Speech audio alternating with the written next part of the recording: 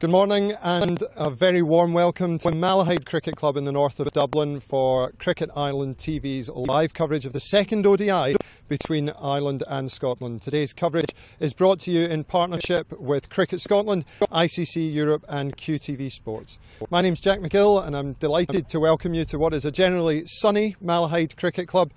Play has been delayed slightly by the morning dew, but we are ready and raring to go for a 10:45 start.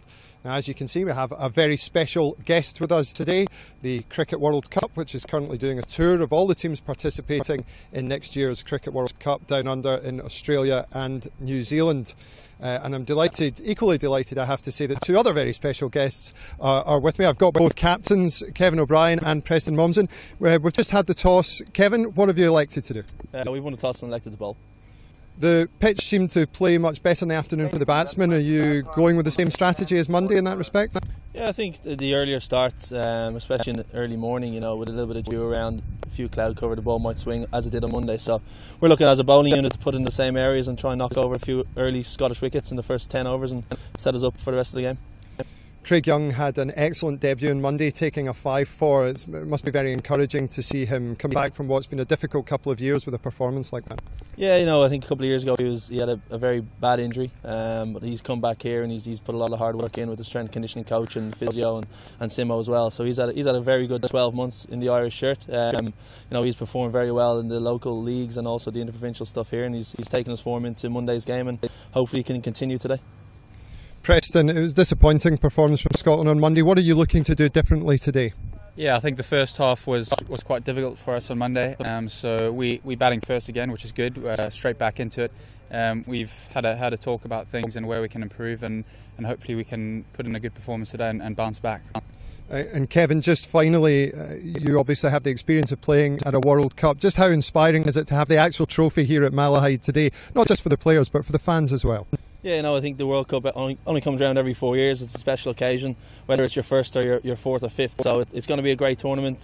Fingers crossed I can make it on the plane in February. So it's always good to have it here, the trophy, and it's good for the fans. The young kids can take some photos with it and just get the buzz around cricket again in the country. Guys, thanks very much. Good luck to both teams today at Malahide. As Kevin said, the trophy will be here throughout the day, so if you're thinking of coming down, you can have a chance to have your photo taken with the trophy, and what a splendid backdrop it is for that and for today's cricket.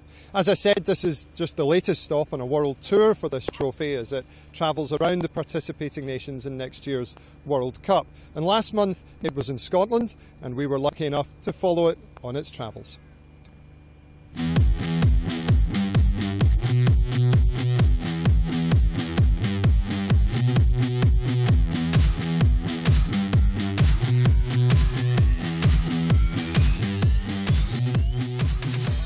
I think essentially we've been giving the World Cup a real treat. We're just treating it to some iconic Scottish history, and just fantastic to share the World Cup to the Scotland people and take it to a few iconic sites. So, and the guys are really excited to have the actual World Cup here too. It's been brilliant.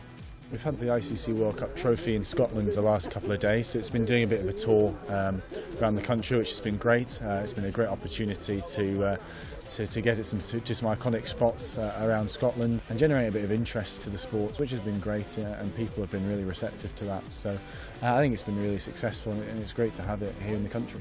It's really nice to get your hands on it, and it just brings those feelings of competitiveness, and it really, I think there's butterflies already, when you see the World Cup, let alone touch it.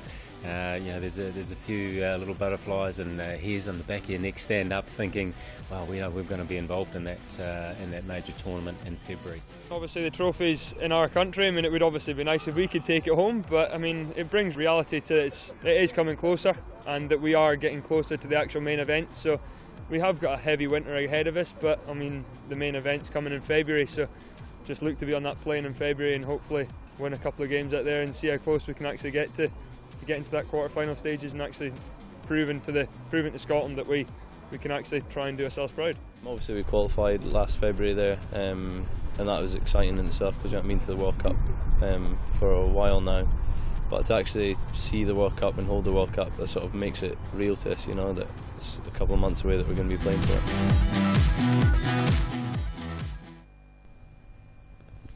As you can see, a great reception from both players and fans as the trophy made its way around Scotland, and we'll be catching up with its travels in Ireland before the start of Friday's match. So 10:45 start, we're only a few minutes away. You can hear the public address system just announcing the teams at the moment. A reminder that you can play your part in today's coverage as well by getting on Twitter, and the hashtag is IRSCO, which is IRESCO. That's the hashtag on Twitter. Please, wherever you're watching in the world, get in touch if you've got any questions of our co-commentators. I'm sure they'll be delighted to answer them on air.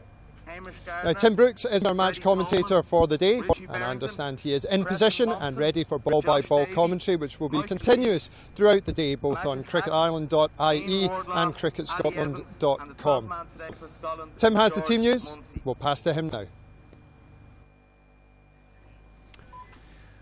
Thanks, Jack. Yes, just one change in the lineups for this second ODI, with Ali Evans coming in for Scotland. Unsurprisingly, Ireland with an unchanged 11, given that very strong performance in the first ODI on Monday, when they won by 7 wickets. Very interesting to hear from both captains in advance of this game. Kevin O'Brien saying that be looking to get some early wickets with perhaps a little bit of cloud cover. Have Andy Tennant with me, Director of Cricket for Cricket Scotland. What can Scotland do to bounce back here, Andy, do you think? Yeah, it was a tough loss on Monday, and I think it doesn't take a rocket scientist to work out that we didn't get enough runs. So I mean, purely and simply, I'm sure there'll be a lot of focus on the batters, sticking to their game plans. But I think, as Preston Mompson alluded to post-match interview on Monday, was really around trying to build some partnerships and batters just taking a little bit more time. I think there was a sense there was maybe a few rash shots on Monday. So I think batters just taking a little bit more time to get in and get embedded at the crease and then to kick on from there and catch up if they take too many balls up. Just having a look at the career stats for Matthew Cross there. Good young player, of course. Made a start but didn't kick on Monday, but showed a bit of promise. Say a bit more about him, Andy. Yeah, I mean, Matt he's a very exciting young cricketer. Has obviously come up through our system as a wicket-keeper batter. Has a reputation, a bit of a gun at the top of the innings, and usually his job is to go off pretty hard at the top of the innings. But obviously, with Callum at the other end, they have the ability to trade that off a little bit. So we've obviously got high hopes for Matthew. Still a very young man. So hopefully his career will kick on. And you just saw the career stats for his opening partner, Callum McLeod, who was captaining in that recent series against New Zealand A. Very strong New Zealand A squad, a difficult challenge that for Scotland, wasn't it? Yeah, I mean they laid waste to all before them. So yeah, and Callum's obviously doing very well at Durham. So Sorensen now from the Castle End, bowled with good pace on Monday, and that sort of length and just gone past the shoulder of the bat, and that's going to encourage the Irish fielders. Kevin O'Brien saying that it could be tricky to bat out here in the first 10 overs. So be a trial for Scotland really, because they'll want to show coach, management, that they can apply themselves and put a post 200, 250 score on the board today. Yeah, I think so. It'll be a case of getting through this tricky early period. It's classic sort of overcast, slightly dewy September morning, so I think there's a few red flags there for the batters. So Sorensen again, 2 slips in place. That's a fuller pitch this time. That's nicely played. Got the gap between cover point and backward point, and that's gone for 4. So first boundary always feels good as a batsman. Open your arms and get one through the infield early on. Yeah, nice to get a sort of wide, foolish half volley, I think, there from Sorensen. So Matty will be pleased to get away. So I guess the challenge for the Irish bowlers is the same. That potentially could be a bit of pressure on them to get the ball in the right areas as well. So the key really is for the bowlers to hit their lengths. And as you saw there, Max Sorensen just got a little bit full on that one. Sorensen again in. Umpire Gough. Well, that's an LBW shower. That's given.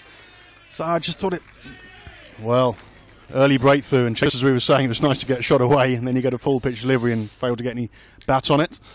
Well, yeah. I'm sure we'll have another look at that in a second, Andy. Yeah, Matthew will obviously be very disappointed to get out so early in the innings, but it'll be interesting to see what the replay shows us on that one. Let's have another look at that.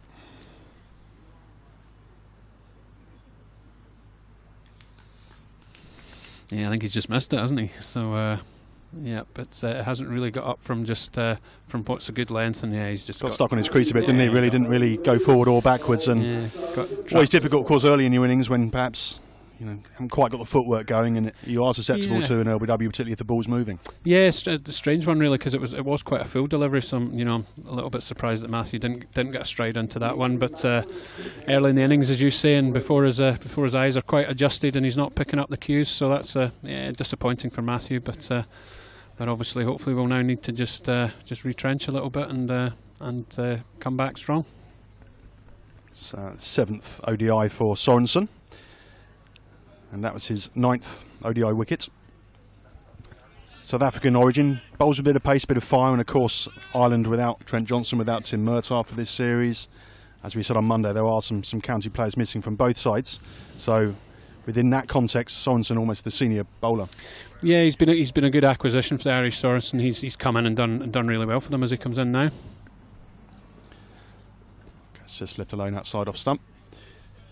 Yeah, he's a good quality performer. We first saw him, I think, probably two and a half years ago in an A-team game at Uddingston, and he certainly impressed us then. And he's got a decent pedigree as well. So yes, he'll be a challenge. But hopefully, Hamish Gardner, from our point of view, Hamish Gardner will be up to it.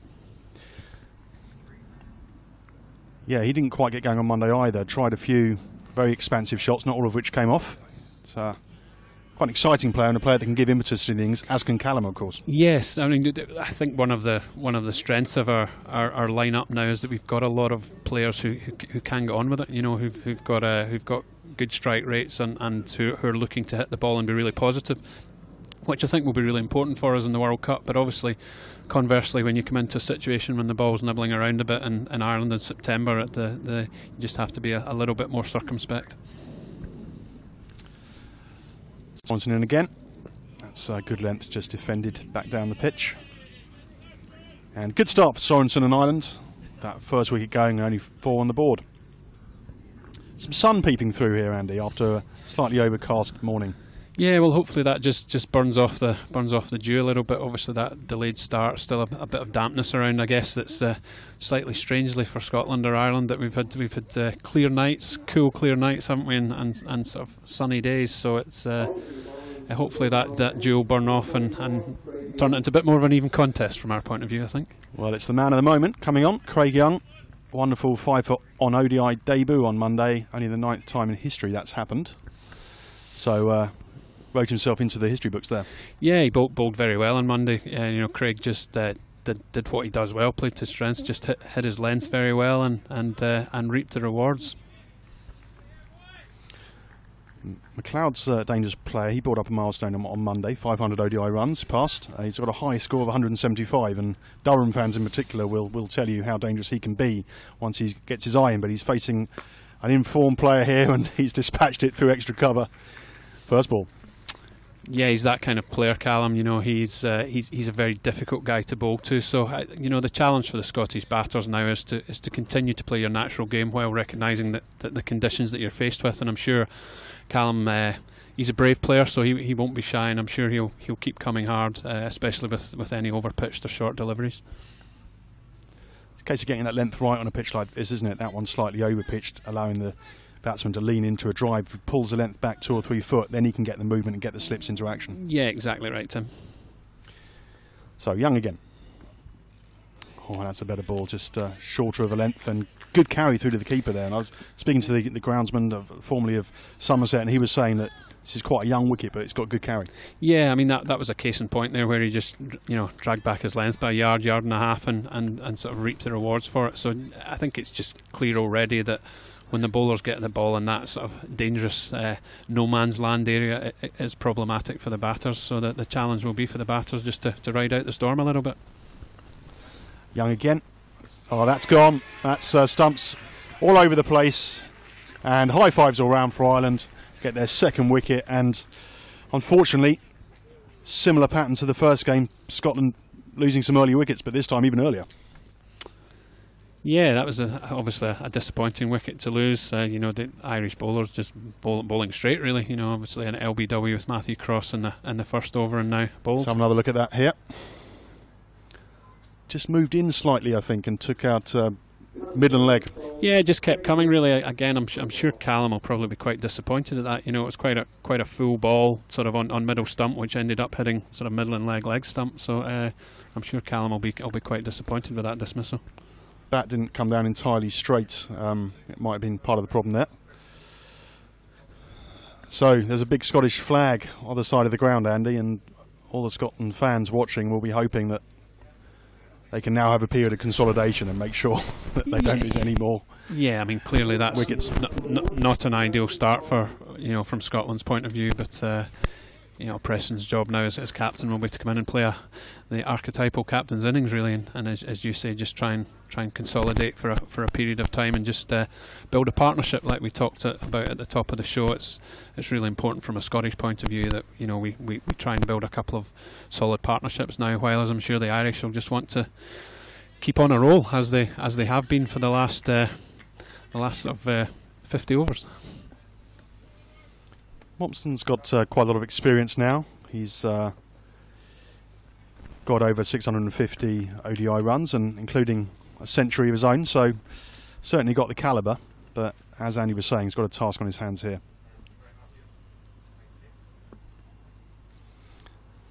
Must be a great feeling as a young quick bowler, particularly when you've had a period of injuries, to come back and get a 5 and continue that form, bowling with good rhythm and good pace. He's in again. It's just turned backward of square leg. I think about 2. In fact, they're going to slightly sloppy bit of fielding there. I think he might have slipped on the dew. Yeah, good start there for Preston. Just you know, getting himself off the strike and just rotating and getting a couple there, I think, due to a little bit of a slip and a misfield. Interesting, the interview that Jack did with Kevin O'Brien at the top of the programme. Kevin did say he was looking for early wickets, and that has materialised for him. His troops have come through for him.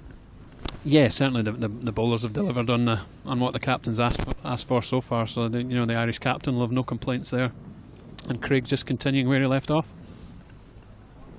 Has got himself a 3rd slip in place as well. Even that ball off a length just spat off a length a little bit, didn't it? Just surprised the batsman a little.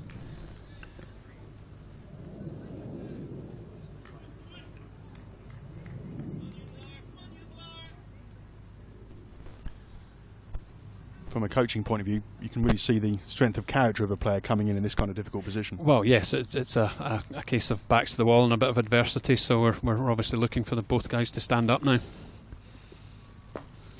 So 3 slips in place does mean that there are some gaps in the field. Yeah, well, it's been good from, you know, a good start from Preston. You know, 2 balls, 3 runs. He's just he's looked busy and a bit of energy and still trying to rotate the strike and be positive, albeit we're 11 for 2, so that's a positive sign from, you know, from a Scottish point of view. Can you tell us a little bit more about the young man, Hamish Gardner? Yeah, he's an interesting character, Hamish, actually. He was Australian born originally, from Brisbane, and spent a lot of his childhood in Scotland. Has a Scottish mother. So spent a lot of his formative years in Scotland before moving back to Australia when he was 13, and then sort of re-emerging a few years back to sort of come back to Scotland to play. So very sort of mixed cricketing heritage, if you like. Speaks very broad Queensland, but has a, you know, very very passionate about his Scottish roots and heritage. So, and he's someone that we hope will be a strong player for us for years to come. Oh dear, that's another one gone. It's disturbing sight for you, Scott, to see that stump cartwheeling behind.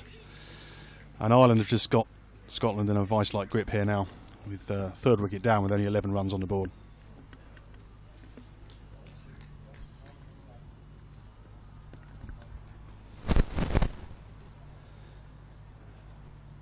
Quite a long walk back to the pavilion, isn't it, when you've just gone in that fashion for a low score? Yeah, it's a tough one. We've seen a few of them so far, which is obviously slightly disappointing from a Scotland point of view, but I'm sure the Irish will be delighted as we see the replay. Let's have another look here. It came in a bit, didn't it, but there was a gap between bat and pad. Yeah, I think he's got a big inside edge on that there. I think he was just looking to push it into the covers and has got a fat inside edge onto his off stump, I think, looking at that. Yeah, so yeah, disappointed at but slightly unfortunate. But yeah, it doesn't on his way back to the pavilion. So it brings Richie Berrington to the crease. He's times has looked $1 million, and at others hasn't quite come through in the way many people expected. Yeah, I mean, Richie's been a sort of enigmatic talent, shall we say, who promised a lot a few years back, and played a fine match-winning innings against Ireland, I think way back 2010, 2011, in a game at the Grange where we chased 320, and it has probably gone into a little bit of a lull, and by his own admission, we'll say he hasn't really delivered. A sort of combination of injury and loss of form have blighted him a little bit, but he's certainly shown signs of coming back to what looks like his best. So it's a great opportunity for Richie now to bat for a long time for Scotland. And I suppose from a Scottish point of view, we do have a long batting lineup. So isn't terminal losing 3 wickets at the front end, but obviously it's still not ideal. Sorensen again buoyed by that wicket. That's good pace and good carry too through to Stuart Pointer, who is an exciting young keeper batsman who recently made a century against Sri Lanka A. Got the World Cup here today, Andy. Not sure if you saw it. We did a piece at the top of the programme about it. Yeah, it was on the trophy tour last week in Scotland, which created a lot of excitement actually. And I think we produced some great iconic images. I think if you look on the ICC website and Twitter. Sorensen again. That's pitched out. It's well dug out actually. Slightly late on that. Quite difficult when you have to jar the bat down in your toes. Yeah. So going back to the trophy tour, it was magnificent. The ICC Cricket World Cup coming round Scotland, and some of those images that were produced of Edinburgh Castle, Stirling Castle, up in Pitlochry and up into the Highlands and up into Aberdeen and on the banks of the Clyde in Glasgow, where the Commonwealth Games were recently held. It really was. It was quite an exciting week for us in Scotland. Your description certainly helped my Scottish geography. And that's another good ball with good carry. Yeah, but it won't change Richie's job in hand, unfortunately, when the old white kookaburra is fizzing past the outside edge of his bat. I'm afraid the trophy tour on the banks of the Clyde will be a long way from his thinking. We talked in Monday's game about a Berrington century we covered on Creepoo at Voorburg Cricket Club near The Hague. Played beautifully on that day for a T20 International 100, and I thought then that this is some player. Leaves that one alone.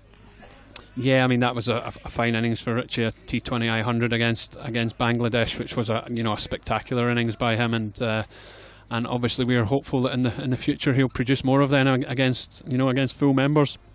I think that was our first victory against a full member in a sort of ranked international event, so it was very pleasing. So we could do with a repeat today from Richie. If we do see a repeat, it's a treat in store. Good to hear from you if you're watching the game wherever you are in the world today. On Twitter at Island Cricket, at Cricket Scotland, or at Cricket Atlas, my own Twitter, and IRESCO. Any questions from myself and Andy? Any views on this game or indeed the series overall? Preparation of both these sides towards the World Cup, which is of course the context, as Jack was saying in that opening piece. Yeah, I mean it's that this is part of what is quite a long build up for both ourselves and Ireland. I think certainly from our point of view, we've still have 50 over matches to play between now and the first World Cup match against New Zealand in Dunedin. So this is probably early in our build-up phase, if you like, but both ourselves and Ireland have recognised the importance of this this opportunity to play some cricket in our summer to start that preparation. So Young again from the Dublin Road end, in past umpire Hawthorne, turns that on the onside but no run. Yeah, it's a real challenge now for the Scots to come back from losing 3 early wickets, and especially off the back of a tough and disappointing batting performance on Monday. So it's a real mental challenge as much as a technical challenge for these guys now. But hopefully, from our point of view, they're up to it.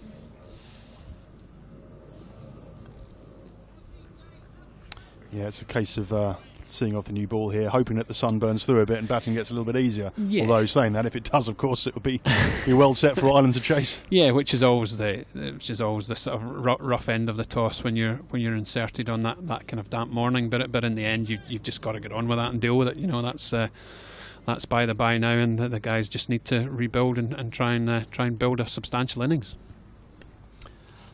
Young again. It's good carry again, just outside off stump. Yeah, and again from Hamish's point of view, he'll just be happy to miss those balls, and be happy not to have nicked off to that. A good length delivery in the right area that bounced and carried and probably moved off the seam as well. So you just hope that you keep missing them and keep hitting the other ones in the middle of the bat.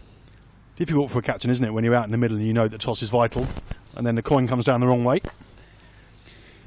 Yeah, well, there is always that mental challenge, which is the oh dear, we've lost the toss scenario. But in the end, you very quickly have to get that out of your head and get down to the job in hand, which is play the ball that's in front of you, and that's what these boys will be doing now. Ball by ball is just trying to survive, consolidate, and then just try and rebuild the innings and give ourselves a platform from which we can get a decent score.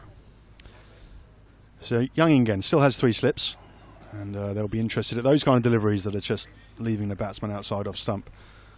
So Monday's match, just have a look at the bowling figures of Monday's match and look at the bowling resources at Ireland's disposal. Clearly the key performance was Craig Young's 5 for 46, but also some good performances from both Sorensen and also the spinner McBride with 2 for 36 in the absence of the senior spinner George Dockrell. Yeah, I mean McBride's come in and done quite well, and I'm showing my age here. I think I played against his dad, so back in the day, Junior McBride. I'm sure Mike Stanger played against his granddad, but.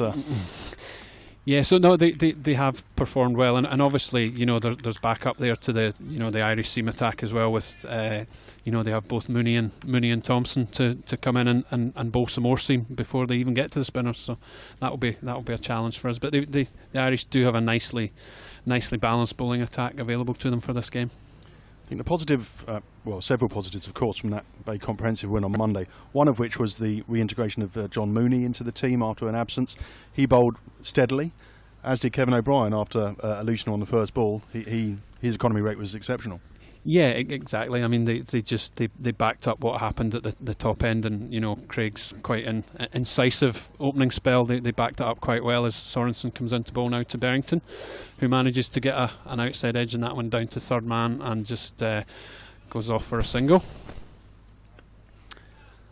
Yeah, as you'd imagine, with several early wickets, the scoreboard only creaking up really. Yeah, I think it's one of these situations now where that the batters would probably accept 3 or 4 and over for the next 10 overs just to try and build some sort of platform to give us a foothold in the game, because you have to establish a foothold before you can kick on and try and get that 250, 260 that we would still look to get. So once again, that's watchfully defended down the pitch. Picked up by Andy Pointer and thrown to his brother Stuart. A lot of siblings have played for Ireland. Talented pair in Stuart and Andrew, both of which played a little bit of county cricket. Stuart currently at Durham and Andrew previously with Middlesex. Yeah. And interestingly, the Joyces with brothers and sisters all playing for Ireland is good to see. So nicely played, but picks out Pointer there. Yeah, the Irish ladies are actually playing against South Africa. Yeah, 2 defeats. I think the first one of them was quite close. The other got away from them a bit. Yeah, they had a bit of a tough time. But again, that's great experience for the Irish girls. I watched them play in the European Championships against our girls, and I have to commend them. I think they've taken their cricket to another level in the last couple of years, and look ready to challenge some of the full members. So good luck to them with that. Sorensen again asked past umpire Gough, and that's a nice shot off his toes, square. Be a chase round the boundary, but the fielder doesn't win, and another 4 much needed runs to the Scotland total. Yeah, much needed bit of relief there. I'm sure the Scotland fans will be a bit cheerier when they see the ball running to the boundary. Yeah, but as I was talking about earlier, the Irish girls have done really well, and obviously Trent was played a big part in that, and they've had Mark Lane, the former England coach, over as a coaching consultant, and that's really kicked the Irish girls on. So that's that's been very, very healthy for them, and good to see the women's game going from strength to strength.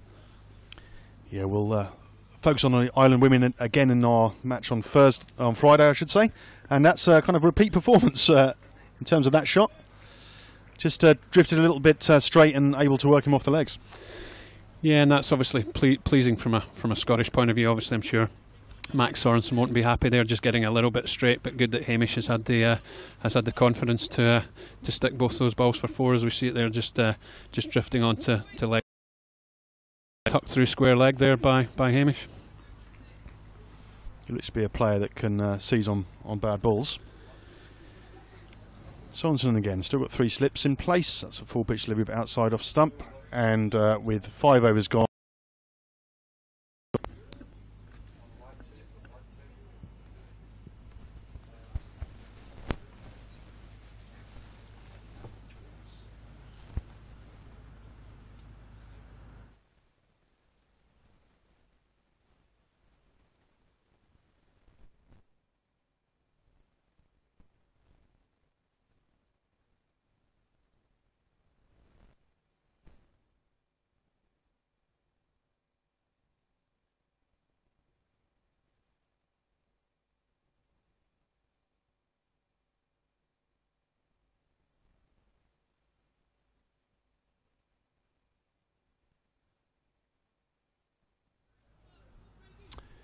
So, it'll be Young again from the Dublin road end. Had a tweet in, Justin Smythe, saying Max Sorensen's looking like he's getting a lot of swing this morning. Batting doesn't look easy. Well, come back to that after this ball. It's just played out into the covers and no run. Well, good start. Combination really, isn't it, Andy, of obviously Scotland's confidence maybe a little bit dented on Monday. Craig Young and Sorensen bowled well on Monday, and a little bit of cloud cover, and that combination has produced the early scenes this morning. Yeah, I think so. Yeah, no, it's certainly tough conditions here. It is slightly muggy as well, so if ever a ball was going to swing, I think it probably would be this morning as Craig comes back in. Yeah, another tweet in from Chris Philpott says Irish opening bowlers showing that there's life after TJ. Yeah, very much so, and look, the Irish are exceptionally good at succession planning, and I'm sure have been preparing for this moment for a number of years. You know, Phil and his team aren't daft, and you know, Craig Hogan and Richard Holdsworth. So, and Craig has come onto a contract at the start of this year, I think, and they have high hopes for him. Yeah, he looks to be leading the pack after that, certainly after that fifer on Monday in terms of the young emerging fast bowlers, but some others as well. Young Peter Chase made a fifer on debut for Durham last week. Yeah, well, interestingly, Craig, I think he drifted out a little bit because I don't believe he had a full contract with Ireland last year, but was awarded one this January. So they obviously saw something. I think he went on the Ireland A trip this winter and was awarded a full contract off the back of that. So he's obviously developing nicely. Yeah, I think he's a bit stronger and a bit fitter than he was. He did have some injury problems, been at Sussex for a number of years, but hasn't played that many games. So that augurs well. Also have Graham McCarter at Gloucester, who's missed out but has been in the squad for this series. He's more of a medium pacer, but is able to move the ball around as well. Yeah, I think the cupboard's relatively full there. I think when you look at young bowlers lining up for opportunities, which obviously augurs well for Irish cricket. But I think as all associates now, we're looking to do that succession planning a little bit smarter. It's just a little bit too straight. I think we'll probably get given a leg by. No, that's given us runs. So just got a little something on it and went down.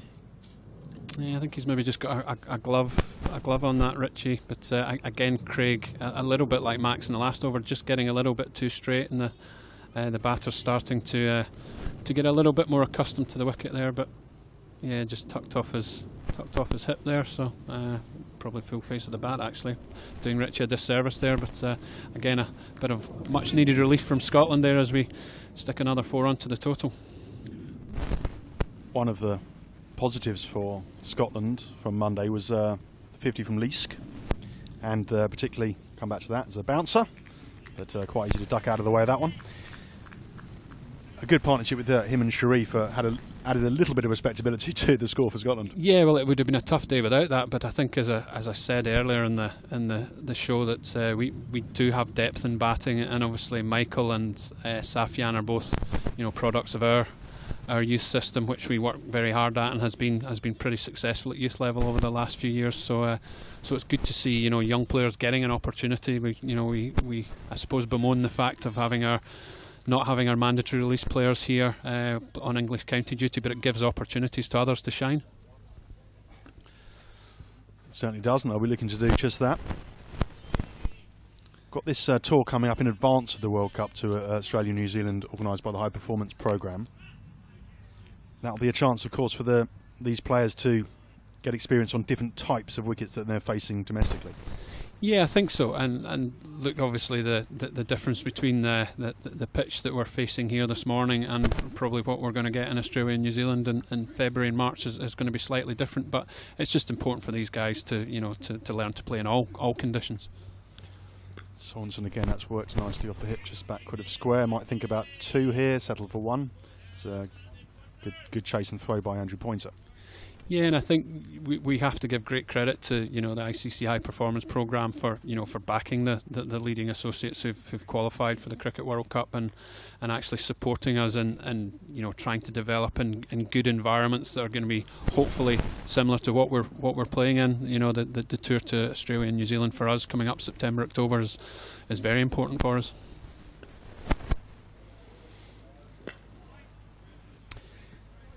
Yeah, I think as a medium pacer, if you're playing in Northern Europe and getting some regular movement, some seam movement, some swing, and then go on to a flat track under baking sun in Australasia, you need to have a bit of variation and a few tricks up your sleeve. Well, yeah, the whole dynamic of the game is very different. Different lengths, very different strategies that you would employ on a flat bouncy pitch in Perth or Sydney. Swanson, I think that's a good length. It's well judged, actually, by Berrington. Been to this ground before, Andy? It's looking a picture. Well, I have, and I have to say it was a few years ago before all the changes were made and the square faced the other way, and I'm sure it was 30 yards further down, I think. So, there was a stone wall somewhere close to the pavilion. So it's changed an awful lot, but it's looking great at the moment. A lot of excitement in these parts about England's visit next May. Got 10,000 crowded last year. Yeah, that was a fantastic event. Obviously, we watched that, and I think we played Australia the very same day. So I watched the highlights of it, and it looked like a great event and a great spectacle. And it's good that Ireland and ourselves now are looking to build their own home ground. And I believe there's big plans to build the starting point for a national stadium here, which I'm sure will be very exciting in itself. Cool, it's a little bit close to him for the cut. I think that one's... Anyway, 4 onto the total, takes it up to 29 for 3 in the 7th over.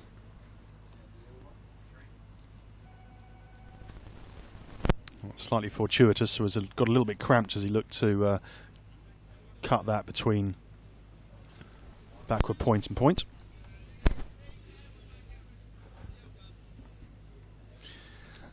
So Andy, you've been talking about developments in Ireland. How about Cricket Scotland's plans for Stirling? Yeah, we're similarly excited about our proposed new national venue at Stirling, and a sort of plan similar to here, where there would be an upgrade of the ground and a building of facilities for us.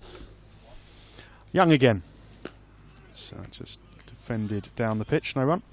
Yeah, and we're hoping to enter into a partnership with Stirling Council, who are very, very supportive of sport and obviously promoting Stirling as to the world, if you like.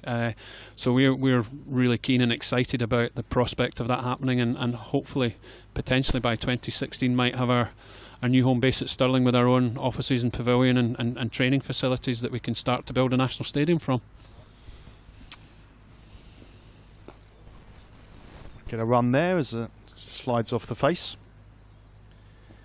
Yeah, that sounds an exciting development, and Stirling, obviously a historic and picturesque town as well. Yeah, I mean it's a great fit for us, to be honest. Right in the heart of the country. They used to call Stirling the brooch of Scotland. That you couldn't go anywhere north of Stirling without going through it. So, you know, from that point of view, I think I believe the stats are that about 80% of the Scottish population can access Stirling within an hour. So from that point of view, it's very central for us, and I'm sure will be a great venue for our national facility.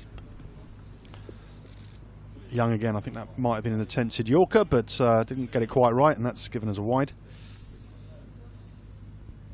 Yeah, so it's an exciting time for, you know, ourselves and Ireland, you know, trying to craft our futures and you know, become and behave more like full member nations, and having our own national facilities and somewhere that we can, you know, build a high performance professional environment where our players can come day in, day out to train. So it's exciting times for both ourselves and Ireland.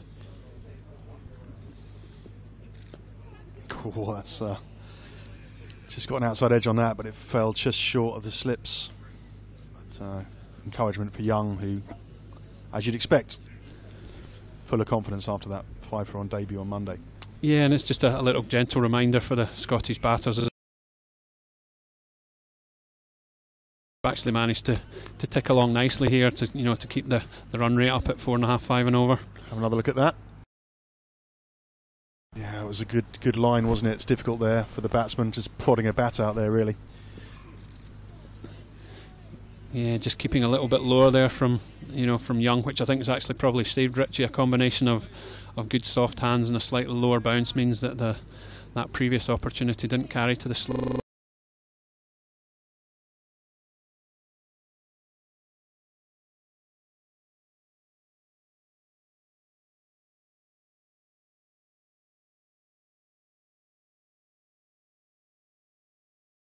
Inspiring batsman out there. We'll talk a bit hands after this delivery, as that does get past point and takes the score on to 32.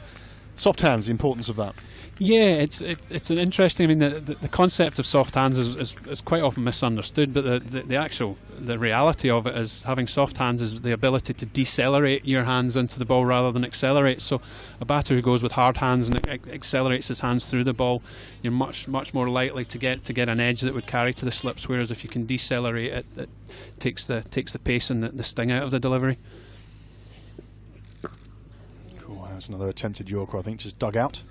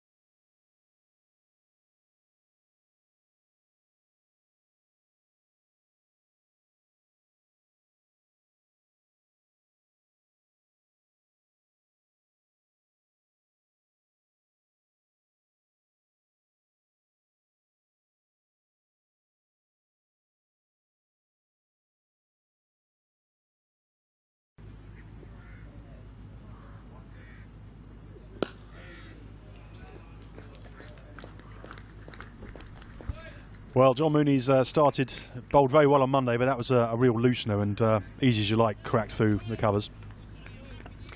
Yeah, I don't think John will be too pleased with that start, but he is someone who usually doesn't take too long to get into his straps, so I'm sure he'll come back from that. And a landmark game for John Mooney today, his 50th ODI, so congratulations to him. Not many Irish players have got to that landmark, I think only 6. So been a loyal servant for a long time, John. And he's one of the players actually that Phil Simmons in particular liked when he came into the setup, and worked with John Mooney to bring him up to real international standard. We'll see if he can get his line and length a bit better this time. That's better. Oh, almost just turned the batsman around a bit. Something on the leading edge in that. Yeah, I mean, he's been a great servant to Irish cricket, and again, probably showing his age now that I think I played against both him and his brother Paul back in the day, which shows just how old John is. But look, he's been a great servant for Irish cricket, and he's I think Phil quite rightly identified him as one of his trenchmen, isn't he? You know, he's a guy you would want beside you who'll fight tooth and nail for the cause, and a very proud Irishman. So I'm sure he'll be very proud on his 50th ODI. Maybe we should try and work on a graphic to see who Andy Tennant has not played against.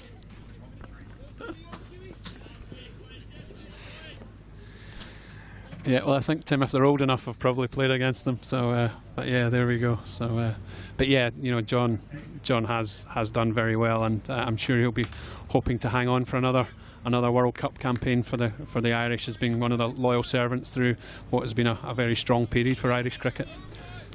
So just early on in the 9th over here, I think if Scotland could get to 10 overs with, say, 50-55 for 3, considering how they started, they'd be reasonably happy with that period of consolidation.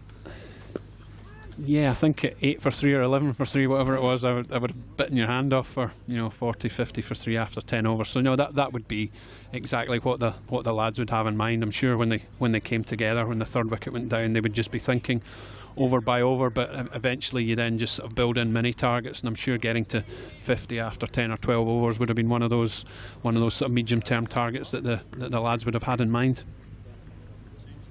Have you been to Malahide Castle, Andy? This is just behind this ground.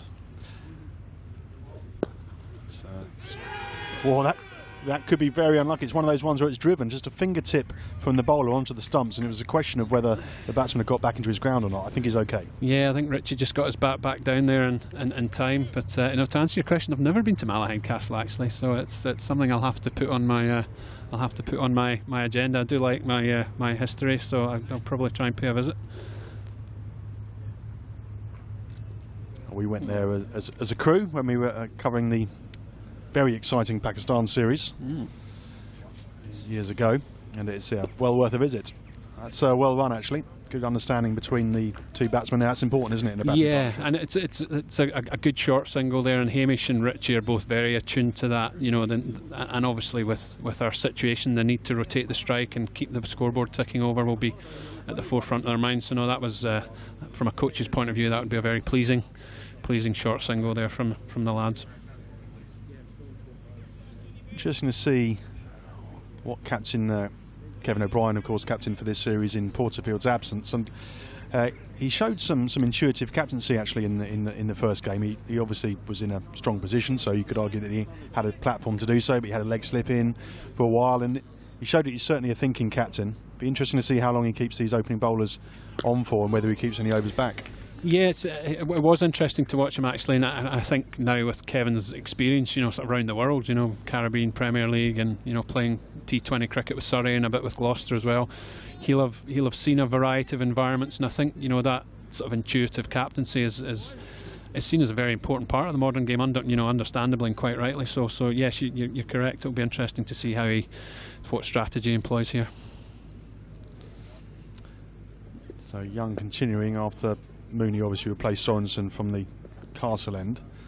Lovely and bright now. I think we might have to get some of the sun cream on here, Andy. Yeah, no, the sun's just starting to burn through now, and I think the forecast is set fair for the week, which is great. I suppose when myself and my counterpart in Ireland, Richard Holdsworth, were discussing these games and talking about the vagaries of the weather in Northern Europe and playing an ODI series, Ireland v Scotland, in Ireland in September, we were a little bit concerned, but obviously with no reason to be. So it's been excellent, and in fact has been quite a good summer certainly in Scotland. So we've been pleased with the amount of cricket we've played, and delighted that we've got some good weather for this.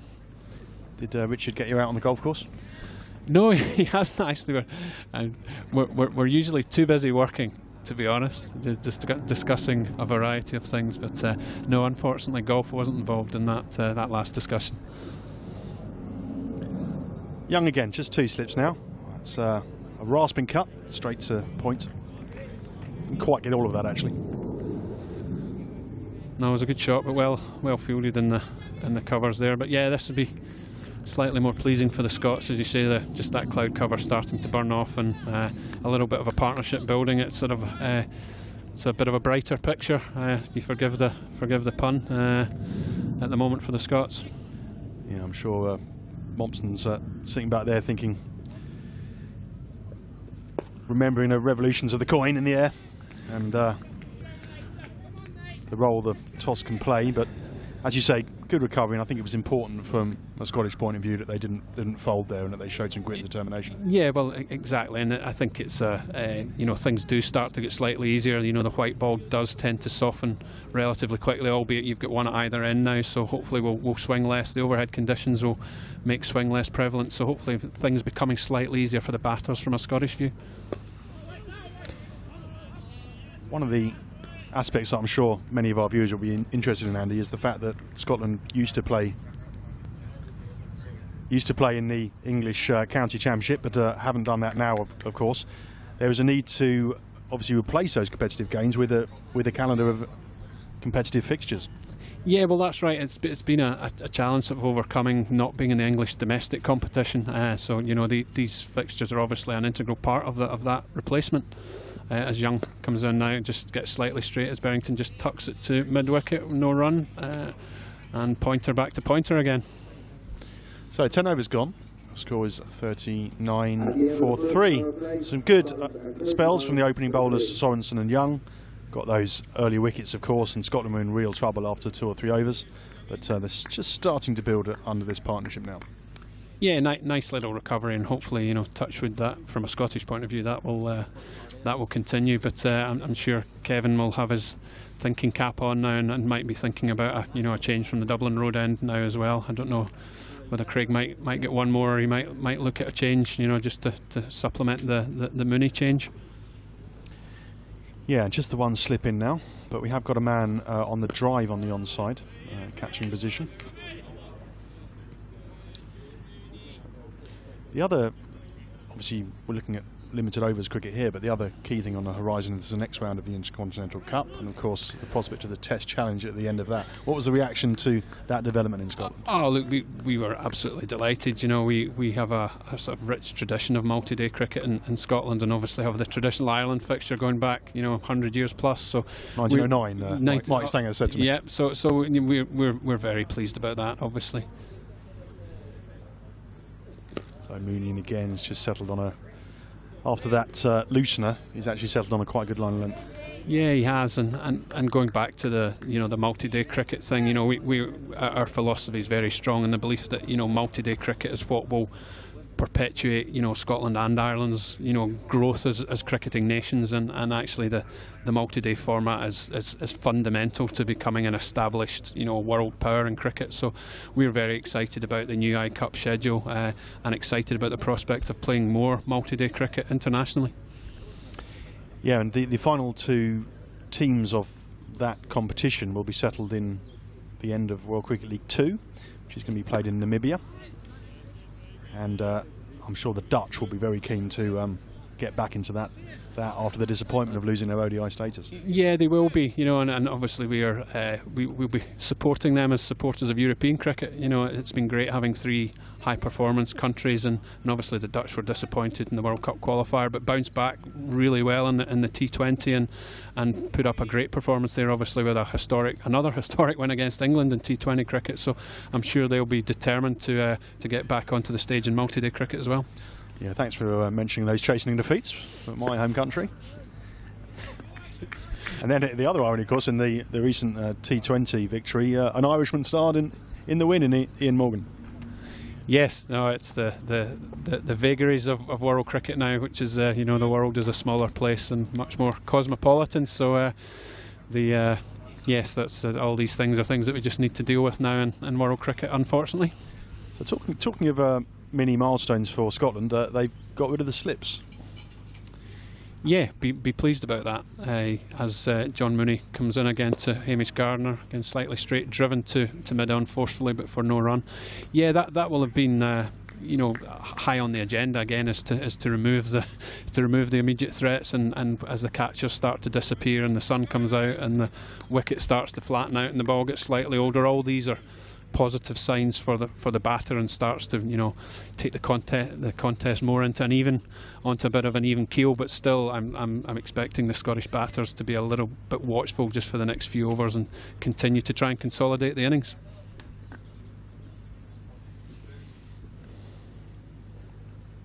So Mooney again. It's a drop and run, I think you call that one. It's a good attempted run out there, but safely home.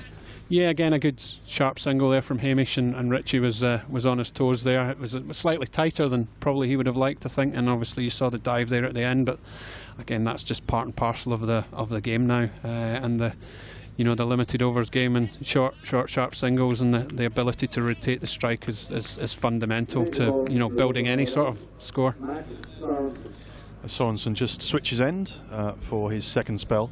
Let's talk a little bit, Andy, about your work with the ICC Europe, the Regional Development Office, obviously bringing in partnership with yourselves and Cricket Ireland for this live streaming of this series. Maybe tell the viewers a little bit how you work together with them to try and boost participation and performance levels. Yeah, I mean the regional office in London has been a great support for us, and obviously working at below the high performance level, which tends to be catered for by Dubai, but everything below that really is, comes under the sort of the gaze of the ICC Europe office, whom we work very closely with, in the sort of youth representative cricket and building the grassroots game as well. So Sorensen has got 2 slips after saying John Mooney hadn't. So we've had a tweet from James Gray. It says, decent fight back in progress by Scotland, having lost 3 early wickets. Hamish Gardner is class. Yeah, we like to think so. From that point of view, he is an exciting player for us, and he's still young, so we're hopeful that he'll be a mainstay of the Scotland team for many years to come. So it's a good tweet in there.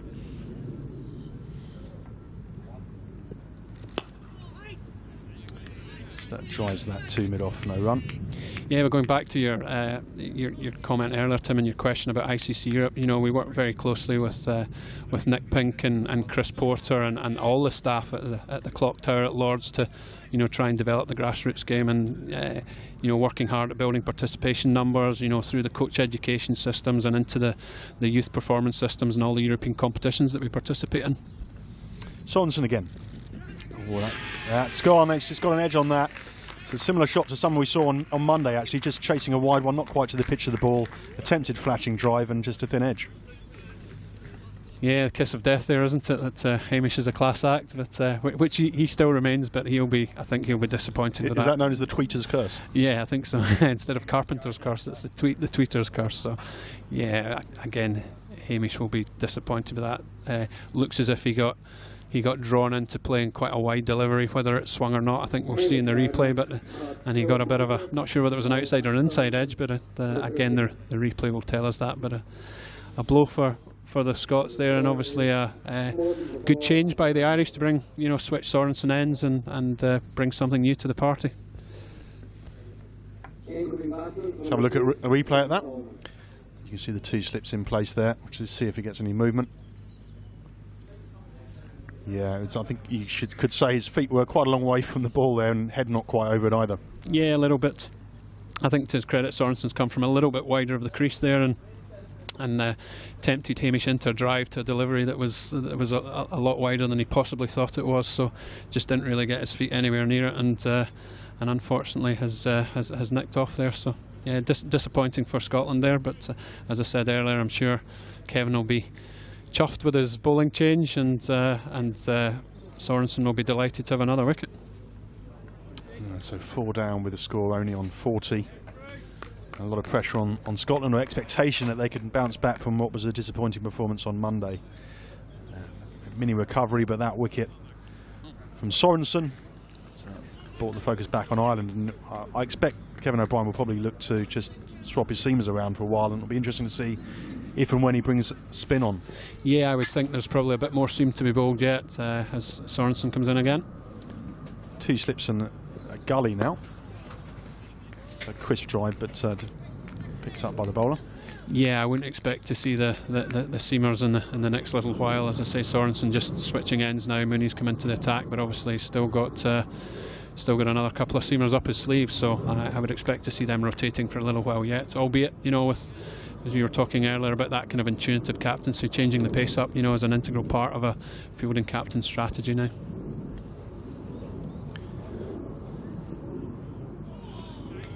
So bring himself on, of course. As we said, he bowled well after an initial loosener on Monday. No great pace with Kevin O'Brien, but he does move the ball around a bit, and if he can bowl with control, he can be useful. Has been a bit of a golden arm in the past. Yeah, I mean, both O'Brien and Stephen Thompson, who again has impressed me from the bits I've seen of him in the last couple of years, you know, are used to playing in these conditions and have been brought up in Irish conditions, so I'm sure they would relish the opportunity to get a bowl here. Just a little bit straight and just comes off the pad as he looked to turn it back with a square. Going to be a leg bye. Yeah, talking about Thompson, he batted very well as well actually on Monday in that partnership with O'Brien, but he's one of the products of the Interprovincial series, and that's quite an important development as well, isn't it, both in Ireland and Scotland? Yeah, I think so. You know, he's from the northwest, Limavady, I think, Thompson, and he's come through the Irish system, and we've seen him up through the age groups. But you know, playing both for Ireland A and for the Northwest Warriors up there has helped him develop his cricket, and you know, as you rightly say, has shown that the interprovincial, or the pro teams as we call them in Scotland, is an integral part of that player pathway now. And again, you know, coming back to Scotland and Ireland behaving more like full members and having our own domestic List A and first class domestic first class structures is crucial for us moving forward. So, having said we expect Kevin O'Brien to just rotate the seamers, we've got a spinner on. So, showing that Kevin O'Brien's obviously thinking about the game a bit more than we are. But anyway, it's McBrien, and he bowled very well on Monday. Yeah, and I think that's good captaincy by O'Brien, just changing up the pace. He'll have a look and see what happens. You know, McBrien will get a couple of overs just to see if there's any change there as he comes in and bowls and hits a good length straight away there.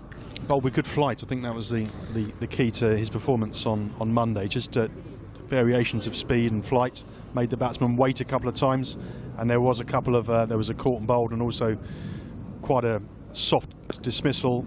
As I say that, he's just launched him for 6.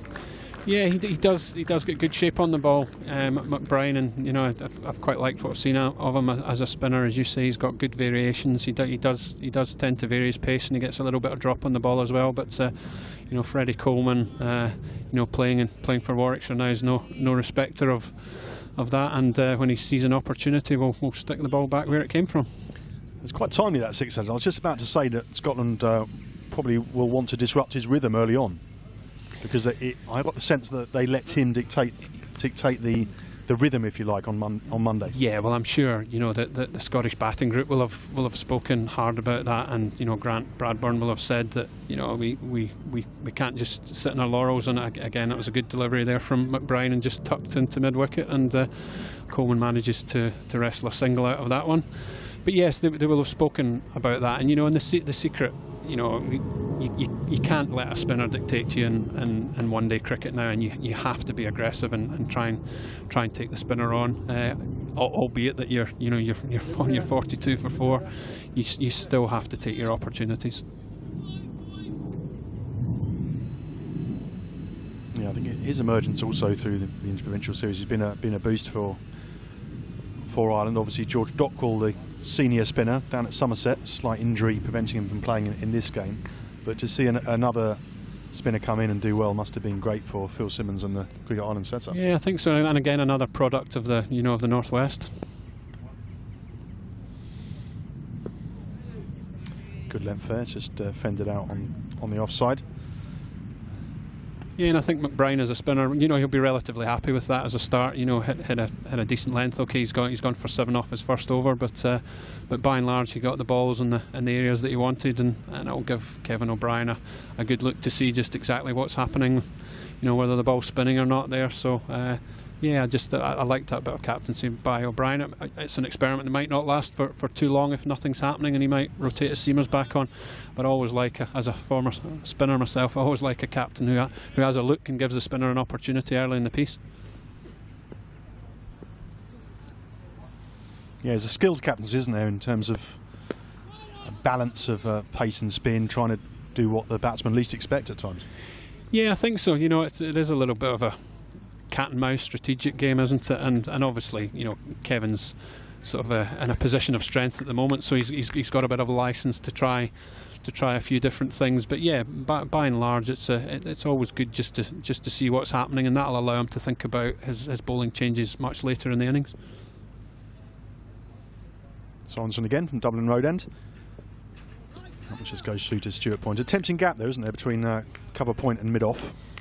Yeah, and again, that that's a classic bit of fair good captaincy, where you'd leave that gap open for the drive and invite the batsman, with a score at 48 for 4 to drive through extra cover and nick off to first or second slip. So again some good captaincy and field placing there from the skipper.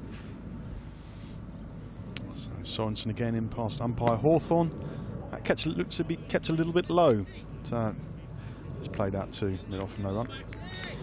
Yeah, and again I'm sure you could see Freddie's sort of disappointment there, thinking that that the last thing he probably wants to contend with at the moment is a little bit of variable bounce, but hopefully that was maybe just a little bit of a blip and one that didn't hit the seam, maybe hit the shiny side. So, yes, it's slightly disconcerting for the batter, that.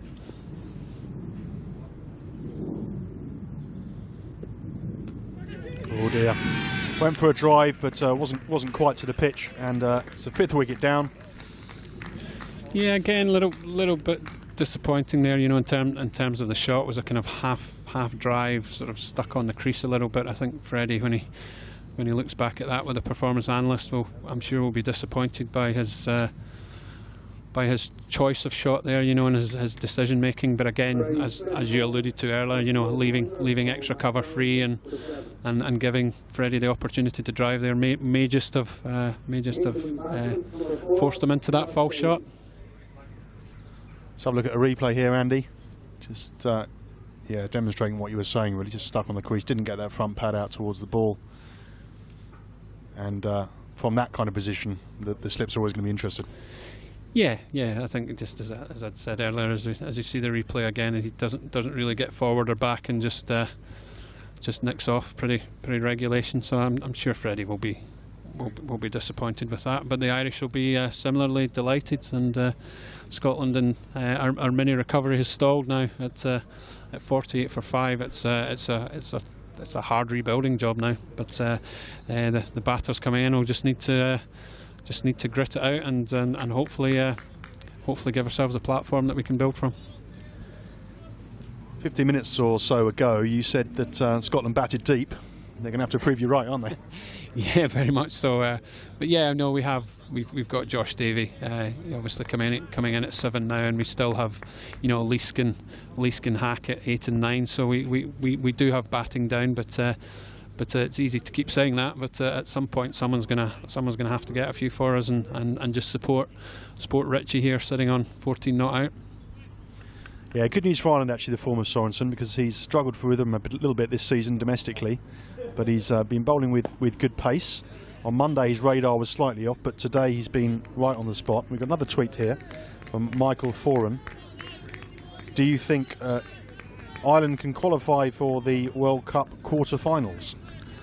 Good question. Yeah, I'm sure Ireland and I think all the associates who've qualified for the World Cup would be hopeful of making the Super 8 stage. To do that you have to beat someone quite close to you, and you have to beat someone ranked above you. Well, my experience is that when you're talking cricket, and oh dear. Explain that, what we just saw there, Andy. A little bit of confusion and a little bit of comedy in the middle of the wicket there. Yeah, beyond explanation, that one. I think we would have had a very grumpy coach had we a run out. A very grumpy director of cricket as well had we a run out at 48 for 5. So yeah, I think the batters will need to get their heads together and just sort that one out there.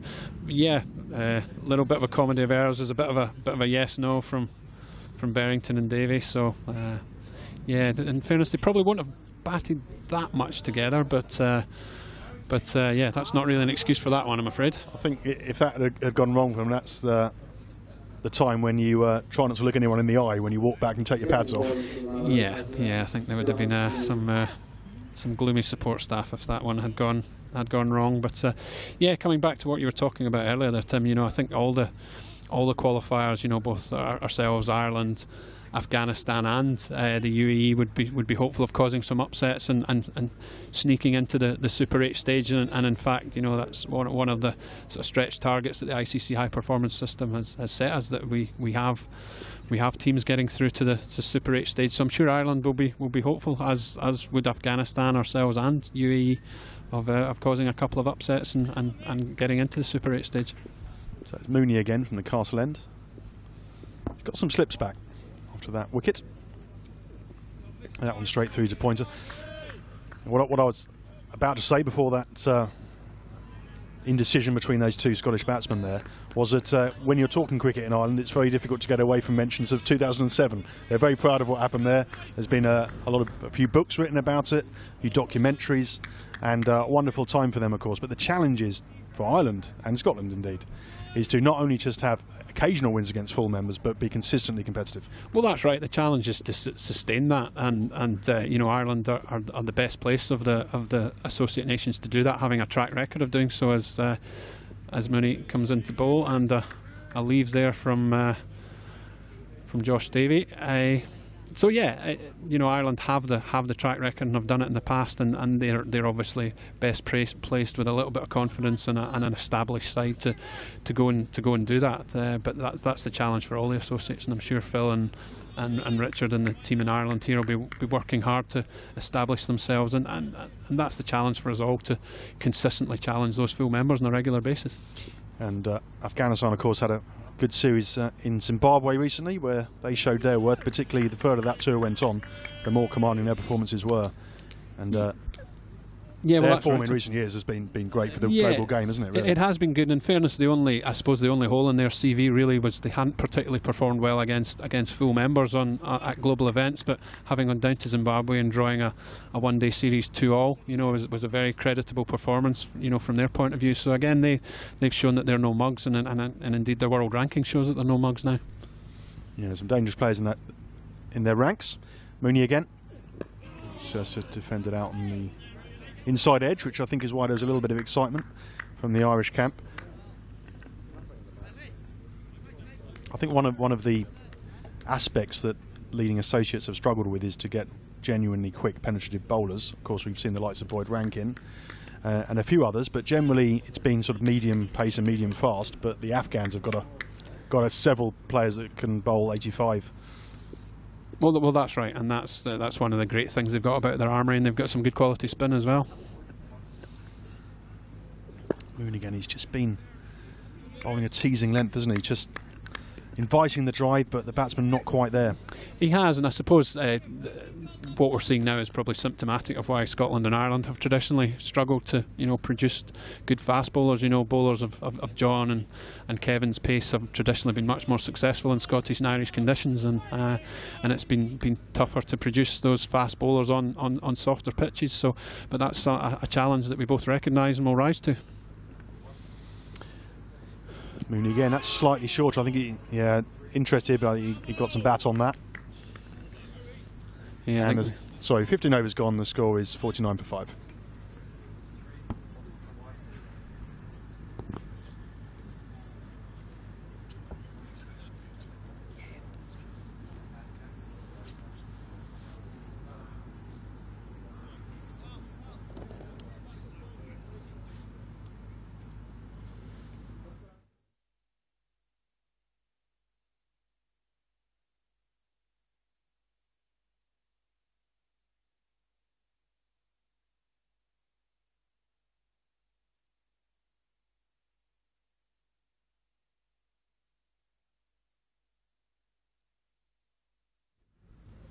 Sorensen again, Dublin Road end.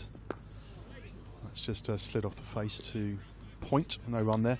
Going back to what we were saying, Andy, about fast bowling, as a coach or someone in charge of high performance like yourself, how do you look to get potential medium pacers into potential fast bowlers? Yeah, well, there's obviously a process to be gone through there, but I think it goes all the way down the system with the encouragement for young, you know, 11, 12 and 13-year-olds, boys and girls, to bowl quick, you know, and I think that's the starting point as Sorensen comes into bowl.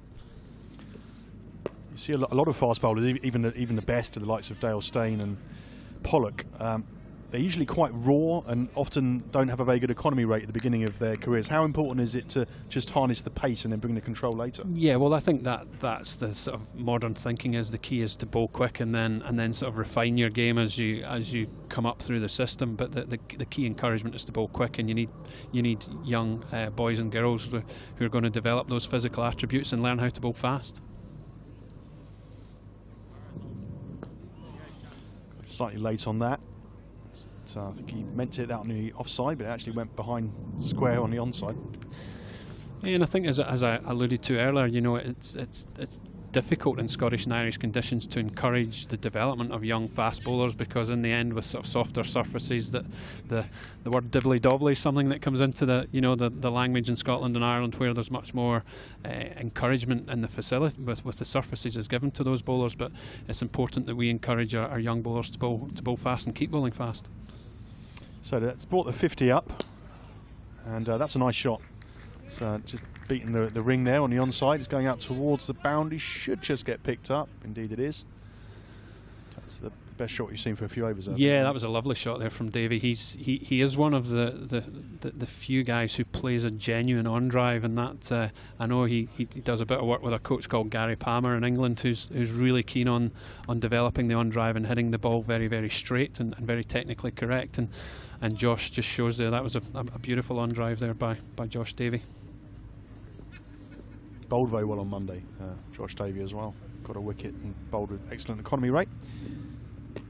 And he's a player that has been at Somerset after the disappointment of being released from Middlesex. And quite a lot of your guys are in that position, aren't they? Trying to retain and get counter contracts. Yeah, and that's always a challenge for a young cricketer now in an environment where there are fewer contracts up for grabs. You know, the recession has hit home to everyone, and counties are carrying much fewer players. But Josh has rebounded really well from being released by Middlesex and has had a decent season with Somerset second 11, and we're hopeful that that Somerset might take a chance on him for next year.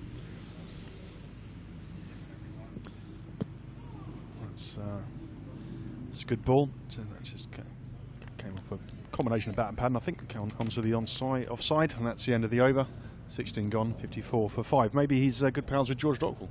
Yeah, quite possibly. I'm sure they'll share stories about trying to get released for international matches with each other. So, yes, but Josh has done well at Somerset, and as I said, we're quite hopeful that he will gain a full-time contract there. But he's an exciting all-rounder and a genuine all-rounder. I think, as you'd alluded to, Tim, he bowled nicely here on Monday, and we like his bowling as well. We like what he's about with both bat and ball. So he's hopefully someone that will feature for us moving forward.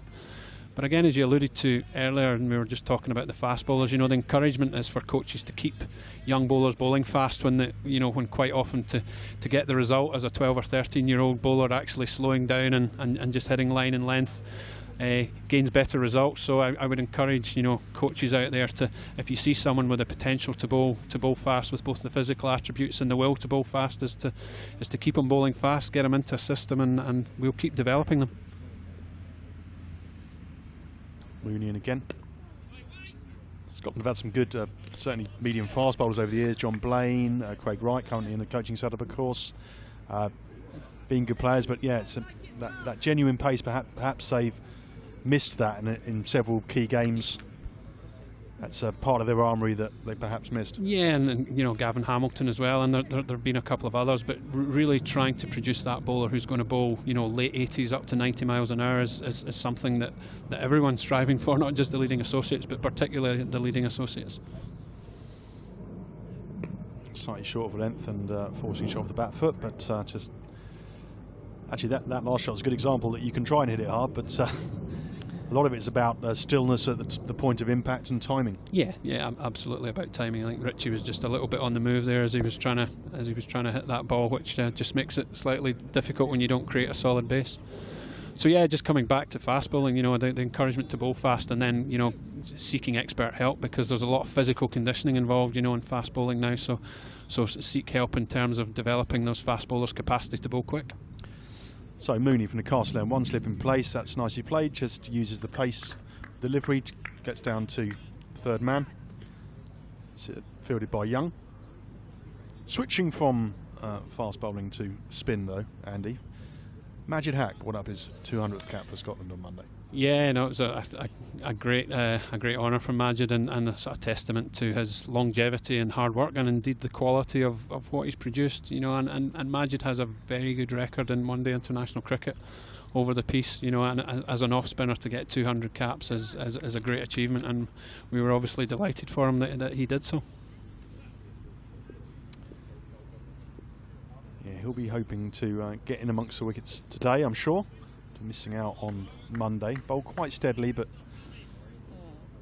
usually when Majid bowls, things happen. Didn't quite work for him on Monday. Yeah, and again, it's tough for a spin bowler in one-day cricket when you're trying to defend 170 and you're looking to take wickets, but you need your economy rate to be threes and under. It's very, very difficult to force that situation. So I'm sure Majid will be hoping that his colleagues and him will be able to give Scotland a better total to bowl at today.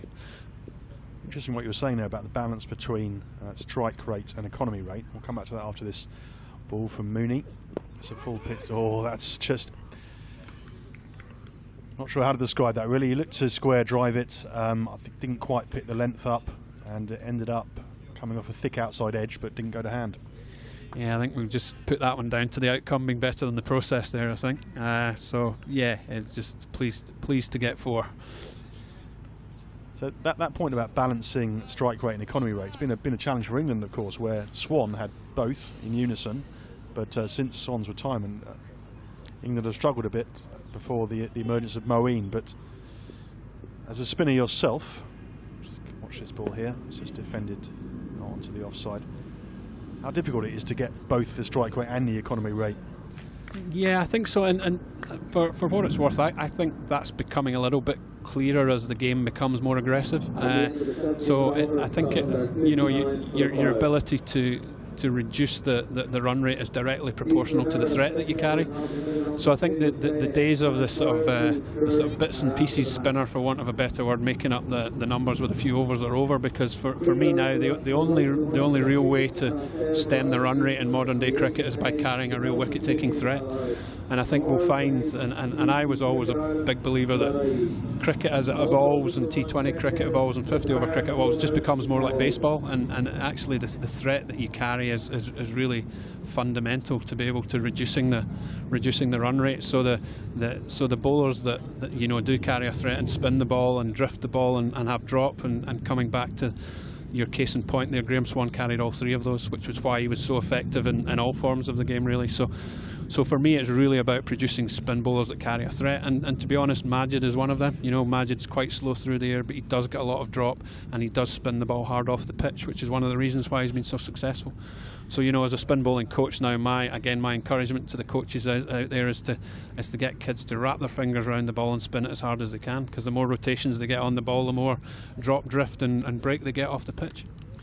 Just explain, while Andy Tennant and I are talking about spin bowling, we have a drinks break. It's a slight break in the pause of play, but it allows us to expand on this theme a bit more. I think one of the challenges for associates has been to get some leg spin or some unconventional spin into the attack. There have been some good players. Afghan have a very good leg spinning all-rounder called Shenwari, and there are a few others, but any leg spinners emerging in the Scotland setup? Yeah, well, we've got one inner setup, Moni Iqbal, who played a lot of professional cricket down at Durham as a very young player. Went to Durham as a 16-year-old, was released by them unfortunately as a 23-year-old, but with Scotty Borthwick was really sort of facing off against some pretty good competition. So Monib has featured for us, been sort of in and out the side, but the challenge for Monib and leg spinners is just being consistent enough to command a place in the side. But I think you're absolutely right in what you're saying. Shinwari is a good example of someone who, and I think leg spinners are very effective in T20 cricket now. Most coaches will be looking to have a leg spinning option, to take pace off the ball and turn the ball away from the right-handed batter in T20 cricket. So, I think wrist spin is highly important. Just see the trophy on the screen there. You can, if you're down at the ground, get your photo taken with that iconic trophy. It's been, we were talking about it briefly earlier, Andy, but really does bring these games into focus, doesn't it, having the trophy at the ground? Yeah, it's great just to have the trophy around, and I'm sure all cricket fans over here, Irish and Scottish, will be queuing up to have their photo taken with what is an iconic piece of silverware now. And you know, I think we're all very proud of, you know, Scotland, Ireland, you know, going to participate at that Cricket World Cup, and what is, you know, now regarded, you know, as the world's third biggest sporting event, you know, in terms of viewer figures. So behind the Olympic Games and the Football World Cup. Yeah, my own personal trophy cabinet kind of stopped when I got 25-metre breaststroke. So I can only imagine what it would be like to lift a trophy like that. Yeah, absolutely, and I'm not sure either of us will be strong favourites to do that. But yeah, as you say, making the Super 8 stage, upsetting some full members, and performing with distinction, as we call it in Scotland, is crucially important for us at this next World Cup. Sorensen again after the drinks break. Driven but fielded well by the bowler. So Andy, 59 for 5. Scotland once again struggling after being put into bat. Yeah, clearly not what I or any other Scottish player, coach or supporter would have wanted to see at the 17 over drinks break, but it is what it is, and we just need to get on with it now and just try and rebuild. Kevin O'Brien trying to keep the pressure on, still got 2 slips in place, and he'll know from, as we were saying earlier, he's a player that's played around the world now. He's now 30, he's no longer a kind of young and up and coming player, and he's using that experience here to make sure that the pressure remains on Scotland. Yeah, and I think there's still enough evidence there. There's still enough happening. The two white balls, you know, is a big advantage, in especially in Northern European conditions, and it's clear that they're still doing enough to trouble the batters. Short from Sorensen and square cut, and that'll be a relief for Scotland. This takes Berrington, I think, on to 21. Yeah, and I think it really shows that, you know, how tricky the conditions actually are, when the only real relief the Scots have had from the pressure being built by the Irish has been when the bowlers either get too straight or too wide, and that whenever the bowlers can harness that length and channel, then it is a real tough ask for the batters to, one, survive, and then two, you know, create any sort of momentum for the innings.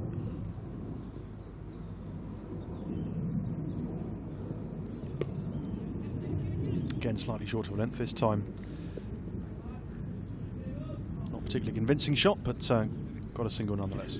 I'm pleased to see some slightly more positive and a sort of affirmative communication from the two batters there. So hopefully that means they've got their calling sorted out. A third slip in now.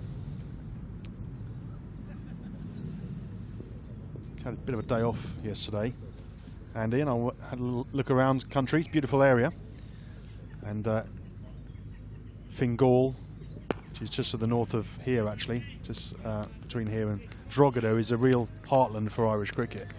Lots of clubs playing up around that area, and some very pretty little coastal towns. Yeah, it's a nice part of the world, that whole sort of eastern coast. I've spent a bit of time in and around Dublin in my time, and it is, you know, it is a great part of the world, and obviously a very friendly welcome usually awaits you when you're in this part of the world. So yeah, it's always a pleasure to come here, except when we're 59 for 5. Yeah, well, you're keeping your spirits up well, Andy, in the circumstances.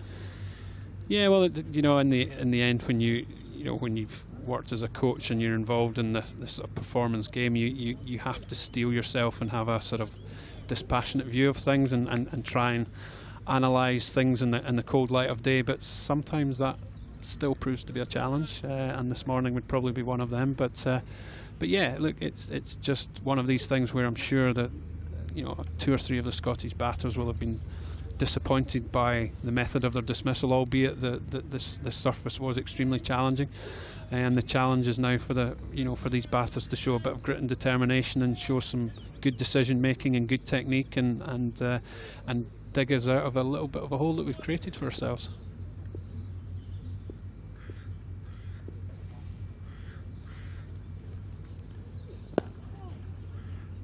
Nice looking drive, but straight to the fielder. I'm sure many of the viewers will be wondering, Andy, what What kind of things do the batsmen say to each other when they have their little meetings in between overs?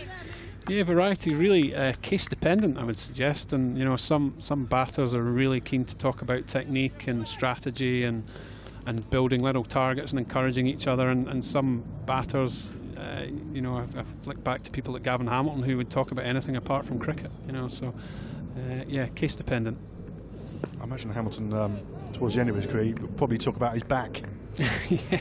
Had a few problems with his back there towards the end of his career, didn't he? But well, one of those, dual international, played for England, of course, after starring for Scotland in the '99 World Cup. Yeah, he did. And then returned to Scotland to guide some of a younger squad through, if you like. Yeah, played in that ill-fated England tour of South Africa 2001, I think, wasn't it, where Vaughan and Hussein and various people and Chris Adams and people like that all made their debut in that infamous first test where I think England were 1 for 4. Yeah, no need to rub it in. Sorry, Tim, I couldn't resist, but yeah, there we go. So and Gavin was unfortunate. I think that was his only test appearance, and I think he carried the drinks round South Africa for most of the rest of that tour. But he came back and re-qualified for us as Ed Joyce has done here for Ireland, and made a great contribution laterally and captained the side, you know, later in his career, and was you know, valuable experience, you know, bringing some of the younger players like Richie into the squad. Is he still involved in any way in Scottish cricket? No, he's not. I mean, Gavin's one of these guys who I think he's heavily involved now in the drinks industry with Caledonian Brewery. So from carrying the drinks to selling the drinks? To selling the drinks, yeah, absolutely. A good little link in there. But yeah, so he's a senior sales manager and doing very well in the sales industry. And also, I think still playing Bradford League cricket. I believe East Brearley, I believe, is his club in the Bradford League. So I think Gavin's still playing, albeit I'm sure he's probably coming to the tail end of that, I would imagine now. But still keeps in touch with most of the guys, but not directly involved in the system.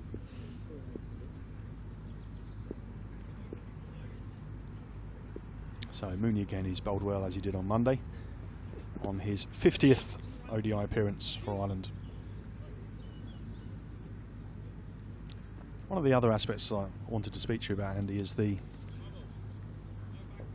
Cricket Scotland's role in partnership, of course, with ICC Europe in terms of boosting participation and the kinds of formats of accessible, quick cricket that can be played in order to get youngsters and people at schools playing the cricket and then hopefully developing them into the club system.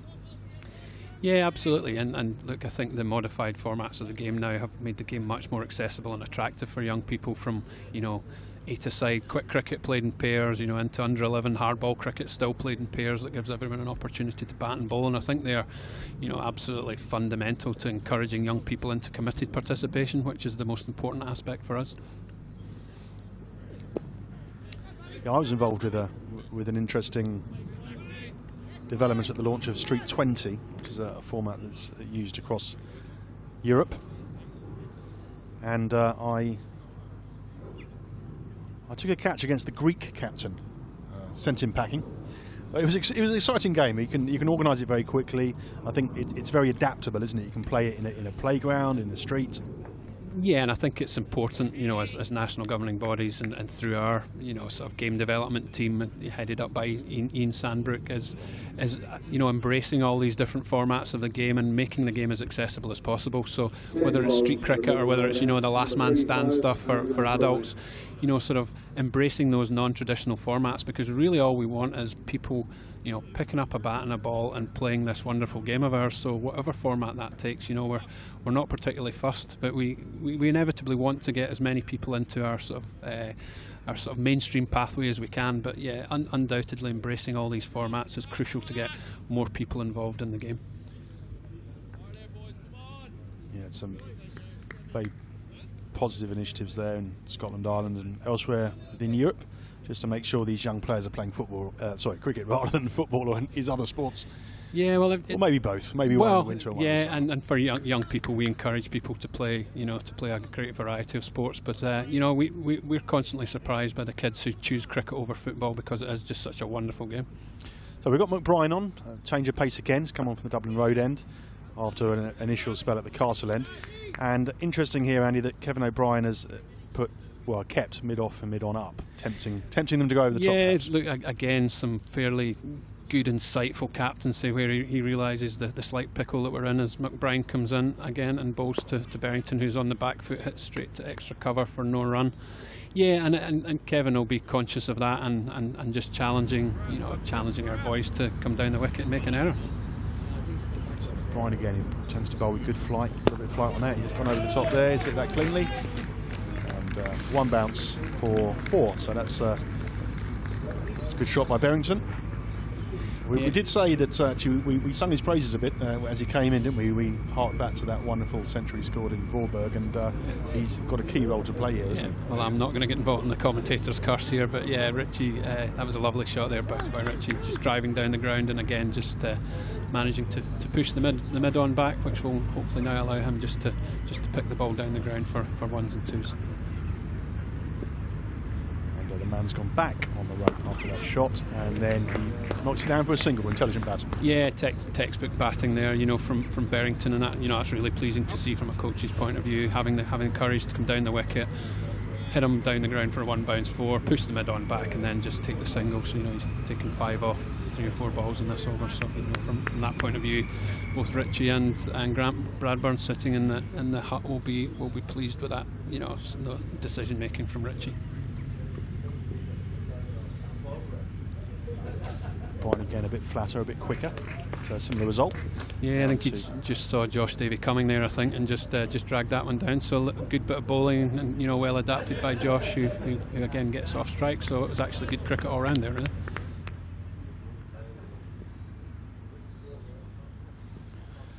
But Bryan again slightly more flight this time, but again the same result, down to long on, and they had a good rhythm in this over the batsmen, and they're just rotating the strike and picking off the bad balls. Yeah, and the key to that was to have the courage to come down the wicket. 74 for 5 after 20.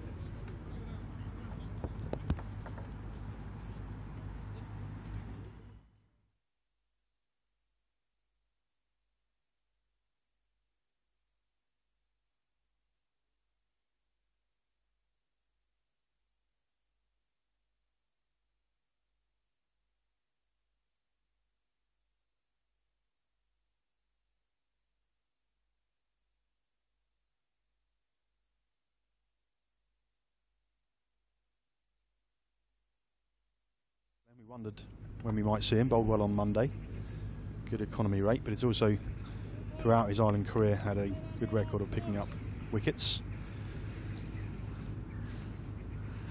Often though it's been times when they've really needed a wicket, whereas today wickets have come quite easily. Yeah, as you say, he's got a bit of a reputation as a golden arm, but he's come in an advantageous situation, but I'm sure he'll be keen just to keep pushing Scotland back. Starts with one slightly short of a length, just played off the back foot to mid-on, no run.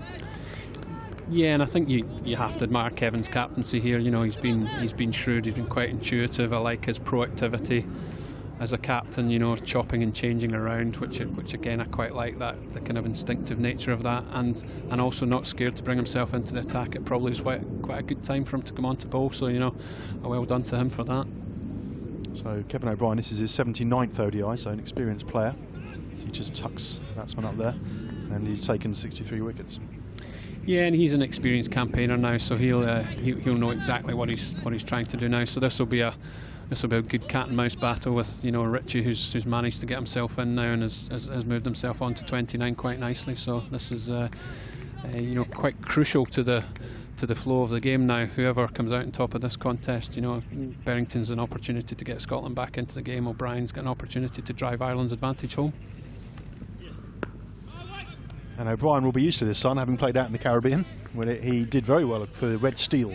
Yeah, he did. Yeah, he had a good Caribbean Premier League, and again, good that he's one of Ireland's contracted players, and good that they have the opportunity to release him for those opportunities. And I think that that's probably a good model moving forward, where if we, both Ireland and ourselves, can centrally contract players and then be at our behest as to when and where they go and control their programmes, I think will be better for both nations.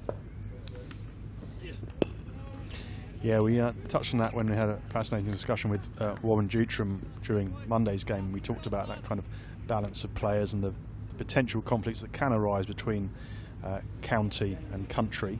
and how you can resolve them to ensure that the players get the professional opportunities that they want, but that also they're part of the emerging story of the leading associate nations.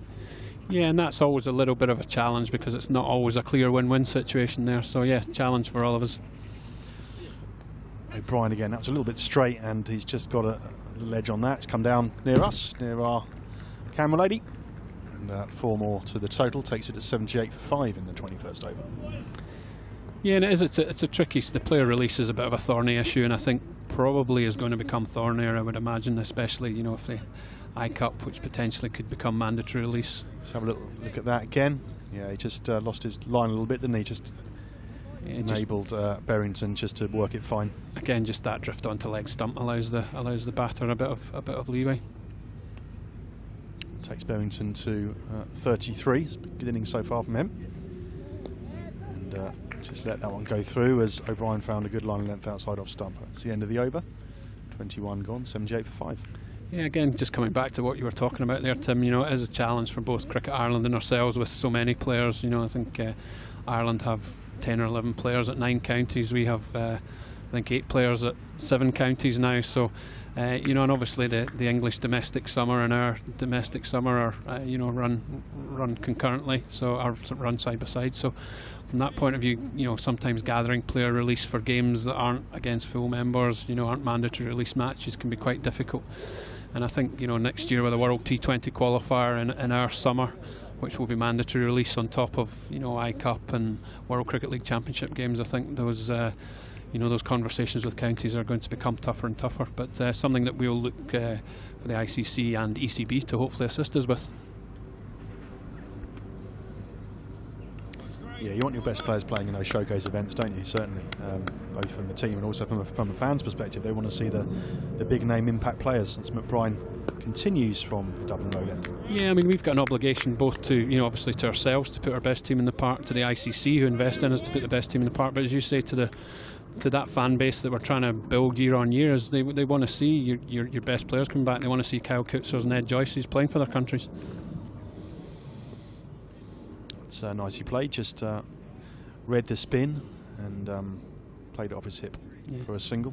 And I suppose the flip side to that with a game like this is it is a good opportunity for both Phil and Grant to have a look at some of the more fringe guys in the squad and an opportunity for others to shine. So I guess we need to look at it as an opportunity. This partnership now worth over 30, Andy, and look to be going well and a good understanding between Berrington and Davey. Yeah, well, I think the understanding's built as their partnership has built. So hopefully, from a Scottish point of view, that will continue as McBride comes in flatter, and I think looking to get at the ball there, Berrington, but just not able to get down at that one. Just a bit flatter from McBride again. Some fairly clever bowling there.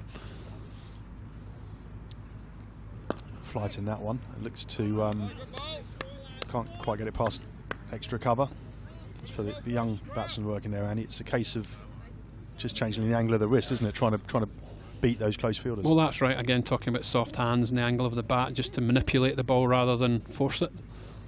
And the best players of spin bowling are those with good wrists and soft hands that can get the ball square of those 2 fielders there, or straighter if need be. But certainly better over there from McBride, who settled in more quickly, and again with the men back, I think just found it a little bit easier. Interested to get your views on sort of cricket played in the outlying areas of Scotland. Clearly, there's a lot of islands within Scotland. There's some core areas where a lot of cricket is played. What are Cricket Scotland doing to encourage the game in some of the more far-reaching areas? Yeah, there's cricket played in lots of far-flung places in Scotland, but certainly the islands is a little bit more of a challenge for us, and there are a number of initiatives to try and take the game to these places.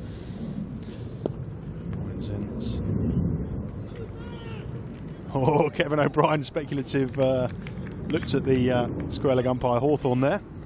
Quick bit of work by him, but don't think there was a genuine chance. Yeah, and particularly, as I said, in the islands, there is a good. the net on the mainland is cast fairly wide, you know, with cricket being played from, you know, from Dumfries in the south to Thurso, you know, way up the top of the country in the north. But it's a little bit more of a challenge in the islands. But Shetland, there's a lot of cricket played, and a lot of indoor cricket played up in the Northern Isles, so obviously that's one of the things that we're looking at.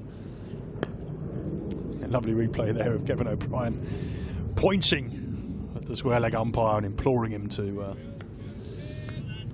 give him something for that very quick, agile, quick thinking bit of fielding. Yeah, so, you know, going back to developing the game, and I know both ourselves and Cricket Ireland are keen to spread that gospel. I know Cricket Ireland pushing it into Munster and Connacht and trying to strengthen the regional associations there, and us, you know, having visits to the likes of Orkney and Shetland and encouraging those less traditional formats that you spoke about, you know, indoor cricket and other forms. Just went across his stumps there and played a defensive shot to show the maker's name. Yeah, and I think, you know, again, coming back to what we were speaking about earlier, those non-traditional forms make the game much more accessible, and I think it's important that we, you know, we embrace them and encourage the game to be played whenever and wherever by as many people as we can, especially both by boys and girls. And I know the female game's a huge area for us to work on. That's short, attempted hook, didn't make contact. Well, the sun is out now and the temperature's building, and I'm just looking out to see whether there's an ice cream van somewhere around the perimeter. I think you do pretty good business. Yeah, it's starting to get quite pleasant now. I'm not sure it's quite ice cream weather yet, Tim, but we're getting there. Certainly, we must be up to mid-teens by now, which is quite pleasant sitting here in the with the sun beating in. So yeah, O'Brien comes in again. Just been changing up quite a lot here, just as he comes into Richie and plays straight back.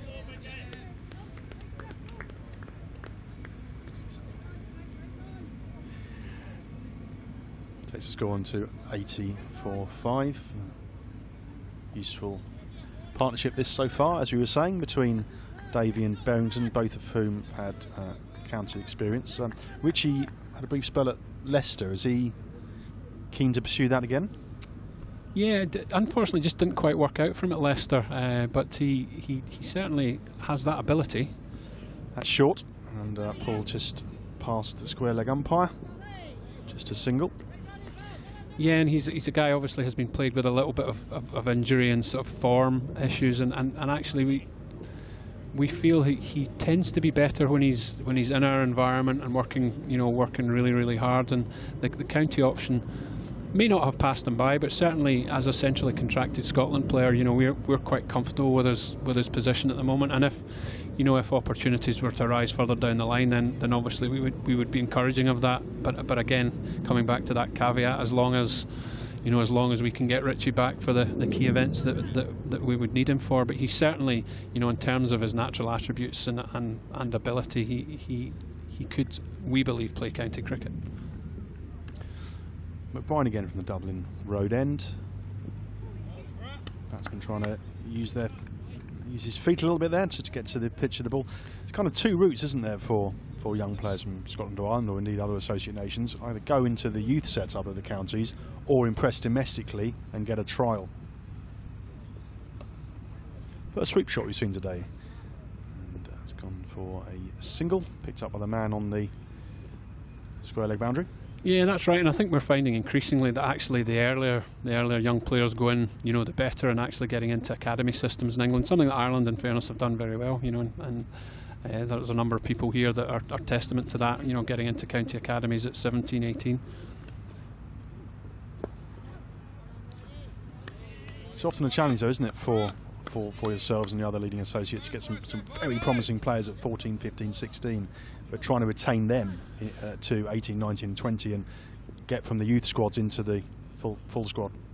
Yeah, that's true, and it's always a bit of a conundrum for performance systems in places like Scotland and Ireland, because inevitably getting them into those highly competitive environments in England is very good for them, and very, very strong competition. That's a nice looking shot, but doesn't get it past the fielder. Good bit of fielding that. Yeah, so just having those opportunities to play in a highly competitive environment is good for them, but also staying in Scotland and showing good form for Scotland is important as well. As McBride just comes in again and Davy hits 2 straight mid wicket and fielded for no run. And just the end of the over there again with Scotland on 82 for 5 after 23. Yeah, approaching the halfway stage here, Andy. At one point, I wasn't sure we were going to get to the halfway stage, to be honest. But from a Scotland point of view now, obviously these two are building a partnership. What will their discussion be about what's a realistic target to set?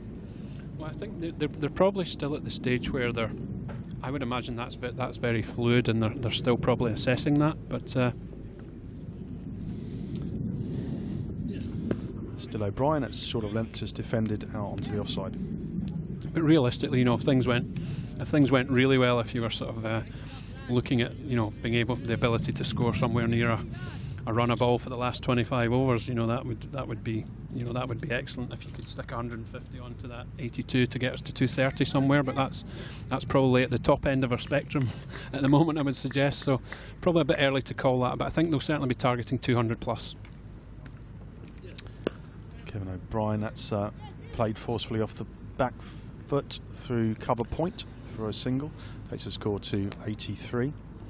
Yeah, and I think realistically you need 200 plus to be competitive. I think we showed only scoring 172 on Monday that it was just too difficult to defend on a pitch that had flattened out a little bit. So from that point of view, I'm pretty sure these guys will know that they need 200 plus just to give themselves a chance and a foothold and an opportunity to win this game.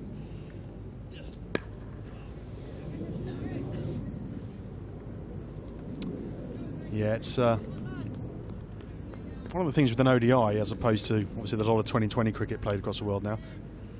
Difficult to get an ebb and flow within a T20, but within an ODI with 100 overs, you do tend to get that where one team is on top and then another team comes back.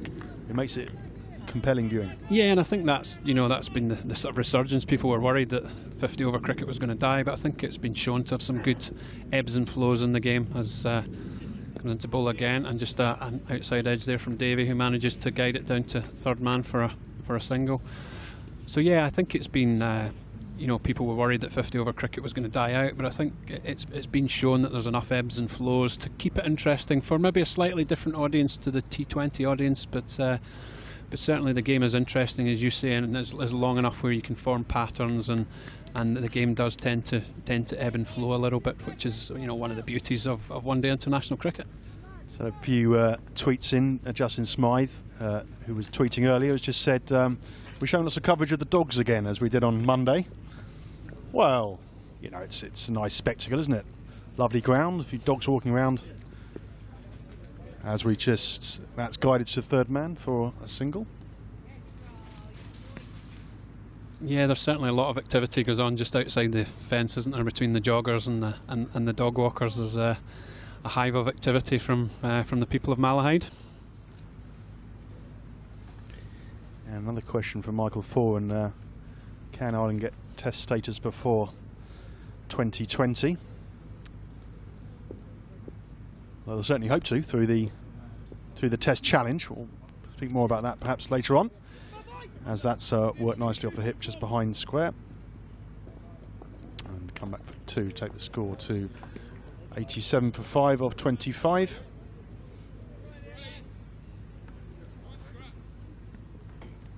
After 25 overs, Scotland at 87 for 5.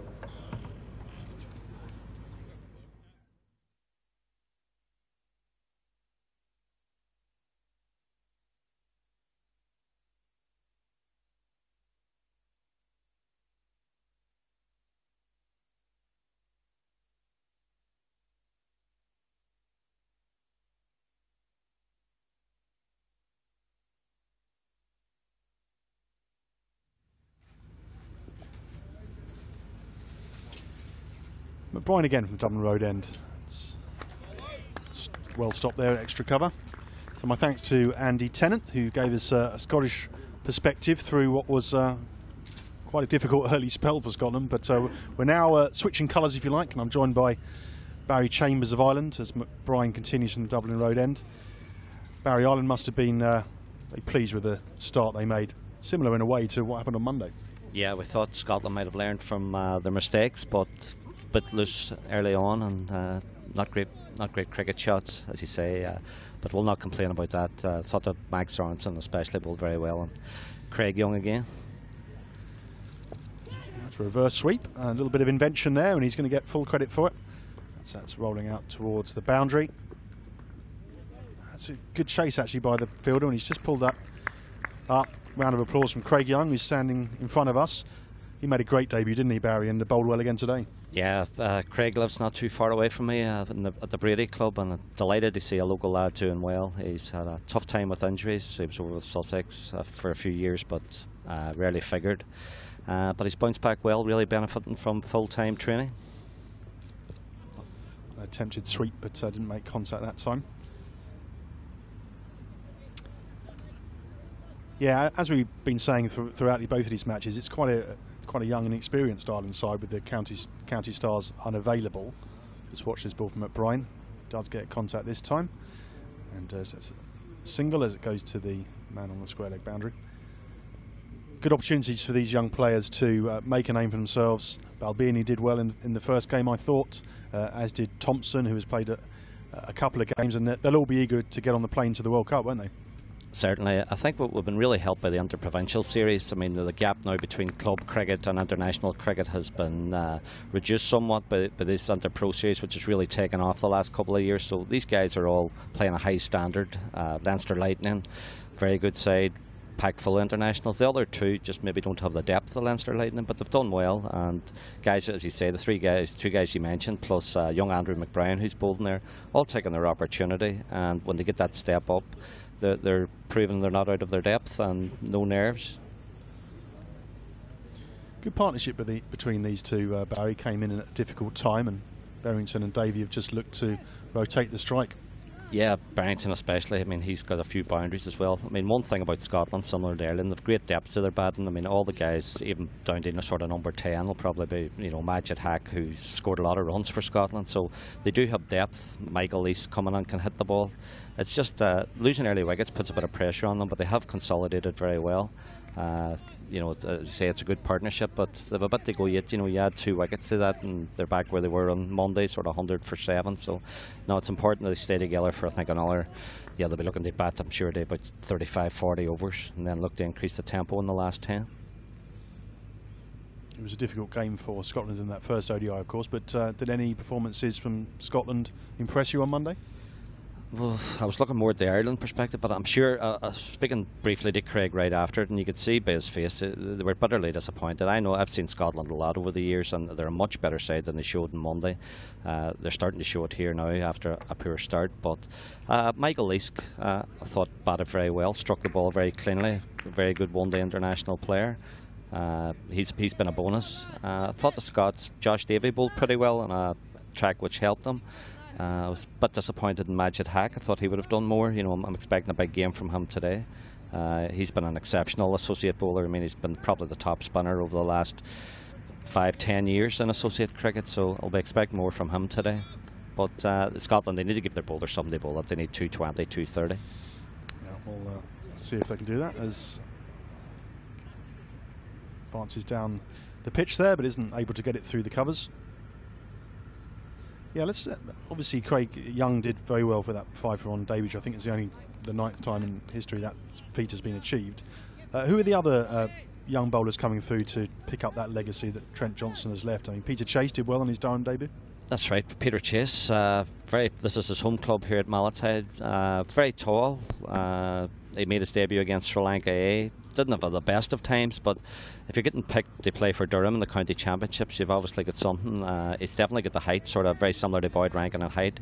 If he could just add a bit of strength and a little bit more speed. I mean, he's obviously still very young and very raw, but there's definite potential there.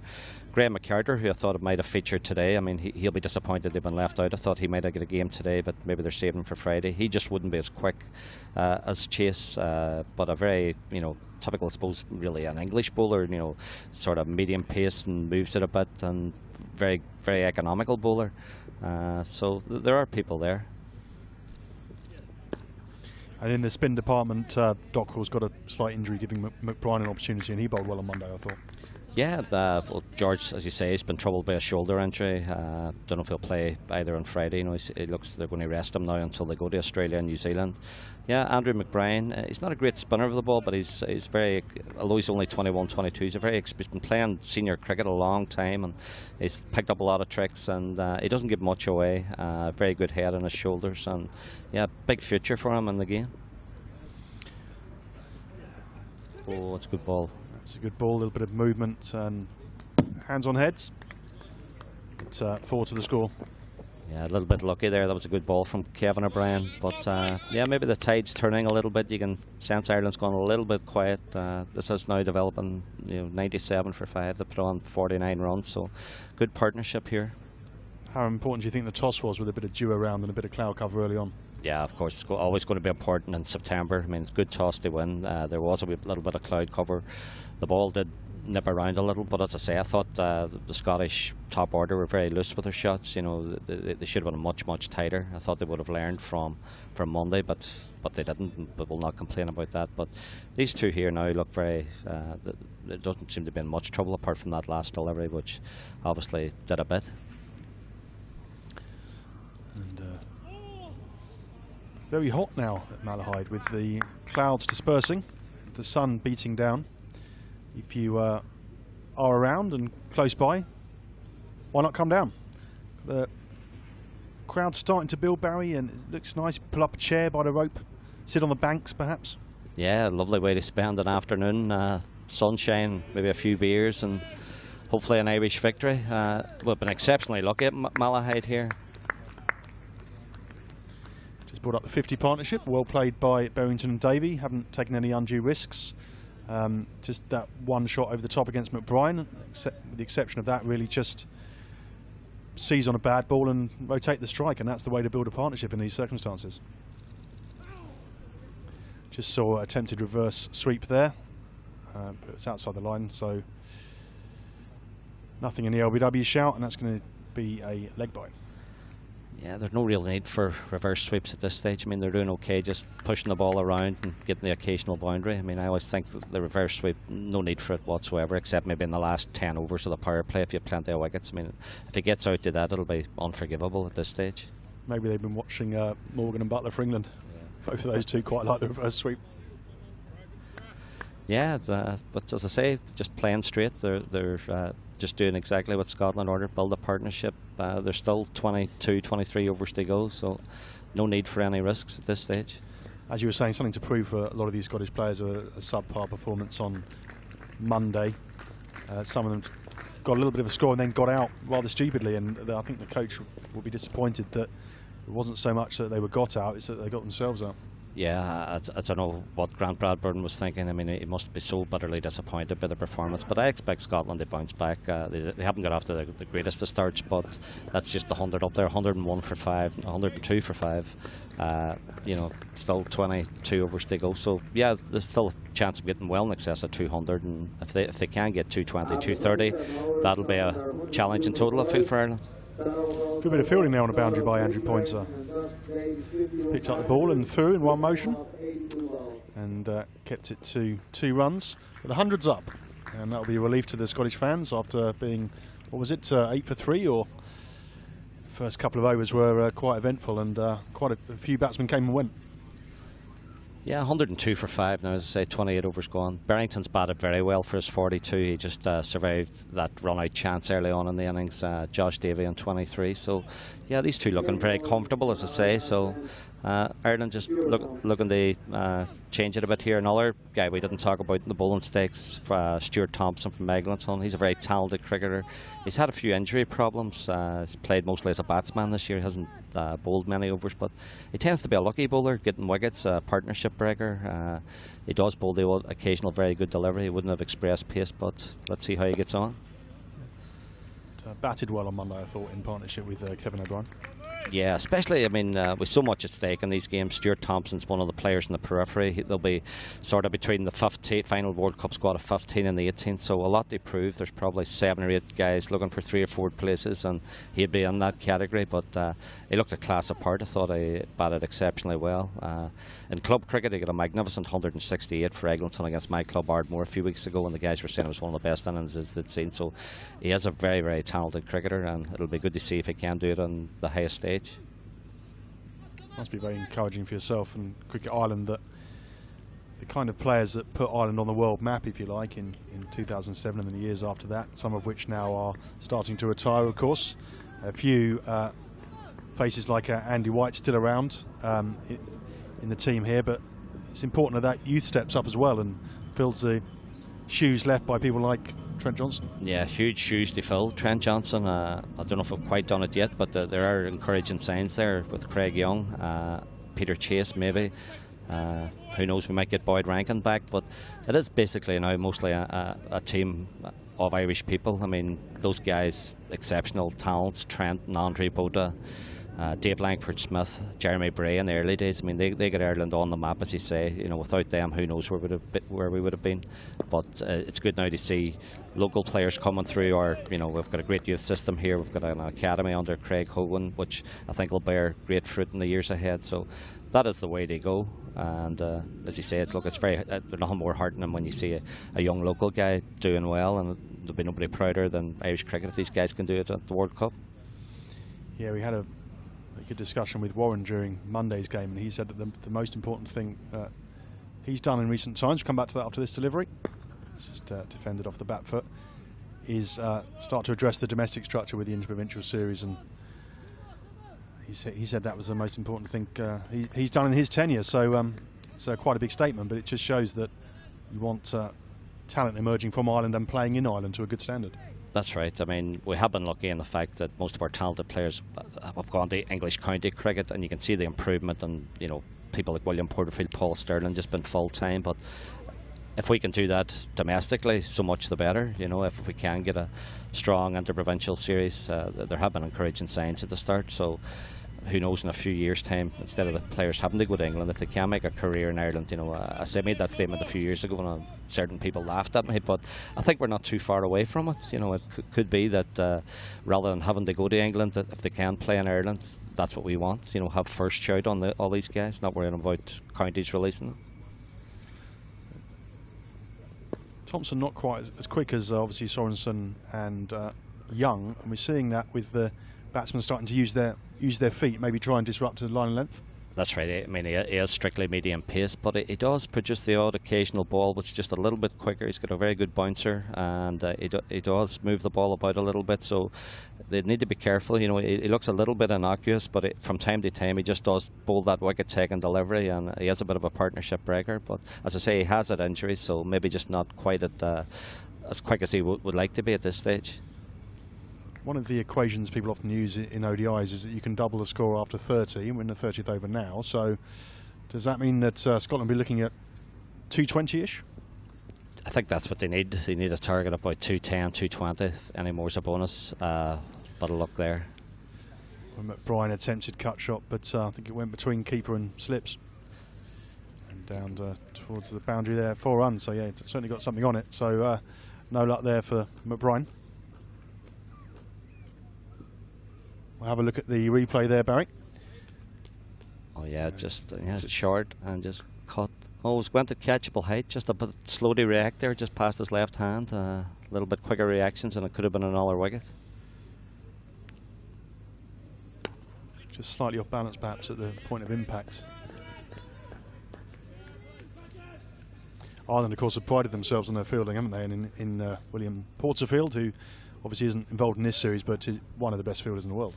Yeah, but that goes way back to Eddie Burrell's time. I mean, when he first came in 2002, 2003, says, look, I'm going to make you send, if you might be able to bat and bowl as well as the Test Nations, but you certainly be able to field as well as them, and that's been going on ever since. That was part of his plan for the 2007 World Cup. You know, he had John Mooney, Owen Morgan, William Porterfield in that circle, and I mean, the amount of runs those guys saved and put teams, you know, makes ordinary bowlers look good, and that was part of the game plan, and it worked very well. Yeah, kind of Porterfield's kind of the Irish John T. Rhodes, isn't he? Yeah. Was John T. Rhodes a South African William Porterfield? No. Of course, John T. Rhodes was over and played with Ireland and did coaching sessions, and he would have coached Porterfield as a youngster. So yeah, there's a bit of history there with John T. Rhodes in Ireland. Yeah, he was spectacular in his day, and woe betide anyone that tried to take a run to him. It's slightly flatter, but didn't quite get the line right. It just allows the batsman to play it out to mid-wicket for single. Yeah, it's gone very quiet here. I mean, it's a magnificent setting here at Malahide, and brilliant sunshine, but the crowd's gone quiet and the Irish team's gone very quiet. Bit of a lull in proceedings. I think they just need a wee bit of inspiration from somewhere. Brian again, just one slip in place, a bit more air that time, just a forward defensive stroke, and at the end of the 30th over the score is 113 for 5.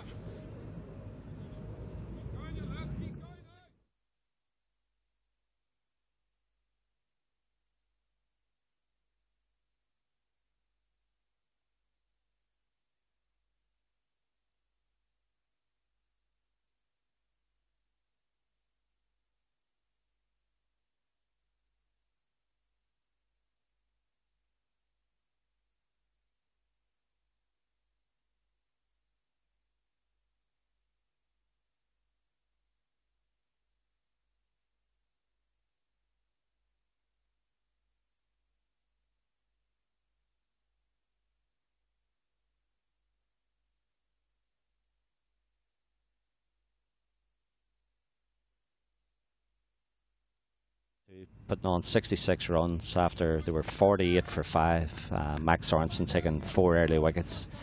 Craig Young 1, but Richie Barrington 45 not out, Josh Davey 30 not out, both batting exceptionally well and getting Scotland back into the game here. Oh.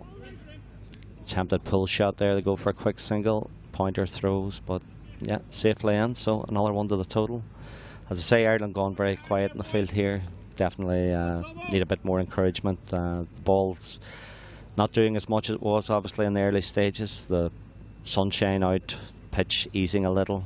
It's still not maybe a belter of a track, but if Scotland can, as we say, get to 220, 230, then it'll certainly give their attack something to bowl at. Just turns that fine on the leg side. Pointer goes round and take the single. Yeah, that's my only concern about the Irish attack is on, the pitches we're likely to encounter in New Zealand and Australia. I mean, both Ireland and Scotland in UK conditions have got very useful performers, but you just wonder, without the likes of Boyd Rankin, who's got that bit of extra height and pace, how will they cope against teams that are going to be going for the juggler? Yeah, we touched on that very theme with Andy Tennant actually, and he had similar concerns from a Scotland point of view. But I guess that's one of the purposes of that tour that's been arranged by the High Performance Programme. That's right. I mean, those 8 matches will be so vital. The guys will learn so much what lengths they need to bowl, and what works. Do slower balls work? You better going for bouncers.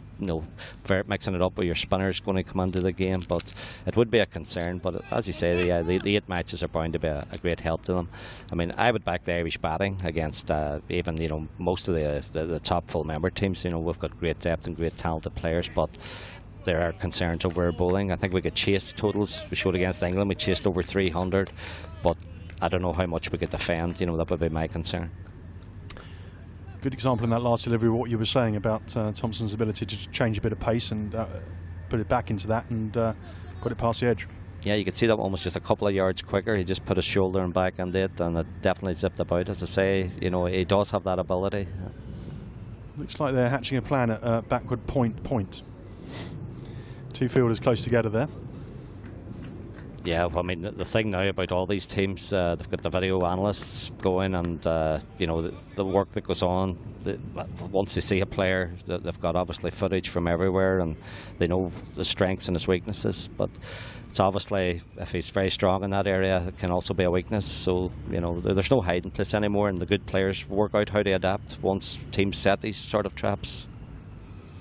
Just drinks break here, but excellent partnership now, worth over 70 between Davey and Berrington, and good to see Scotland addressing one of the issues on Monday, which is they didn't really, with the exception of that partnership between Leask and Sharif. They didn't really build partnerships during the innings.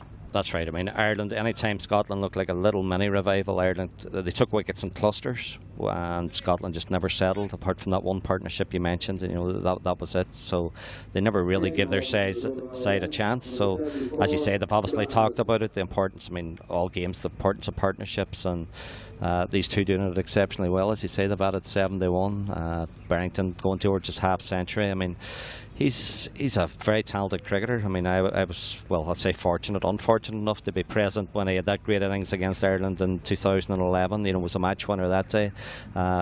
When he's hot, you know. So, you know, he could score a lot of runs in these last 10-15 overs if Ireland don't get the wicket soon.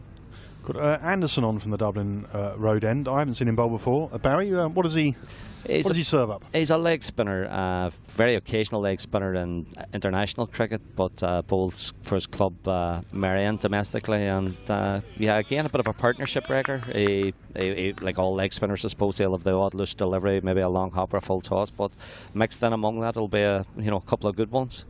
Another example of O'Brien proving quite a thinking captain, willing to experiment. Yeah, well, there weren't much happening, you know, so sometimes in these situations you've just got to try something different. I'm sure the Scots haven't seen too much of John Anderson, so they don't really know what they expect. He did bowl against them in the 4-day game at Clontarf last year. I think got a crucial wicket towards the end of day 3, broke a big partnership there. Might even have been Sharif from memory, but yeah. Gave that bit of air, but couldn't get it past cover. Exciting to watch leg spin as well, isn't it? It's an ancient craft, almost died out, didn't it, before Abdul Qadir and Shane Warne sort of brought it back. So difficult to bowl, of course, and that's why it's difficult to spin it and control it. Yeah, we had a guy called Greg Thompson, maybe in 2004, was only 16 when he made his debut, played in 3 under-19 World Cups for Ireland, was a great little leg spinner, but lost his action and sort of drifted out of cricket, but he's back playing for, he's now at Warringstown, batting very well. So, but we've got 3 youngsters in our underage setups, 3 leg spinners, so you know the future's bright in that department. Oh. Full toss that time, but didn't really get a good connection, but got a single. Funnily enough, we talked about Thompson actually in Monday's match and wondered where he went. I think he played a couple of games for Lancashire, if memory serves. That's right, yeah, he was over. I've got a photograph of him with Murraylutheran at the time, and he was coached by the late Terry Jenner, and we had great hopes. Eddie Burrell said at the time he was going to earmarked to replace Kyle McCallan in the 2007 World Cup squad, but as I say, I don't know if he got the yips or just lost his action, lost his confidence, and he reinvented himself for a while as an off spinner, but as I say, he's back this year playing inter-provincial cricket and bowling leg spin, so who knows, he could be back on the radar sooner than we think. Justin Smythe's just tweeted to say he's the Richie Benno of Irish cricket. I think that refers to your commentary, Barry. Oh, I thought of more John Anderson's leg spin, though. Maybe both. Yeah. I think he might have got himself a second over there, bowled quite well. Yeah. Got away with the loose one, I think. But yeah, I think Kevin might give him another over. Yeah, I think he deserves one. There was nothing wrong with that. You know, the only thing now we're coming up to the power play very shortly. I think that'll be the crucial phase. This has been an excellent partnership, but sometimes you find the power play works to the batting side's disadvantage. It always seems to get wickets. The associates don't seem to do it very well. I know Ireland have struggled from time to time. The one exception being that England game was the one power play I remember we did really, really well. And I think that's going to be a 50 for Barrington. Yeah, comes back for the second, and that's an excellent innings in difficult circumstances, Barry. Yeah, very much so. An exceptional, talented cricketer, as I say. He's really rescued his side here. Some good shots. He scores runs all around the wicket. He's a very difficult batsman to bowl when he's in the form, and I would just be concerned if he goes on here. He could get 100 because he can really cut loose. People thinking I'm putting the blah on him, but nearly worked. Big shout for LBW. Not out. So I think he thought about that one. Nearly worked. Getting a telling off from all of us. Got to show out to that. 82 balls for that 50. So not the quickest, but then of course he did come in. Yeah, we can just when a period of consolidation was required. We can just look at this one again. Oh well, I think maybe down leg. You know, Thompson seemed pretty convinced, but then he wouldn't he? You know, but yeah, I think you could see 2 stumps there, so I think that was probably going down. Not a bad shout, but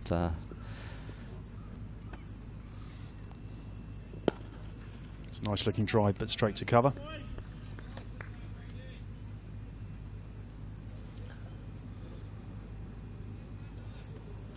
Yeah, this partnership worth 75 now. Davey on 35, so he's batting well as well, and of course, as we were saying earlier, bowled well on Monday. And, as Andy Tennant was saying, key part of Scotland's plans. It's great to speak to Andy Tennant about. Just pause there as we see a lovely shot. I think that's 1 bounce. It's 1 bounce 4, I think there. Just good example. You don't have to hit it too hard. Just use the pace of the ball. Yeah, it was a magnificent shot, wasn't it? I mean, just 1 step down, as you say. They are looking to move their feet to Stuart Thompson. Perfect example of it. There was a fantastic shot. Went like a bullet out of a gun there. So always looks good when the back foot comes off the ground. A bit of a flourish. It takes Davey to 39. Tempted to square cut that one, but missed out as there was a little bit of extra bounce. And that's the end of the over. 128 for 5 off 33. Yeah, it looks a completely different game now from the first sort of 10-15 minutes when Scotland were 3 wickets down for whatever it was, 10 or 11, and 48 for 5. But that's 80 runs now they put on. So yeah, it's last 16-17 overs. If they can get another 100 runs here, it is looking more and more like 230, 240, unless Ireland can get the breakthrough. And I think we were right. Anderson is going to get another over. And I think it's the captain himself at slip there, is it? Cool, that came down with... yeah, he's not afraid to give it a bit of air, is he? You know? Yeah. Mightn't be a bad tactic here, as I say, the medium pacers, they were looking pretty comfortable, so yeah, just to give a little bit of spin, a little bit of variety. It's always good to mix it up. I mean, nobody changes the bowling more than William Porterfield. You've seen him in a T20, Ireland could have maybe 14 bowling changes. So. That's a very good stop.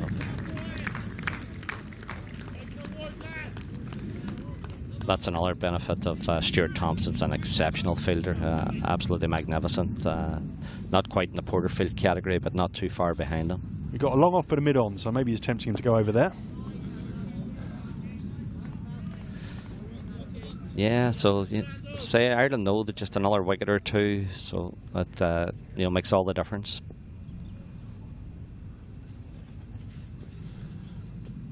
Full toss. Only going to go for 1 though, as that's played down to Young. Long off. Yeah, I had a good chat with Andy Tennant about boosting participation in the leading associate nations, kind of that play anywhere cricket, Street 20 and other formats, and we're going to have an interesting feature on that during the lunch break. Key part of ICC Europe's role, of course, to try and build the playing base on the continent. Yeah, I mean, it's fantastic. I think Ireland have got a great untapped market in Munster and Connacht, where hurling, which be a bit similar to cricket, I suppose, in the hand-eye coordination. Tempted sweep shot there. I think it might come off the gloves. A couple of catches, but didn't go to hand. Yeah. As I say, Connacht. I mean, great sports people out there, and if we could get a few of those and get the cricket strong in that part of the country, who knows where we could go. It's been traditionally around Derry, Belfast and Dublin, so if we can get more and more in Cork, which is maybe get them involved in the interprovincial, the Munster region, and get Connacht involved as well, get cricketers from there, I think there are bound to be some real talents out there just waiting to be discovered, and it's a great way of doing it. I mean, I'm sure Warren's talked about it and other people, that the amount of development work that's going on in all the associate countries to get more people playing the game, and it's reaping real benefits, and I think we'll see that maybe in the next 5, 10, 15 years. We just don't know how far we can go with it. I haven't seen Andrew White bowl yet in this series, but obviously an experienced off-spin all-rounder. And clearly still in World Cup plans, playing in this series. He had a great couple of games against Sri Lanka A. I thought maybe as time had gone that they were looking at younger options, but Andrew's 34, I think, so he's not that old, and he keeps himself incredibly fit. He's unlike myself, he's a teetotaler and doesn't smoke, so he hasn't abused his body too much over the years. So I know the Sri Lankans were really, really impressed. He was the one bowler, along with Craig Young, who they were very impressed with. So he is, again, very experienced and very crafty. I thought he might have got a bit of a bowl here, maybe before John Anderson, but obviously Kevin thinks otherwise, that that it's not really a pitch for the off spinner. Leg spin's the way to go. So we're coming now here. Craig Young looks like coming back into the attack. Yeah, just switching ends. You ever been to Glendalough? No, I haven't been to Glendalough. Beautiful place in the Wicklow Mountains. I went there yesterday.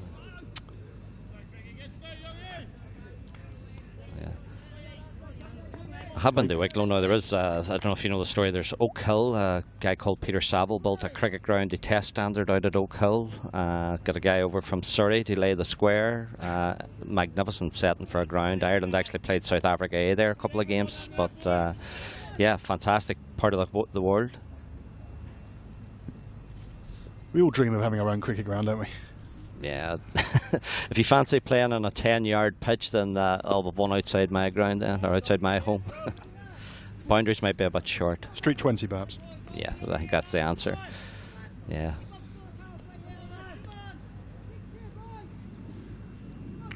Here we see that Gerhard de Groot, who's on the KNCB board, has a house in Essex. I mean, he has out the back of his back garden is a nice ground too. And his son Tom de Groot, who was one of the heroes of the 2009 victory over England, comes over with a young team every year and plays an invitational 11 from the local area. That's absolutely fantastic. Yeah. Back to here, I think Ireland's just a little bit worried, aren't they? They've gone quiet again. 131, 132 for 5. Yeah, these two looking very well set. So I think they have a couple of they've a long leg and a deep square leg. They're maybe going to try a couple of the shorter balls. I think Young was probably his go-to man, and he's back on. So that is an indication that Kevin O'Brien realises that they need to break this partnership. Yeah, definitely. As I said, they're looking very, very comfortable at the minute. This old Stuart Pointer's chirping away there. He's trying to get them up and running. I say it is very warm, and they have gone a little bit quiet. So you do worry. I just worry about their attack from time to time. That you say Craig Young's provided the breakthroughs before. Hopefully, he can do the same again. Did you witness the century Stuart Pointer made against Sri Lanka recently? I certainly did. A fantastic innings. I saw him last year. Was actually probably more impressive against Australia, although it was called Australia A. It was basically their test attack. They had Peter Siddle and those guys, and he scored a brilliant 82. Struck the ball really well. Scores on sort of like his brother Andrew. Scores in rather unusual areas. He's difficult to bowl at and difficult to set a field to. So he's just probably unfortunate that he's got Gary Wilson and Niall O'Brien ahead of him in the pecking order for the keeping. Oh, that could be it. Edge on there, and that's the breakthrough that they needed. And Craig Young is delighted with that, and then roars as he goes to congratulate the catcher. You can see those jubilant scenes on your screen now. High fives all round, and that's an important wicket, Barry. Definitely needed that breakthrough. The end of a very good partnership with these two. We had mentioned that Young was their go-to bowler, and he's done it again. You know, I thought they might have brought him back a few overs earlier, but fantastic.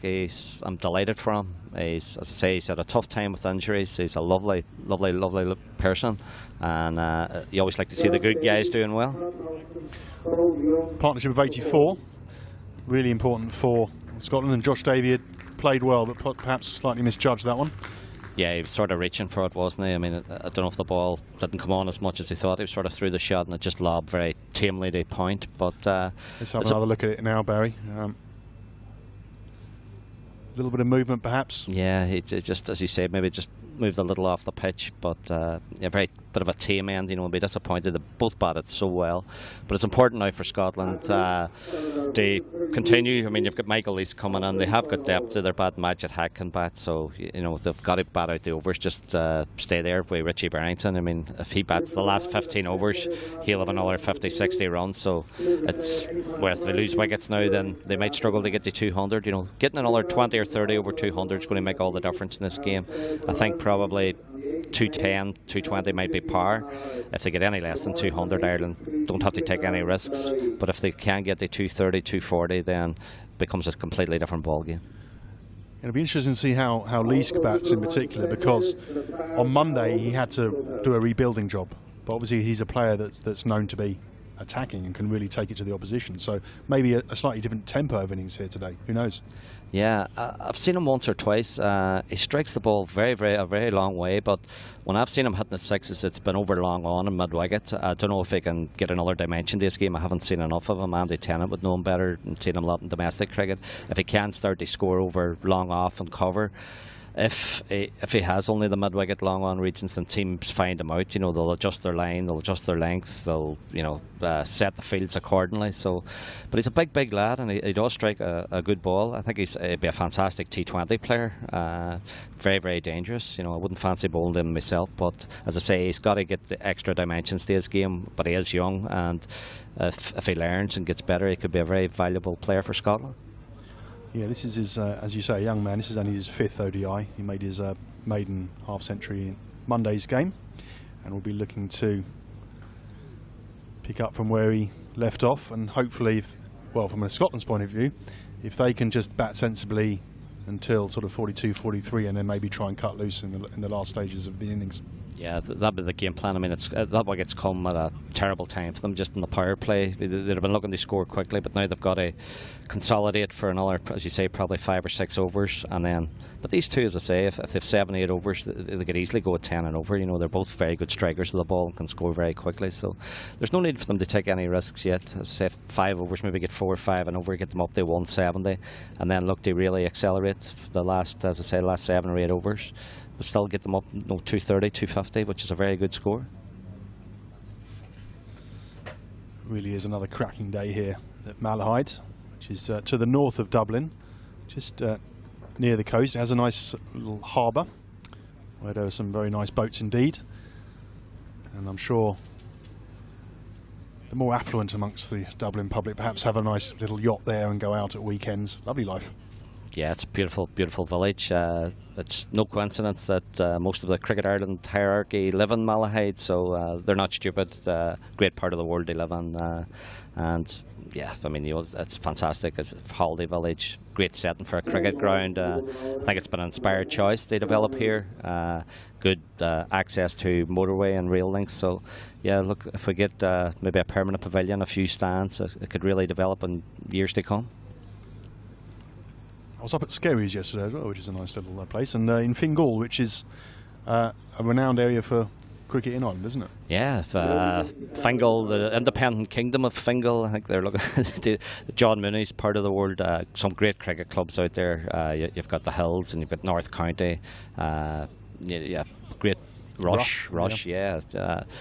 Clontarf sort of, well, it's not really Fingal, but it's still North Dublin. There's great rivalry in the Leinster leagues, Premier League with those clubs, and real heart, and always has been for over half a century, maybe more. You know, some great teams: Balrotherry, Man of War, Balbriggan. Yeah, great people. Really know their cricket, really passionate about their cricket, and play their cricket tough but fair. No quarter asked or given. Just as it should be. Mooney's switched end now from the Dublin road end in past umpire Hawthorne, and looks to steer that third man, but well round from Stuart Pointer.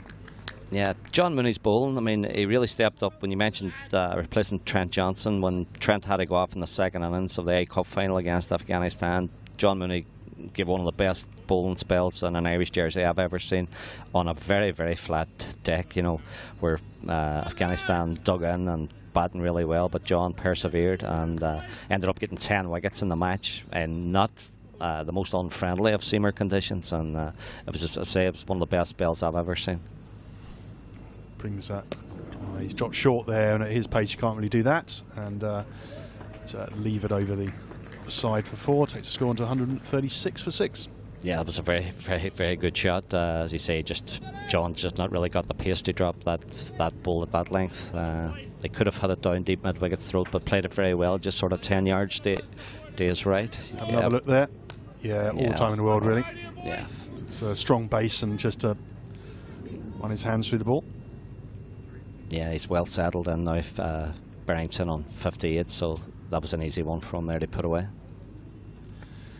Well, Barry, you've got a growing fan club This is a great commentary from the great man Barry Chambers, watching all the way from New Zealand. That's from Liam Williamson. Oh, I know Liam very well. The Under-19 World Cup when we were there in 2010, was it? 2010. And Liam was our liaison officer, a very good cricketer in his own right, a little medium pacer and a hard-hitting batsman, and looked after us all very well.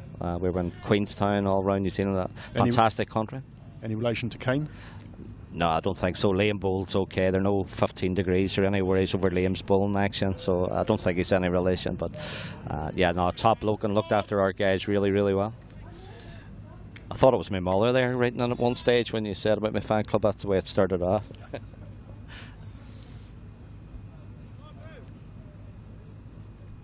So got to slip in. As Mooney's in again past umpire Hawthorne.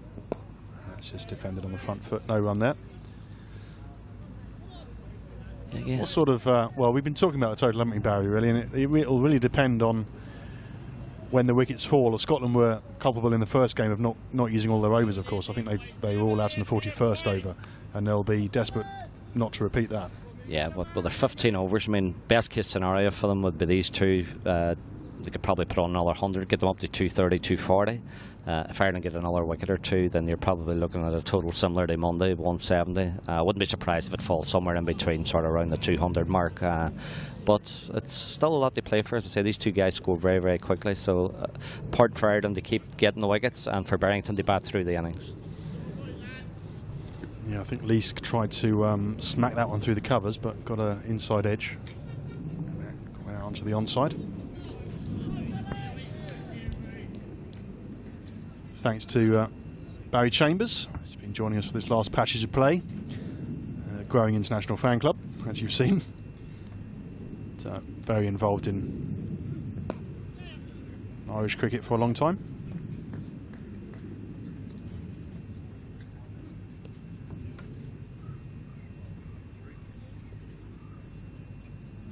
So, with the exception of that long hop from John Mooney, that's again finding a good line of length.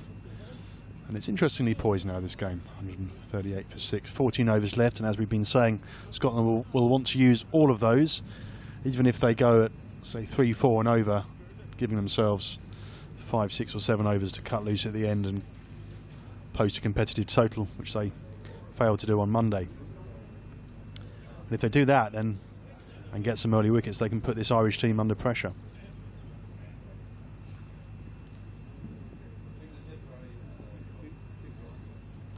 Craig Young again, who has impressed us all in these last 2 games. Looks strong and fit, bowling with good pace and good carry from this wicket here at Malahide. And he's in again past umpire Gough. Just played on the back foot, 2 point, no run there.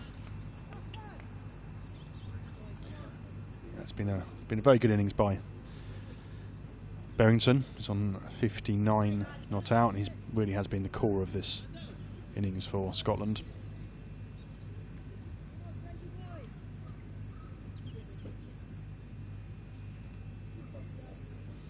Quite experienced player now, kind of in the middle of his career. A brief spell with Leicestershire, as we discussed earlier. As Young's in again, it's quite quick, but line's slightly off, just allows a single backward of square.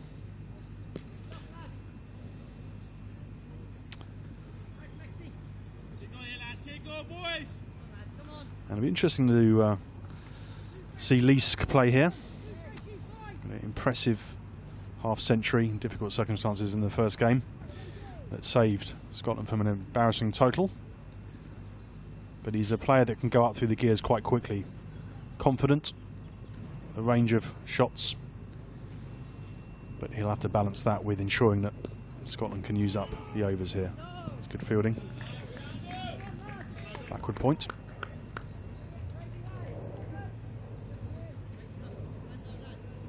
By John Anderson, who had a couple of overs of leg spin, as Kevin O'Brien was looking for the breakthrough, which was eventually made by Craig Young.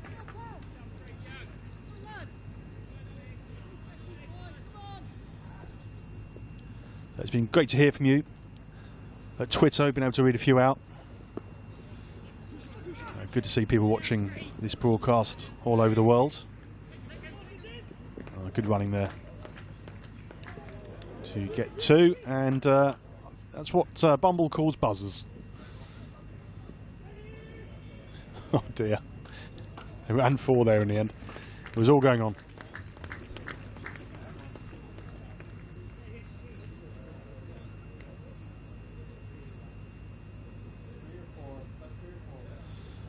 Just as we were singing the praises of Ireland's fielding as well.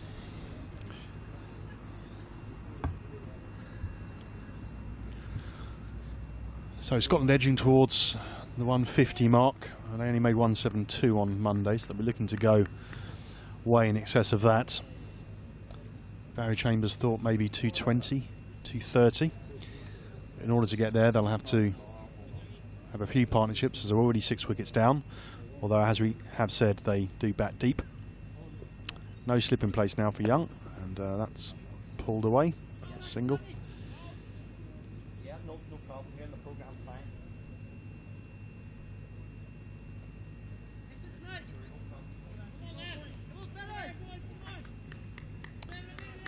Takes Berrington to 63. 64 indeed. So a very good effort from him. I've been disappointed that he didn't make a score in the first game, although he did take a wicket. But, he really has played well today. Young again, he has a slip back. That's a slower ball bounce, I think. But, got a wicket with that in the first game, but not this time. And that's the end of the over. 37 gone. 144 for 6. Ground starting to fill up, particularly at the far side of the ground on the castle end. Families or friends just pull up a deck chair on the banking there, or a few flags, one Irish one and one Scottish one. Old rivalry, of course, stretching back until 1909, the first international between these two sides.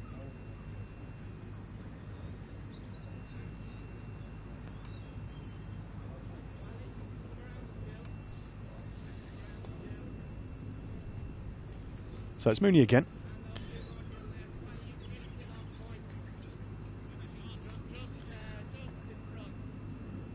Today's coverage brought to you in partnership of Cricket Ireland, Cricket Scotland and ICC Europe. So our thanks to them, and we've been having some good discussions about what all of those organisations are doing to try and boost cricket in Scotland, Ireland and across the continent. We'll have a interesting feature to show you at lunchtime about the work of the Regional Development Office of the ICC.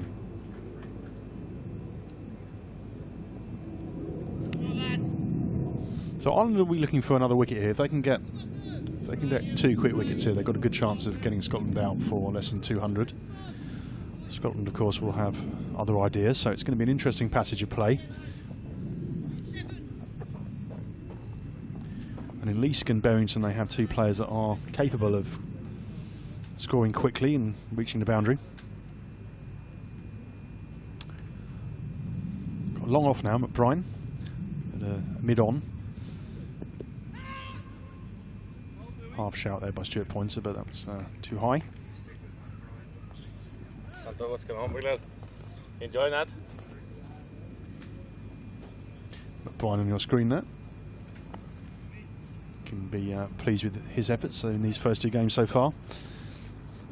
The young spinner who's playing because the more senior established figure of George Dockwell has a slight injury, and we're told won't be playing until the High Performance Programme Tour of Australia and New Zealand later this autumn. And on debut on Monday, he took 2 wickets and bowled with good control and flight. As Mooney's in again, past umpire Hawthorne. It's quite full pitch delivery, but line was slightly off, allowed. Single to deep backward square.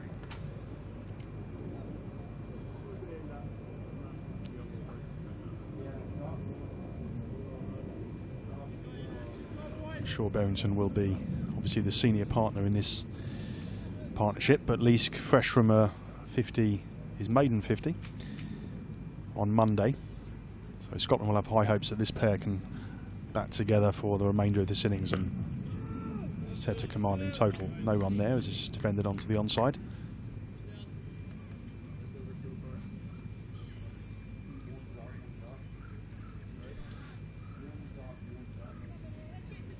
If you were with us on Monday, John Kenny was a guest on commentary, and he just described the scene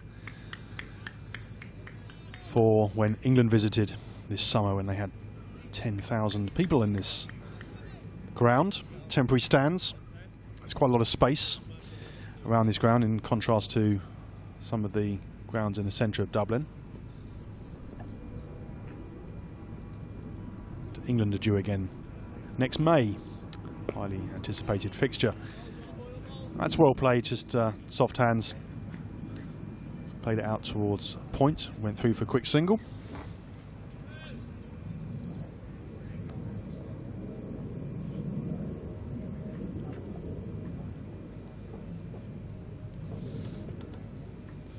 .147 for 6.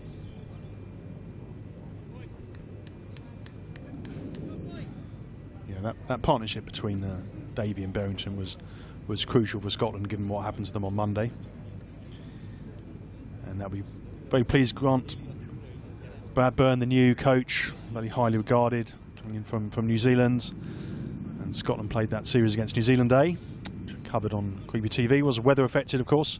Very strong New Zealand A team included Grant Elliott, who made an excellent century, and joined us in commentary too, and was a charming man. Hamish Rutherford as well was in that squad, who is a very dangerous player. So it was a difficult series that for Scotland, and then of course they lost this first game of the 3 ODI series on Monday, but showing signs that they're applying themselves today.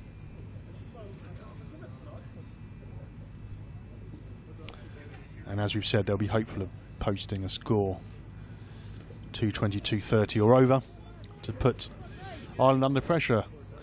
Barry James is back with me, just discussing what kind of total they might get to. We said 220, 230. If this pair can, do you think they can get up to there?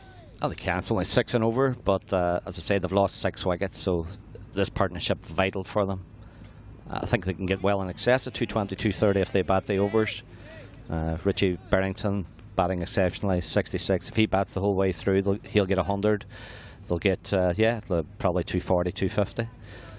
But add a wicket or two to that score, and yeah, it's going to be difficult. See Max Sorensen lumbering up down at fine leg. He's got 4 wickets. He'll be looking to get his 5th wicket haul. I think it's his best figures for Ireland in one-day international cricket. So yeah, see him lumbering up. So slow. Short, but took the pace off the ball. But I think well read in the end and just paddled around the corner for 1. Yeah, it reminded me actually with Berrington on the score on 66, or he's on 67 now, but it's become a bit of a thing in England when Joe Root, they hold up 66. Yeah, Root 66. Get your kicks on Root 66. Another very talented cricketer, but I'll be interested to see how Michael Leask bats through this innings. It's a big innings for him as well, as you say. They're obviously trying him out with a short ball. I mean, I've seen him when you bowl length to Michael Leask, he can disappear a long way, sort of over mid-wicket and long on. So they've obviously decided that the short ball's his weakness. They got him out on Monday with a sort of slower ball bouncer that he gloved to the keeper. They have Max Sorensen there at fine leg. They've got a deep mid-wicket there, so the trap has been set. When he does connect, can he either keep it down or go way over them? Yeah, he's a confident young player, and I'm sure that he won't necessarily take that shot out of his locker as Steve Waugh famously did during his career. At least he's got something about him, I think, and he might relish the challenge. But of course, if there's trap set and you then fall for it, you can expect a few words from the coach. Yeah, we saw, was it England at Lords this year? I mean, you look incredibly stupid when there are 2 or 3 men out there and you put the ball down their throat. It looks great if you bisect the gaps or clear the boundaries. But yeah, as I say, Young's mixing up his bouncers pretty well. You know, he's hit that, and that's going to be over. Yeah, he's cleared the ropes there. that was I did say I thought he might take it on anyway. Yeah, he certainly did, and I thought he had got hold of it, but it's disappeared sort of 20 yards over the boundary. So yeah, big powerful man, and that's gone a long way. Brought the 150 up too. That's the second six from memory of this innings. There was a straight six earlier in the game. Yeah, McBrien got hit for six down the ground. Coleman shuffled his feet, had it very well, but no, that was a good shot. That'll give him a bit of confidence, I think. Well, I wonder if this will be short again. It is. Just a quick single there, as I think it just bobbled off the glove. Yeah, that seems to be a ball in Craig Young's armoury, the sort of slower bouncer. You know, the shot, it played the shot before the ball sort of had landed. So, no, Young always bounces back well. That's what impresses me about him. It'll be interesting if we see Juan Sorensen Dawes come on. Maybe it's just trying to give the captain a bit of a give him the eye, but no sign of him yet. It's going to be the skipper himself, or is it Sorensen? No. Yeah, Kevin O'Brien coming on for a second spell, switching. His first spell was from the Castle end.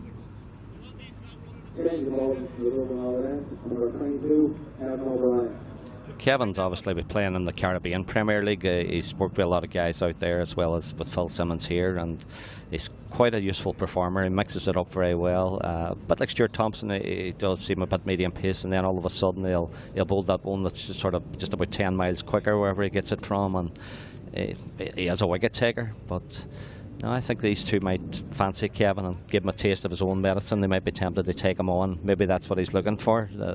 You know, he'll think he will get wickets if they do try and strike him out of the ground. I hear Kevin's got a bit of a friendship with the Bravo brothers, and actually the Joy sisters were saying that they're too fun on a night out, shall we say? Oh, that should be out. On the leg side, steadies himself, takes the wicket. We did say Kevin O'Brien can be a bit of a golden arm, and he's got a wicket there. A very, very poor shot. I mean, he shuffled down the track, sort of half volley, and just didn't really go through with it. Just picked out the fielder. Just couldn't. He didn't really have to move. Comfortable catch, and that's a terrible wicket for Scotland. I mean, as I say, these two needed to bat on for another few overs. That makes it going to make a big difference. Like 155 for 7. No. I'm sure the coach will be devastated with that. And it's Leask again. I mean, he has the potential to clear the boundaries. He just sort of, I think he was just trying to chip it. Just seeing a replay of it again there, Barry. Yeah, just straight to the man, really, wasn't it? Quite a simple catch. Yeah, as I say, I think it was just, he just flicked it. He's just looking to chip it away for one, I think, rather than strike. I don't know if he didn't see the fielder or if he just got it wrong. A lazy shot, really, wasn't it? I mean, there was a man out there. He knew he was out there. And it's a shame, given that crunching six he hit. It's you know, it's a real head shaker. I mean, who would be a coach? I mean, you're looking there and you're thinking Barrington's batting really well. You've got yourself back into the game after a terrible start. Look, let's just play sensible cricket. Last 5-6 overs, go for 10. You know, you have a decent total, but no, they just throw it all away. So it brings Majid Haq out. We've been talking about him a bit, having made his 200th appearance for Scotland on Monday. And he's been in quite good recent form with the bat. Made a 50 against New Zealand A, and then backed that up, batting at number 3 with a 50 against Lancashire Seconds. Yeah, I remember Majid. I think it was during the 2007 World Cricket League in Kenya. Peter Drennan used him as an opener, and I think he got sort of 3 or 4 50s. It was around that time anyway, and left-handed. Difficulty bowl that, scores again in unusual areas. I think sometimes if you're put in number 9 or 10, you bat like a number 9 or 10. If you're pushed up the order and the coach has a bit of confidence in it, you respond. But yeah, he's more on for his bowling. As I said earlier, I think he's one of the best bowlers in associate cricket. I mean, I know I'd love to have him in the Irish team. When Majid Haq's on form, there's not many better than him. So good breakthrough there for Kevin O'Brien, his 64th ODI wicket in his 79th ODI appearance. A lot of experience now. I mean, I don't know if you noticed, but Kevin's physique over the last couple of years has changed considerably. I mean, he's now he now looks like a sort of boxer. It was before he would have been on the chunky side, shall we say. I mean, looking at photographs, he's barely recognisable from when he made his debut. Oh, that's going to be another. Yeah, just got another run there. It was a slight fielding error. Yeah, there's a bit of a miscommunication between the batsmen. Shy at the stump missed, and they get the overthrow. Yeah, as I say, Kevin made his debut in 2006, which is only 8 years ago, but he's zooming in on Andy White's record. I mean, Andy's only took over from Kyle McKellen sort of a couple of months ago, and at this rate it looks as if Kevin will be past him probably in the next couple of months, and you know, he's still a young man, and God knows how many matches he could play for Ireland. You know, it just depends. He could get up to 300-400, who knows. And a very exciting time to be an Irish cricketer, of course, with the prospect of a test match coming out the back end of the test challenge through the next cycle of the Intercontinental Cup. Yeah, I know just talking to the players how much they're looking forward to that. I think that the task for us will be to get full member status. You know, talk about Test cricket, but I'd like us getting permanent one-day status first, and then getting Test cricket or permanent T20 status. It's one thing having these things, but it's getting the fixtures. You know, we got to let that, and that'll come with performances in the field. I think it's a huge World Cup for us if we can get another few wins, a few big scalps and that, and prove to the world, look, we're here and we deserve to be here. Yeah, it's an interesting point actually. It's something that a lot of people have been writing on that issue. And of course the ICC have got a precedent of giving permanent ODI status with Kenya back in the 90s. That faith wasn't really repaid, and Kenyan cricket is in a bit of a difficult position now, having lost ODI status. But as you say, having to play again for your ODI status in every cycle makes it difficult to plan ahead and get the fixtures in the diary. Yeah, and as we saw with the Netherlands, who I think are a very exceptional team, I mean, it can't be right that one bad performance knocks you out of one-day status. Surely your performances over the last 5-10 years and all the infrastructure you've set up just for one bad day, you know, who knows, like somewhere like here, if you get put in on a difficult wicket or somebody has an inspired performance, that can cost you your one-day status. That to me just doesn't seem right. Yeah, I know the Dutch players were really dejected after that when miraculous performance. I think If and Kareem and a few others, the Kenyan players, chased down a huge total within 32 overs. And as you say, a lot of work that has been done kind of went in an instant. And if you fall out of the high performance program, the core funding goes down a lot. And it's almost it's a bit like there's an analogy to maybe dropping out the Premiership in football, or you know, a huge drop in profile, but also a drop in funding. Yeah, well, could you imagine if that T20 match in Sylhet when the Dutch beat Ireland, if that had been, you know, for ODI status, like Stefan Myburgh just and Tom Cooper, 2 inspired performances and 1 off day, and you lose your status. You know, that would be harsh on anyone. That was a good over there actually from Kevin O'Brien, bowled very well and keeping it tight. I think now Hack's just going to have to play the anchor role, do nothing stupid, and just hope Richie Barrington can get them up in the last 10 overs, stay over the 200. You know, that's going to be the key. As I say, it looks like 200 par here now at the minute, but if he can sort of be inspired, Majid stay with him, and those extra 30-40 runs just make all the difference. You know, anything over 200 for Scotland's a bonus for them. Young persisting with the short attack. That's just the 1 run this time. They were all out in the 41st over on Monday, Barry, and I think they only got to 172, so they're slightly better placed than they were on Monday. And of course, from a situation of being 8 for 3, can be reasonably happy, and that's largely down to Richie Barrington and that good partnership he had with Davey. Yeah, they both batted very well, just exactly what was needed. But I think if I was Scotland, what I'd be worrying about is just how easy they made it look. You know, it's not 48 for 5, 8 for 3. You think, oh, it's a terrible pitch. But the way those 2 batted, you think, hey, it's not too bad. The conditions here are pretty good if you just play sensible cricket, nothing too loose. And they did bat exceptionally well. Young again, that's back of a length, but slightly fuller than the short attack they targeted Leask with. Yes, I mean, Magic's going to stay there, but if they give Richie Barrington a single at the first or second ball, then he's got to start scoring 2 and rotate the strike. He just can't be content to hang in there. The overs are ticking down, so I think, well, the only problem will be I don't think Ian Wardlaw or Ali Evans are particularly strong batsmen. Safian Sharif would have been a good man, as we saw on Monday, but yeah, that's probably factoring into Barrington's thoughts, isn't it? Really, he'll know that they have to. While they will look for opportunities to score, they'll be wary of exposing those 2 for more than, I don't know, 3 or 4 overs.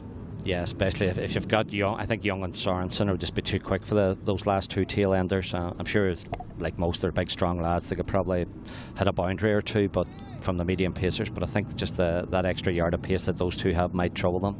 think you've got to, Richie's just got to take most of the strike. Majid's experienced enough. If he can get the single and rotate it, that'd be perfect for them. And that's another one of those, I think, slower ball bouncer. Young's bowled a few of those. Yeah, I mean, that seems to be a stock ball now to Richie Barrington. I'd say with the two guys out, the slower ball bouncer, take the pace of the ball. Barrington very strong on all sides of the wicket. He has impressed in this innings today. Again, difficult to bowl at. Puts the bad ball away and strikes the ball very cleanly. Yeah, I'm sure Kevin O'Brien will be looking to prevent Majid from taking the singles to get Barrington back on the strike. So it'll be interesting to see how he tries to do that. But for now, 2 runs. Majid's not the quickest between the wickets. I know he's had a few injuries, a few hamstrings and stuff, and they seem to be really struggling there. That should have been a comfortable 2, but he was having to sort of not quite dive, but he seemed to be a bit of difficulty. So it almost happened in slow motion, that didn't it? But safe enough in the end. I just wondered, I mean, as I say, with bowling on Monday, we thought I would have been worried about Majid Haq. I thought he would have been a real threat, but it was far from it. And I just wonder sometimes, is he fully fit? On his day, he is an exceptional performer, but he didn't show that on Monday.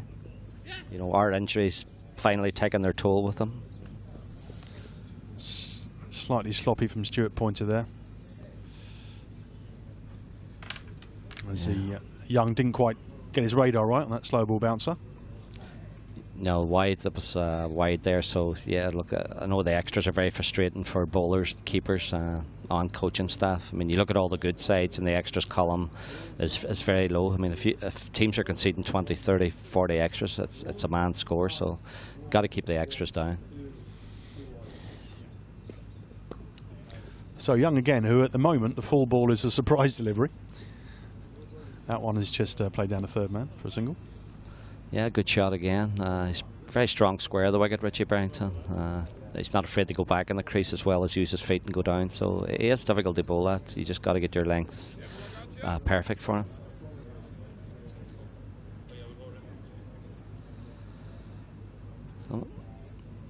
Bit of a surprise that Andy McBride coming back. I thought now Sorensen would have been given it, but they're trying the slow off spinner. Sure, they'll bring Sorensen on if Wardlaw and Evans get exposed, but for now he's decided to go with the young spinner. We spoke about him a bit earlier, Barry, a young man, but you were saying quite experienced in the domestic scene. Yeah, he comes from a cricketing dynasty up in the northwest. His father, Junior McBride, has been probably the leading wicket taker for the last 35 seasons in northwest cricket, still playing at 50. His uncle James played for Ireland as well, a very strong striker of the ball. As I say, he's been in the Dunamana senior team from sort of 13, 14 the last 6-7 years, and they've won a lot of trophies. And quite a small ground where they are, so as a spinner it's difficult for him, but he tends to get his share of wickets, and a very good batsman, although he hasn't shown it much for Ireland yet. Dropped that one slightly short, and it was played down to long on off the back foot for a single to Barrington, who moves on to 71. It's been a great 72, I should say. Been a great innings from him today. Yeah, the only thing about that, Andy, I'd like to see him turn the ball more, give it a bit more of a rip. George doesn't do much with it. Paul Sterling's, while accurate, it's not a great spinner of the ball. So you'd just like a wee bit of variety. If he can just, get a few more reps in the ball, a bit more turn, it'll be a very good spin attack. Talking with Andy Tennant about the art of spin bowling earlier, and about whether spin bowlers are used in a kind of defensive or attacking capacity. Yeah, well, it tends to be Ireland just tend to be more defensive, although they do take the odd wicket, but it's their seam attack for years with Trent and Boyd. They get the early wickets, and then the pressure apply the spinners with good fielding. So brought Sorensen up from long off to mid off. Yeah, they're just trying to keep Majid on strike, frustrate Richie Barrington. I think they'll think that's the best ploy. He might do something rash and stupid if they can starve him to strike. He's on 72 now. We're in the 42nd over, so the last 8 overs they'll want to keep Majid on. On that side edge there, as that goes going to go down to third man from Majid. The chase is on, but a fruitless one. Yeah, good shot. Just played it very late and guided it away. Quite deliberate, I think. Good shot and good boundary for Scotland. Welcome runs. encourage you to stay with us during the lunch break. We're going to show a feature on ICC Europe Development Programme, which should be interesting, and also review the wickets from this Scotland innings.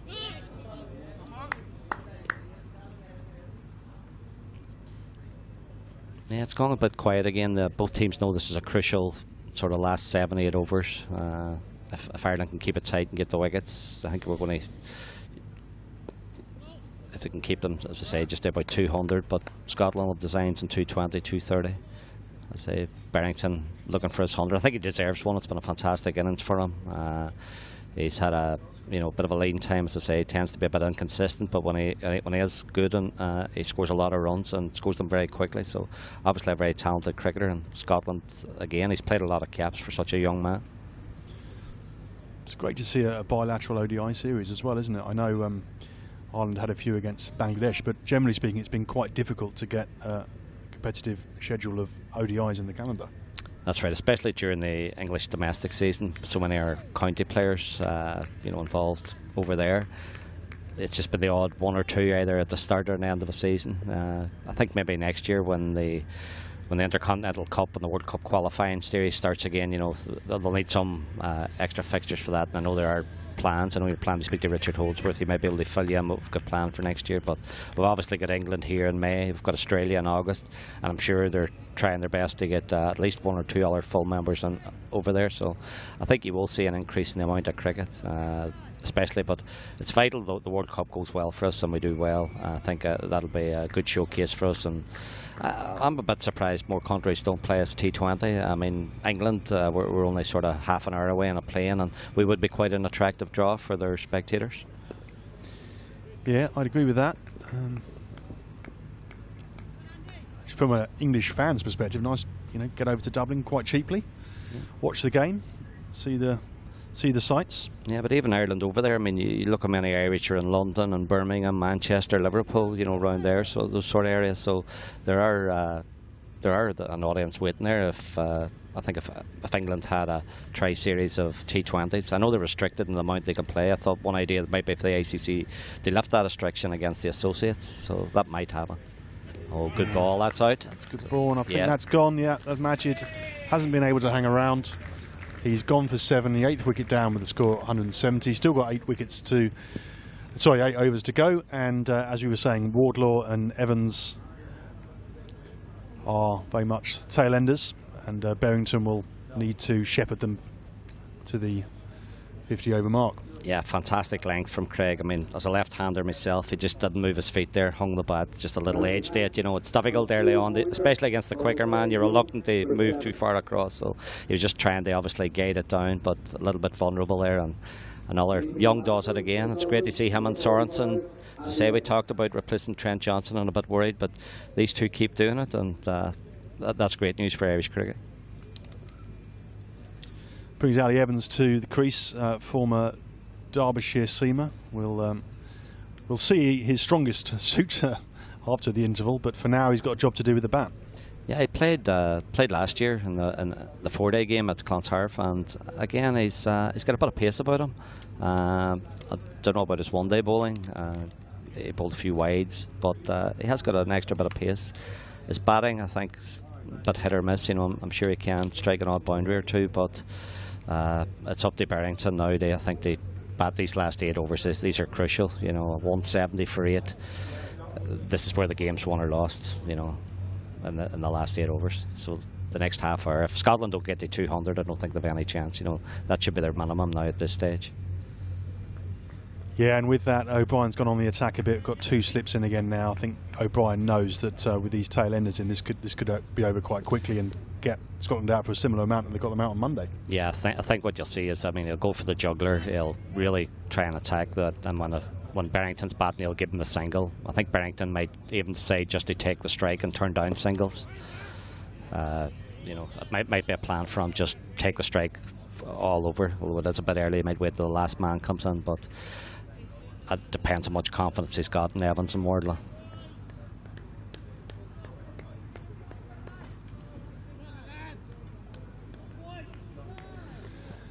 I'm sure we'll see Sorensen back as well. and it will be a case of whether Berrington can protect.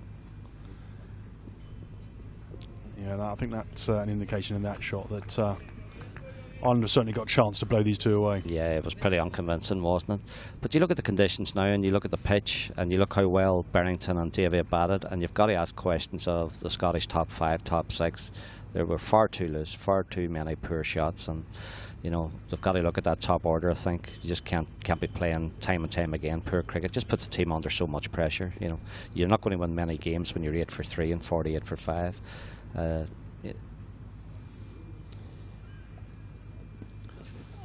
Wise words from the Irish Richie Bennett. I was going to attempt an impersonation there, but God knows what it would sound like. Maybe I get a white suit. No, the man in the white suit. Yeah, just that off-white or cream blazer, isn't it? That's his signature. Well, my hair's heading the same colour as Richie Bennett. I think that's the only similarity in our styles. So a round of applause there for young Spell, who continued his good form from Monday, where he took that memorable 5-4 on debut. Yeah, it's been a real success story for Craig Young. When you think 14 months ago, decided to come back from Sussex, and a lot of injury problems, 2 years really where he didn't bowl at all, struggling with hip, back, various ailments. But as he said himself, it's been the full-time contract with Ireland. He's training now full-time. He looks so much stronger, knows his body very well, and bowled with great pace and no little amount of skill. O'Brien showing faith in his young spinner here, with O'Brien continuing from the Dublin Road end, just swept on the first ball of the over. Yeah, I thought they might have brought Sorensen back, but yeah, obviously great faith in Andrew McBrien. Now it'll be interesting to see what Evans does here. I mean, they're just swarming around him. I don't think he can afford a risky shot. He's just got to try and find a single, but that's not going to be easy. There's a bit of a gap there between cover and mid-off. Yeah, with that in mind, it's almost be tempted to put a short leg in or something just to give him a bit of company. Yeah, well, so the gap I talked about has just been filled by Kevin O'Brien. So yeah, look, they've more or less just crowded him here. There is a gap at square leg, but that maybe playing across the line. Just a forward press. The first delivery. Yeah, could be wrong, but I'm a bit surprised Berrington took the single or the game plan. I thought he should be thinking of boundaries or 2s, 4s and 6s. You know, maybe give Evans the last ball or two. But I suppose it shows a bit of faith in him. There we go, there's that gap we talked about at square leg, but they played that pretty well, kept it down. Maybe it's better than I'm giving them credit for. Obviously, reasonable amount of experience, played at Derbyshire for a couple of years, so he'll be put under this kind of pressure before. And yeah, he controlled that one well. Berrington now on strike again, he goes for the sweep as well. Oh, a bit of a yes-no.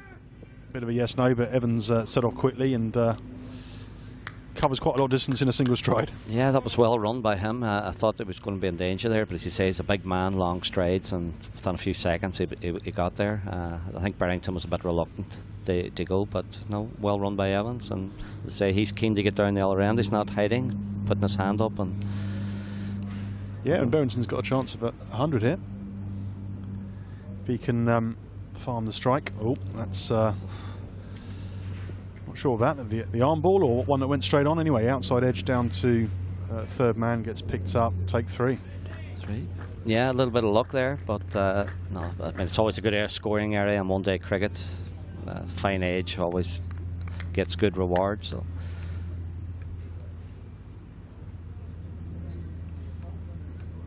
yeah, you mentioned Berrington on 75. I think it will be fully deserved if he does get the 100. I think it'll be good for Scotland, good for their cricket, give him a bit of confidence. That's a good shot. Yeah, that's a good shot. That it's just yeah, it's just across the rope. The fielder attempts to go around there, but he bisected the 2 on the rope quite nicely there. Yeah, it wasn't the greatest bit of fielding. I think it's Andrew White down there. Yeah, went feet first maybe rather than hands first, but that was an excellent shot, used his feet well. I think we'll see now maybe Sorensen coming back. I don't think we'll see another over from McBride. Well, he's actually coming on at this end. Look at that here, Barry. Yeah, he just used his feet, got to the pitch of the ball, strong wrists, and the key to that was getting it over the infield. Yeah, great shot, as I say. Used the feet well down the track and beautifully timed and picked the gap exceptionally. I don't know if he plays hockey. It looked a bit of a hockey shot to me. You know, it seemed a bit of a flip of the wrist, but No, Andy White didn't cover himself in glory there, as I say. Probably one of the maybe weaker fielders in the team, but it's a good pair of hands, and I'm a bit surprised that Kevin didn't give him a ball today. I thought he was worth an over or two, as I say, but maybe they're getting a look at thinking of the bigger picture somewhere down the line and getting a look at the other bowlers. So as Barry predicted, Sorensen on to replace Young, who finished his 10-over allocation. He has 2 slips in place, and Ali Evans on strike. Solidly in line there. That was well done. No sign of him reversing towards the square leg umpire. He got firmly in line and played it pretty confidently. He's no Devon Malcolm. No, definitely not. But he doesn't bowl like Devon Malcolm either, you know. Yeah, good old Devon. He still plays quite a lot with the charity games and all sorts. But I think once Max gets warmed up, I think you'll see maybe just that quicker. He bowls a very good Yorker if he can get that bang on line. Just looked to turn that past square leg, but found the fielder. Of course, there's the added incentive. He's going for his 5th wicket. They all like the 5-wicket haul, so I think he'll deserve it. I mean, that was a great couple of opening spells, bowled really quick. He hasn't had the best of seasons domestically, Max. He had a great year the year before last, but a few questions been asked about him this year. They felt, you know, he'd lost a wee bit of the rhythm and his pace, but he's bowled very well this last couple of matches now.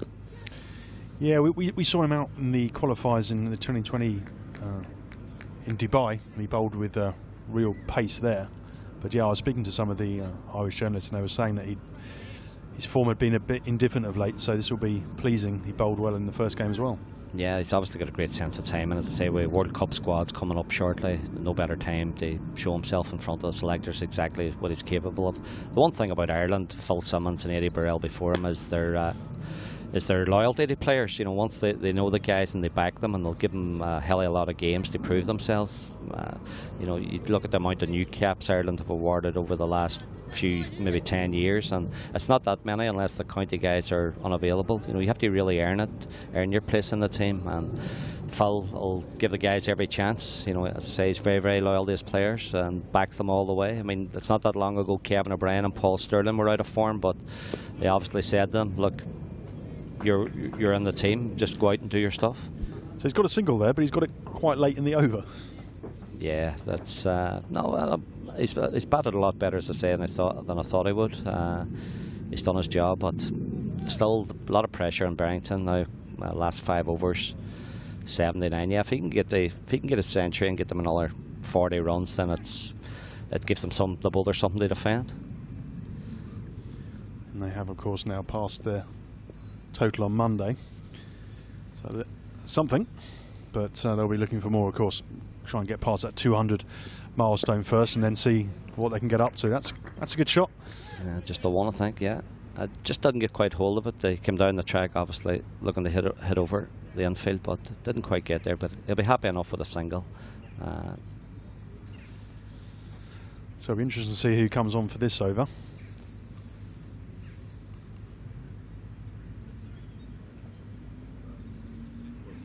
Oh, here we go. The keeper's obviously giving his helmet off, so it's going to be one of the quicker men, Kevin himself.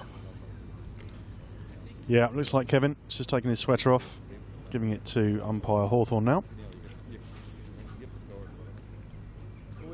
He's got a lot of experience at bowling at the death as well, hasn't he? He has indeed, as I say. Played a lot of T20 cricket over the world. Used to players coming at him and bowling late on. So yeah, good call. Yeah, Barrington approaching his best score in an ODI, currently 84. So he'll be looking to go past that, of course, but then go on to get that 100 too. Yeah, was it Richie got the 100 against the Netherlands in a T20? So yeah, it'd be a good milestone to have for him. Oh, sorry, against Bangladesh in the Netherlands. It was a great innings. So no, but I think he deserves it, as I said a few times. It was another hot day as well. It's about 33 degrees, I think, that day. So O'Brien's in. It's a little bit too straight, and his turn square. I think about 2 there. Yeah, easy 2 out to long leg. Yep. Yeah, what skills required? Well, skills and nerve, isn't it, really, as a death bowler? You're looking to use variations. keep the batsman guessing? Yeah, some people relish it and mix it up well. Some guys just prefer to get their overs away with early, but Kevin seems to enjoy the challenge. I suppose, as I say, when you play in the Caribbean Premier League and you're bowling some of the best players in the world, you know, you must have nerves of steel. So coming back to this would be pretty easy for him. But it's a great skill, as you say, and not everyone can do it. And death bowling is developed, isn't it? It used to just be firing the Yorkers, and now it's a slow ball bouncers and different variations of slow ball, like the back of the hand, the front of the hand, off cutters, leg cutters. They really do have to develop there. Oh dear, he's dropped short there. That's a and, great shot. As we were saying earlier with Mooney, not really the pace to do that. Yeah, it was a very similar shot to the John Mooney one earlier. He plays that one very well. Just latched onto it and dispatched. Great shot. As you say, Kevin, like John, very medium pace when he does drop it that bit short. Can't really afford to do it. It is an easy pace track. And that's now his highest score in ODIs. Two fat ladies, 88. O'Brien again, he'll probably want to pitch this one up, he does. And, not happy, is he? Yeah, he wasn't happy with that previous delivery. O'Brien says, keep going, Skip. Just Mark Hawthorne having a little word with them, just telling them to stay cool. As you say, it is a very hot day. Tempers can get a little bit frayed, but Kevin's usually a pretty even-tempered sort of a guy. He's in again. And the full pitch delivery, similar to the last delivery, just fielded well off his own bowling. And good comeback there after dropping short and getting hit for 6. Yeah, I think Richie tried to hit that one too hard. Sometimes you can, you know, sort of a bit like golf, you can try and strike the ball too hard, and that's when problems come. I think when he just reverts to his natural timing, he's striking the ball very well. He doesn't need to try too hard. Barrington will be looking to retain the strike, I expect. The last couple of deliveries of the over. O'Brien's just pushing the ring fielders out slightly deeper. Yeah, I thought he would have pushed them in rather than back, but he obviously knows what he's doing. It's a good shot. Yeah, that's well played down to long on for a single. That was well played by Barrington there, as we were saying. Took the big shot on and then made sure he kept the strike. That's exactly, I mean, what did they get there? 9 runs in the over, the 6 in it, and farmed the strike. That's exactly what he's got to do. 191 for 8, so last 4 or 5 overs now. Get another 30 runs, 220, which we talked about. He's played exceptionally well. He will deserve the 100. Credit to Evans, as I say, it could have been 170. They were coming at 170 for 8, so they've added 21 runs, and these are crucial, vital runs, make all the difference to Scotland. So it's going to be Sorensen again. I think Kevin O'Brien, the captain's just having a bit of a word with him, no doubt about the plan of attack.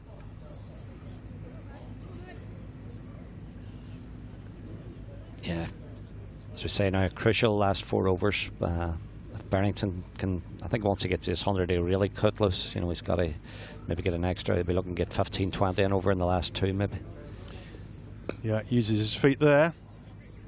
Not entirely convincing, but gets a single. No, but he's shown his intent. He's going to, obviously, he's not, fair play to him, he's not worried about the 100. He's just going to go on the attack. Feels now's the time to really try and launch it.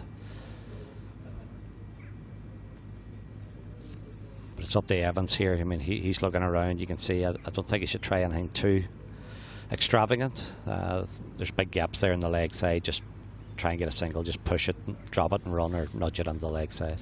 So slip in place now with Evans on strike. Use his levers there. Just plonked it over mid-on, easy as you like.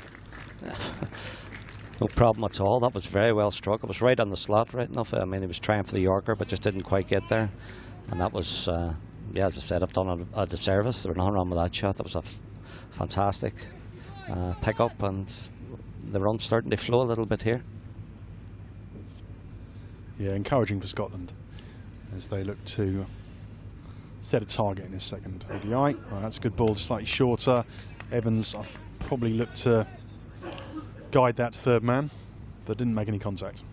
No, good comeback by Max. They don't like getting hit for boundaries, do they? And he responded very well. Yeah, I'm not sure he's going to put one in his arc again. No, I think it might actually be a bouncer or two, and then maybe try the Yorker. That tends to be the way he goes, but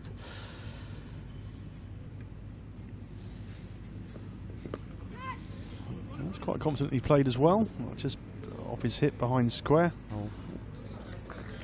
that was well stopped out there. I think it's Andrew Balburney that did very well sprinting around and managed to stop it and pass it over to Andrew McBrien. So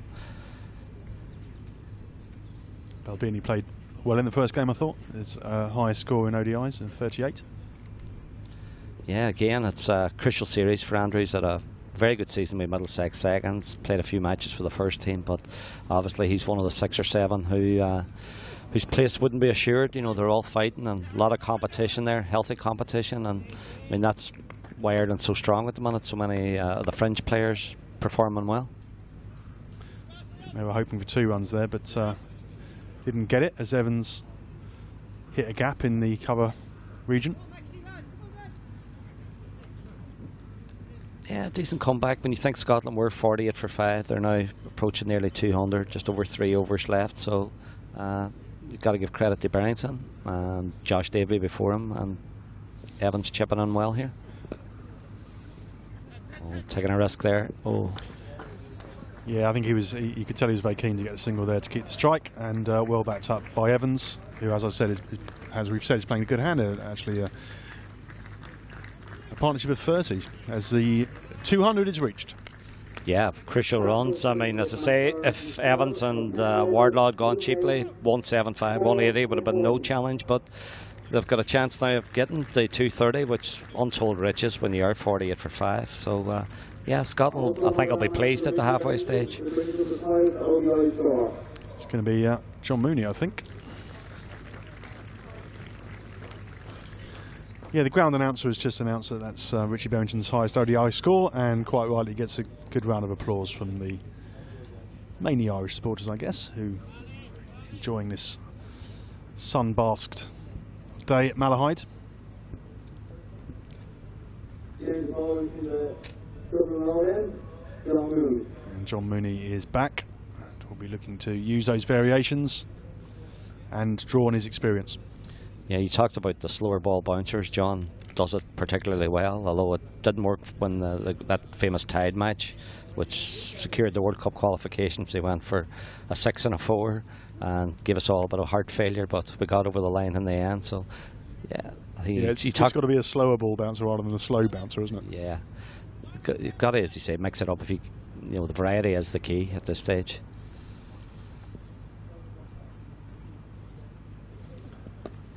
Back of a length on the first ball, just turned backward of square for a single. Growing confidence in his partner, I think, now. Yeah, as I say, I think Ali Evanson, apologies, batted exceptionally well. He looked a little bit tentative the first few deliveries, but since that he's done all that's asked from him. He's hit a boundary, he's got singles, he's run well, and I mean, these are crucial runs. What have they put on? 31 with a few more to come, hopefully, for Scotland. So vital partnership, but I mean, Ireland, I think, will still be happy enough. It hasn't got out of reach yet, the wicket. I mean, they're going to get the best of the conditions. There's hardly a cloud in the sky. The pitch looks pretty settled.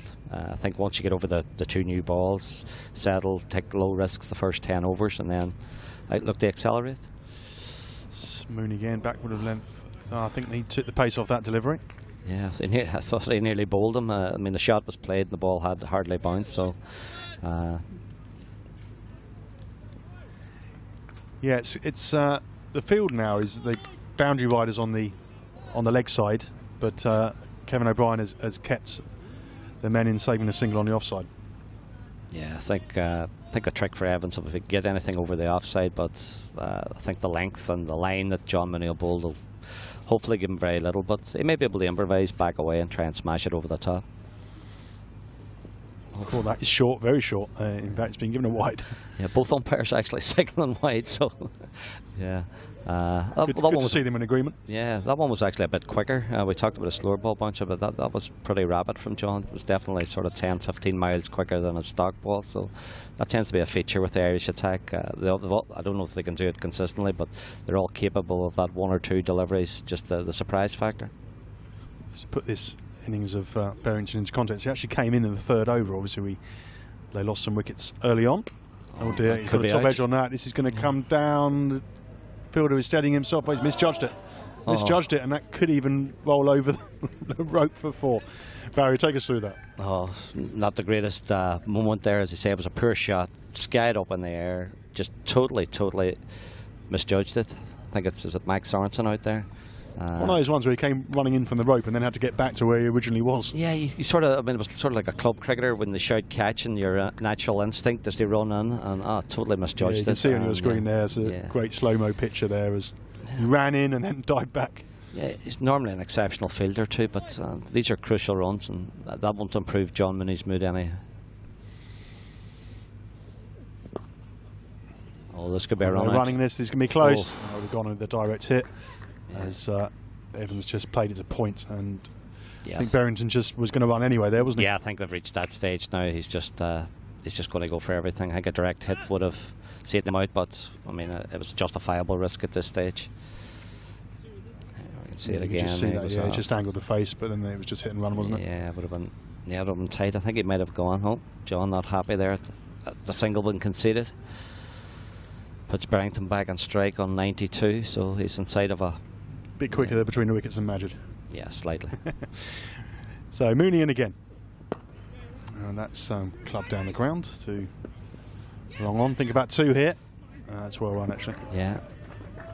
Well run. It looked like a single, but no, they both sprinted very quickly. That's good running. Well, we said perhaps 220. I think they'll be looking in advance of that now, Barry. Yeah, well, just over 2 overs to go. We always said if Barrington batted through the innings, he would get 100 and get them up around the 230 mark, 220, 230. So you've got to put your hats off to him. It has been an exceptional innings. 1 shot away now. Mooney in again. And he's hit that, but hit the fielder. Oh, Evans didn't even bother running his bat in there. He knew he was going to be well short. Well stopped by Kevin O'Brien, but as I say, it wouldn't even have been in the picture. No need for a third umpire TV replays there. If that had hit, they'd given up the ghost. But no, fortune favouring Scotland here at the minute. They've enjoyed a little bit of luck. As I say, I mean, Ireland can only blame themselves for that drop catch. You know, these are all crucial runs at this stage. I expect the Scotland bowlers to bowl a lot better. I do think the conditions have eased in Ireland. It's been an important toss the 2 days, and as I said, I think they're probably approaching par. I think 220, 230 is par. So if Scotland do bowl well and Ireland don't bat particularly well, they're in with a shout. But I still fancy Ireland to chase these runs. Yeah, they'll be looking to get 10 or more in these last 2 overs, take them up to around the 230 level. A couple of milestones. Obviously, we'll see whether Barrington can get over his maiden ODI ton, but also his partnership's worth 40. Yeah, it's just what Scotland ordered. I mean, I think Ireland maybe switched off a little bit again when Evans came in. They thought it's nearly over, 170 for 8, but not full credit to him. They've both done exceptionally well. Got a bit of room there. Yeah, it's great running by Evans. Big inside edge, but good running from Evans. Yeah, I think, look, they've obviously had a word a few overs ago, and they've made their game plan clear. They're going, the risks have got to be taken at this stage. So, yeah, Barrington on to 97, as I say. So, yeah, I think he'll be looking to get there maybe with a boundary. It would be fitting, wouldn't it? Yeah, I think he's eyeing up sort of, he backed away a little bit there, maybe over extra cover. There's a lot of gaps in the offside, but getting that up in the block hole quite well, quite difficult to... No, they were just, that was well fielded. Difficult when you can't get under the ball, of course, to get it away to the boundary.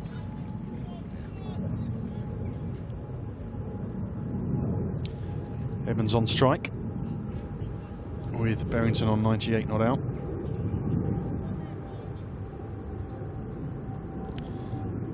It's really quite hot now, isn't it? I mean, it's going to be a difficult sort of few hours for Scotland, I think. They'll really test their fitness in this sort of heat. I mean, you wouldn't expect it in September in Ireland, but no, we're definitely having a bit of an Indian summer here.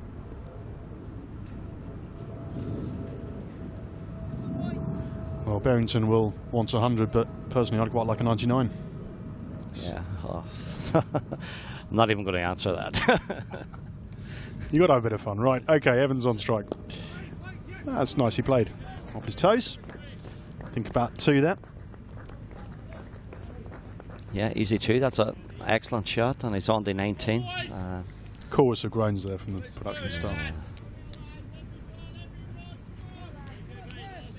These really are it's a great bonus for Scotland. The partnership now at 45 for the 9th wicket. Again, it shows what the top order batsmen must be thinking when they see how well Ali Evans has batted and how easy he's made it look. Oh, he went for a huge shot there, but I don't think he got anywhere near it. I mean, there's a famous clip, isn't there, sort of in the bloopers, Minnie saying, the guy saying how well the guy's driving, and he crashes up a hill. Well, that was sort of my attempt there with Ali Evans. I mean, that was an awful shot, but I suppose when you get to this stage of the innings, he's got a bit of license to try and open the shoulders, but he's batting so well playing just natural shots. There's no need for it. It was almost a 3-wood, that. Yeah, it was definitely. I mean, if that was going over the big tree, if he'd have hit that. O'Brien again past umpire Goff. That's short, and I think slower ball as well. Yeah, foxed Ali Evans. Yeah, they bowled quite a lot of these. It's obviously something they're working on, and it's done okay for them. The shot again played before the ball had landed. So.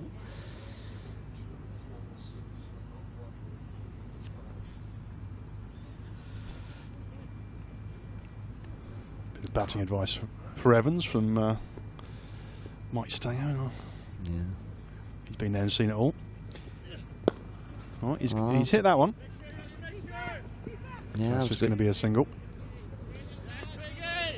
Of course, it keeps the strike. I think Barrington will say to him, look, let me have the strike, but we're going in now. He's 98. I would hate to see him stranded. Yeah, 49 overs gone, so last over the match.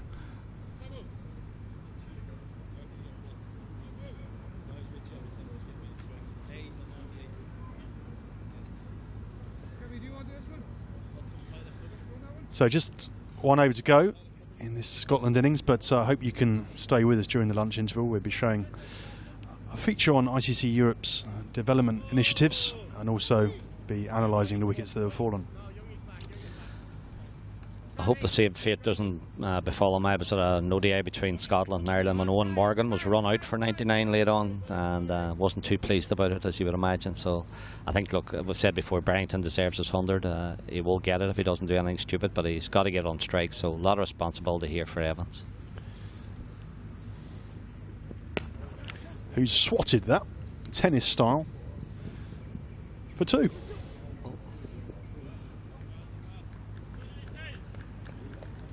You'll be getting a little bit nervous now, won't you, Richie? Yeah, well, just got it. I mean, it was a good shot.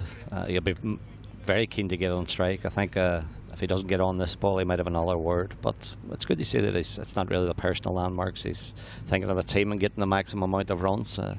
Just too short of a 50 partnership. Yeah, it's been a lifesaver for Scotland, hasn't it? It's made a match of it. If it had been all out 170, it wouldn't have been much of a game. Mooney again, top edge, goes down towards third man. It's going to be a difficult catch, though. Oh, well, but he takes it, well held. Yeah. That was a great effort. Down, I think it was a long leg. Who's it? Craig Young. Yeah, that was well done. Difficult catch. But the good thing for Scotland is they've crossed and Barrington's gotten strikes, so not a total disaster for them. And great effort for Ali Evans, I'm sure. His teammates will appreciate that. Yeah, 22 runs, and as you say, look, they've added 48. Fantastic effort by him, and yeah, I think he'll be asking questions of the so-called batsmen at the top of the order, saying, look, here, I can do that, why didn't you do it? You know, but obviously conditions slightly different at 10:45 in the morning, they sort of approaching just after 2 o'clock.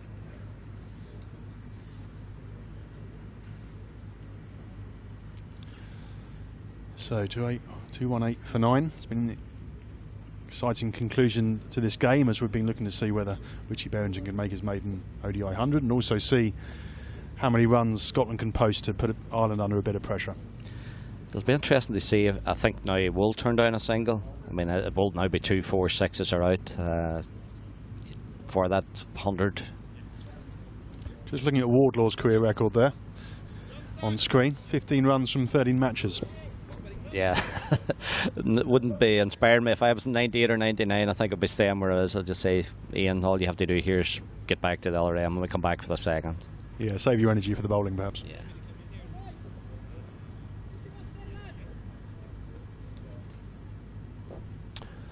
So Mooney just having a bit of a chat with the captain.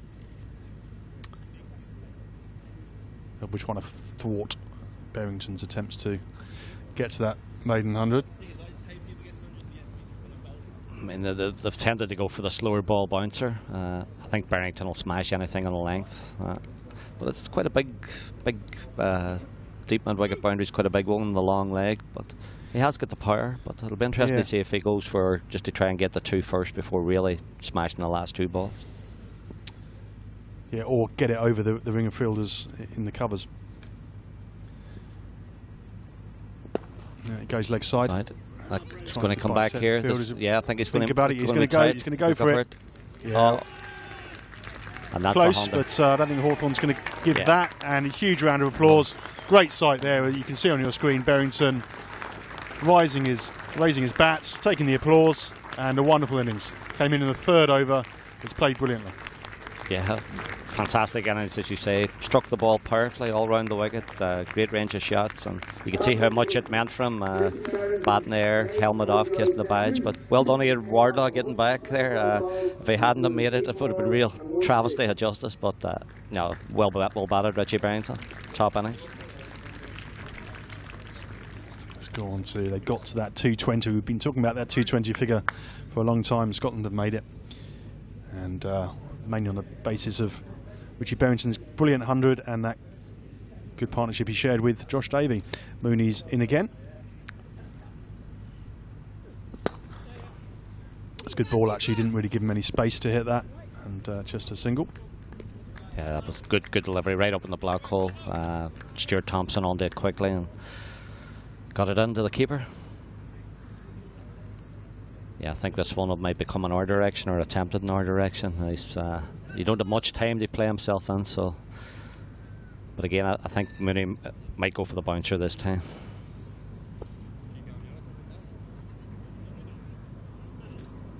Yeah, we talked about, and we said 220 was par, and I think a lot will depend now. I'm expecting the Scottish seamers didn't bowl, Davey bowled tidily, but not really penetrative. Expect more from Majid Hack, so a big game for them. Oh, good delivery. Could be out. Oh. Yeah, they were clearly going to run anyway there, but good work from Stuart Pointer. All out for 221 after Barrington made his maiden ODI century and has put Scotland in a good position, considering they were 3 down for 8 runs. Yeah, definitely, as you say, 8 for 3, 48 for 5. I was thinking it was going to be another early finish, you know, not quite making plans for the afternoon, but it's obviously, it's a decent track. It's got a lot easier as the game's gone on. Conditions, brilliant sunshine. It all depends now on how Scotland bowled. Majid Hack, if the pitch looks to be taking a little bit of a turn, he's an exceptional performer. If he can produce the goods, get early wickets again, will be the key. It is a very young, inexperienced Irish side compared to some of the teams they put out in the past, so a lot of young guys there, the added pressure playing for World Cup places, but they've got to try and put Ireland under pressure. And from Ireland's perspective, maybe disappointed that they let them off the hook. Yeah, you could see, obviously, they thought maybe at 48 for 5 the game was over. It's difficult sometimes, you know. But Scotland, as we know, have great depth to their batting, as do Ireland. So they bat all the way down to sort of 9-10. And a great innings there by Ali Evans, great partnership with Richie Barrington. That to me is the crucial one if Scotland go on to win this game. Davey did very well, but he as a batsman, you expect him to bat well with Barrington. Those 48 runs were a big bonus, so well done, Evans. But I suppose Richie Barrington, you've got to put your hat off to him, an exceptional innings. And a good effort from Sorensen backing up the excellent 5 on debut by Young. Yeah, they're developing quite a good new ball partnership now, those two. They don't care who takes the wickets, but early wickets again, the key, and Ireland have done it in the 2 games. Craig Young on Monday, Max Sorensen today. As I say, he hasn't had the greatest of seasons, but all credit to him bouncing back. He bowled with real pace there and a bit of variety. He swung the ball at pace, and he's a real handful. And it's great to see him and Craig Young both bowling well. I mean, we had concerns with Trent Johnson and Boyd Rankin, but these two showing signs that they could be quite an effective new ball partnership. And a slightly different prospect for the opening pair for Ireland, chasing 2-2-2 rather than 1-7-2. Yeah, well, I mean, you saw the other day Ireland chasing 170 odd, didn't have to take any risks whatsoever. If Scotland can bowl sort of 10 or 15 tight overs, get the run rate up, it increases the pressure a wee bit, but it is a very good track and a very fast outfield in good conditions. So, as I say, I'll still back Ireland to chase this, but it's going to be a lot more difficult than Monday. Scotland will be looking for some early breakthroughs and also to keep the pressure on. We'll see, as Barry said, whether Majid Haq, fresh from that milestone of 200 caps for Scotland on Monday, can come up with one of his classic performances. And I'm sure the captain, Preston Mompson, will look to rotate the seam and spin options and put this Irish side under pressure, which they weren't really on Monday. No, I mean, that's the key. If you can take the early wickets, you know, it is a pretty inexperienced Irish lineup apart from O'Brien and White. They have John Mooney down the order, but there are 5 or 6 there haven't played a lot of games. And as I say, the added incentive of World Cup place just increases the pressure a little bit. You know, I was delighted. I thought Stuart Thompson on Monday batted exceptionally well, but they've got to keep doing it, and it will be a real challenge here. But one, I will back them. They do. My thanks to Barry Chambers. Go off and have a well-deserved lunch. Thanks for your company. Jack McGill joins me now. Much improved performance from Scotland, Jack. Yeah, and a much needed century there from Richie Berrington, his maiden ODI century. It feels like Richie Berrington's been around the Scottish game for a long time, so it might even seem like a surprise that that is his first ODI century, but what an important one it was in making this a competitive fixture. One of the themes we've been talking about throughout this Scotland innings has been the work of ICC Europe, who are one of our partners in bringing you this live streaming today. And over the summer, Cricket Scotland, Cricket Ireland and QTV Sports have been working with ICC Europe to help profile some of the development work they've been doing, including the Danish Viborg Academy, and as you saw during Monday's coverage, the under-19s and youth development work of both Cricket Ireland and Cricket Scotland. Today we focus on something that Andy Tennant, as Cricket Scotland's Director of Cricket, was talking about earlier in commentary. The idea that cricket can be played by anybody if you just lift up a bat and find a ball. Chris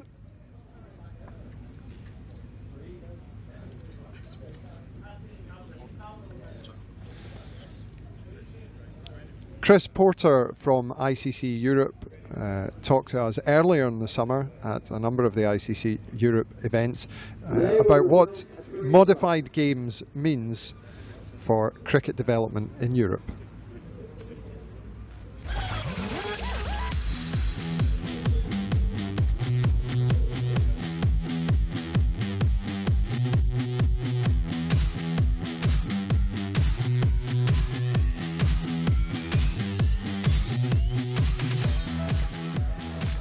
The fun game principle is just basically small groups playing active cricket anywhere, anytime.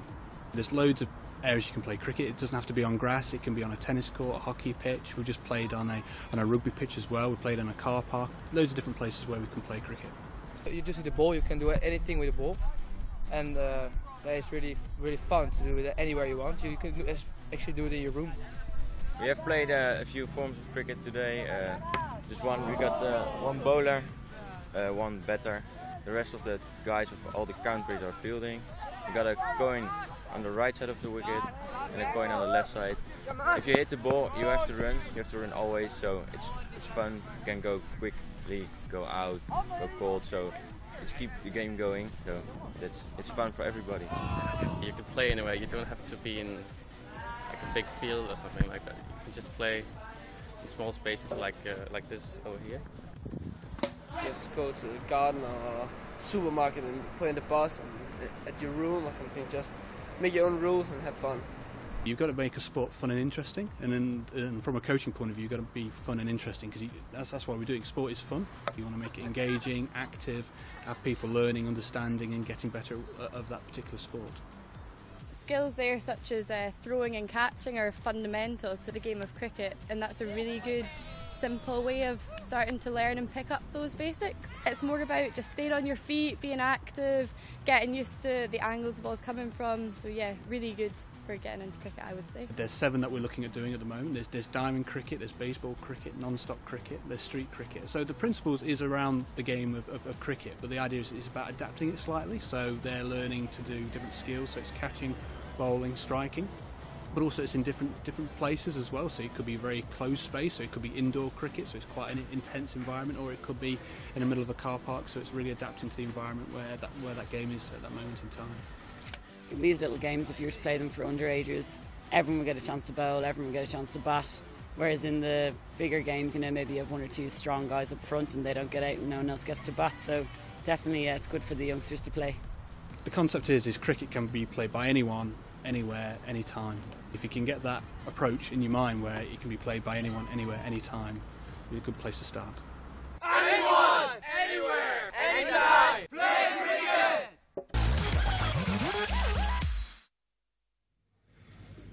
It's great to see so many youngsters from so many of the countries around Europe taking any advantage they can to play cricket and develop their skills.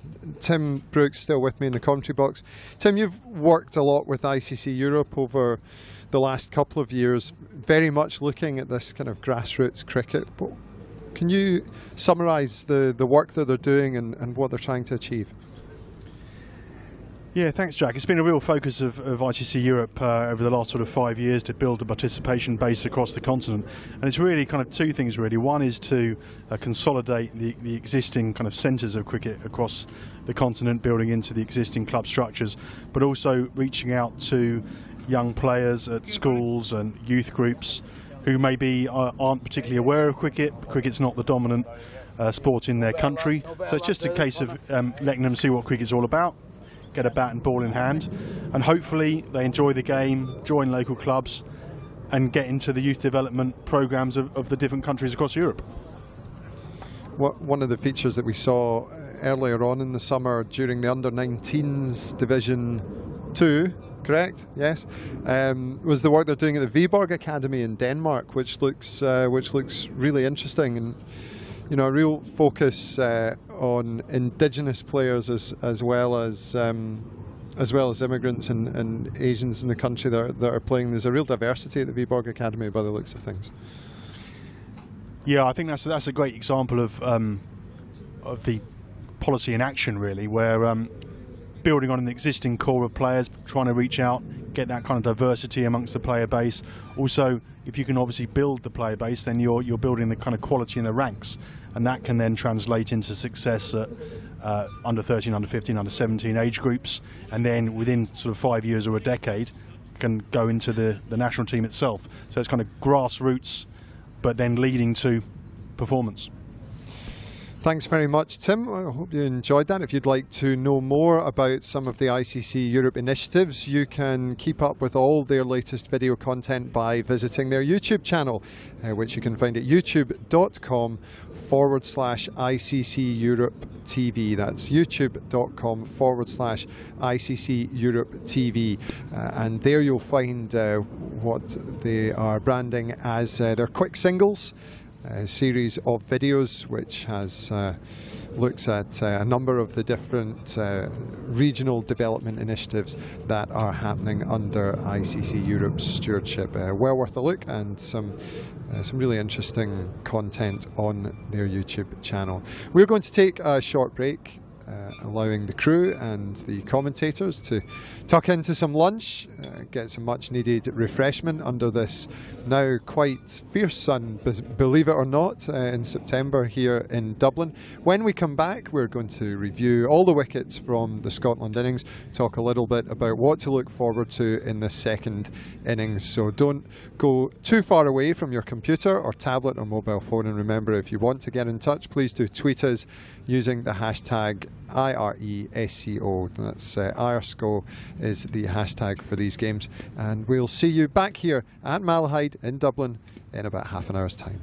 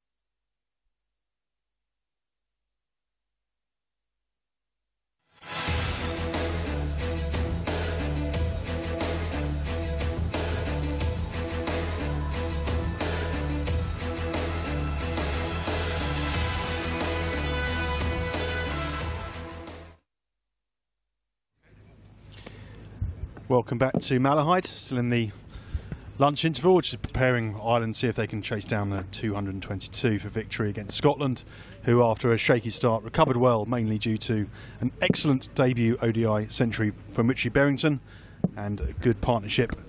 He enjoyed two good partnerships, actually, one with Josh Davey and secondly with the tail ender Ali Evans. Delighted to be joined by McNeice. How are you? I'm good, and it's glorious sunshine as well, so it's hopefully all set for a attractive afternoon's play. We're going to have a look at the highlights of the wickets from the first innings now.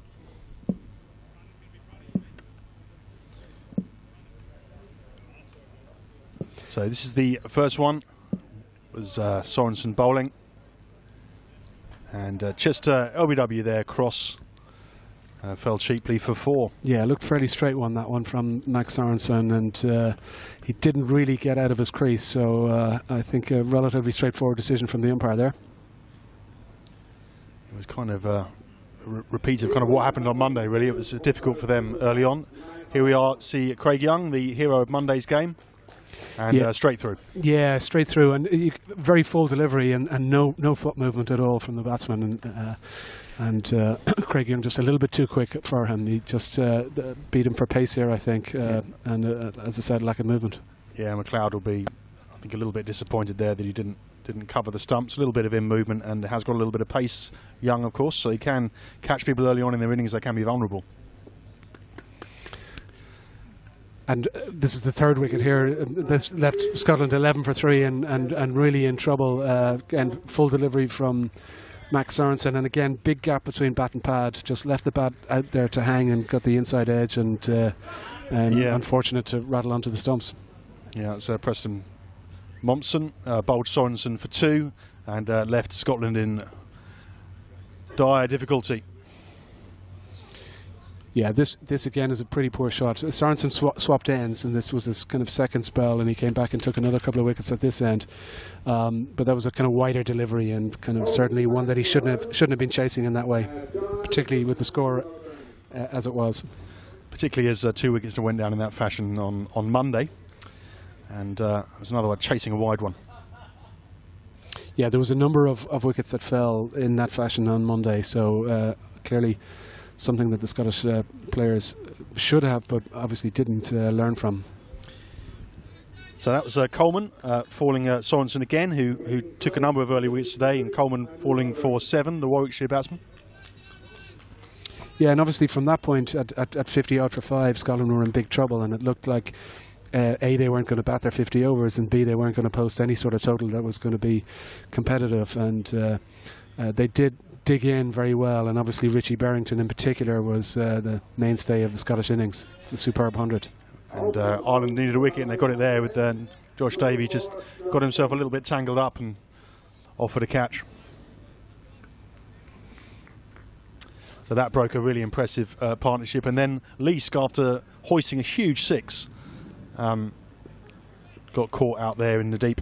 Yeah, he had just got going, as you say, big 6, and then just went for one shot too many and picked out the man down the deep.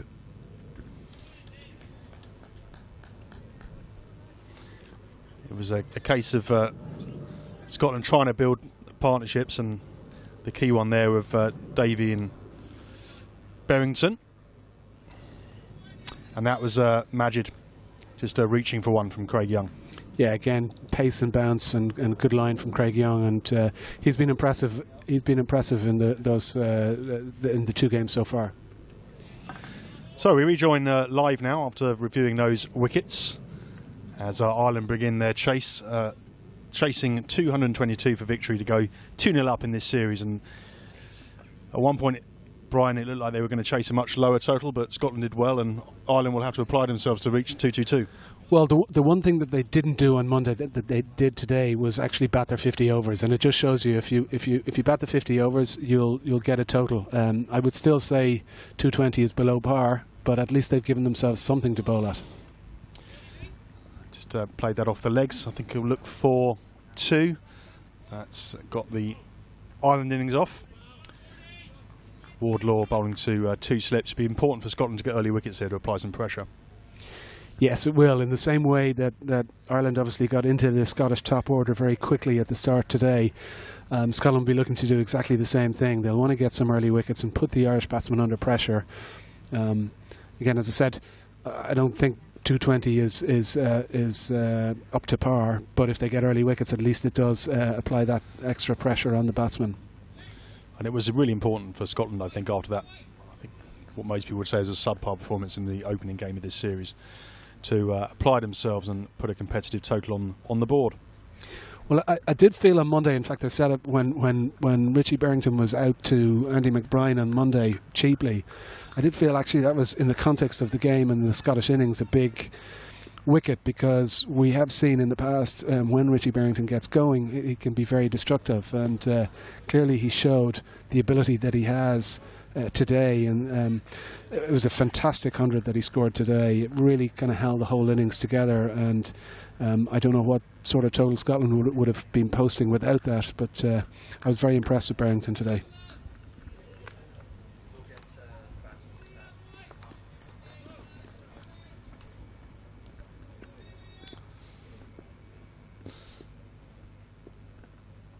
So Josh Davey, you batted well in partnership with Berrington and bowled well on Monday. Bowled a very tight line. He gets very close into the stumps, which is a good line to against opening batsmen, particularly if there's a little bit of movement around.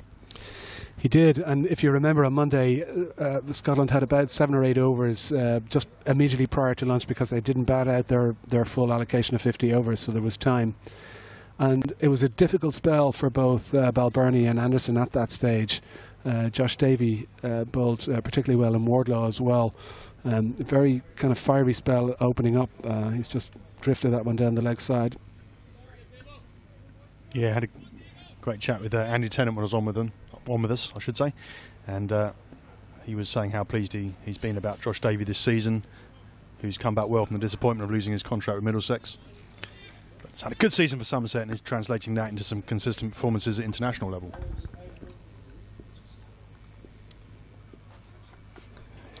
As you say, he contributes with both bat and ball, so it's always a useful asset for any side when you've got somebody who can contribute in both disciplines. Gives them a lot of control. They just need to balance that with some penetration from the rest of the bowling lineup. We'll see Ali Evans is in today with coming in for Safian Sharif, and it'll be good to see how he goes. He comes down from a good height and gets some good bounce and leave. So he's taken his blazer off now. So Richie Berrington, we were talking about him.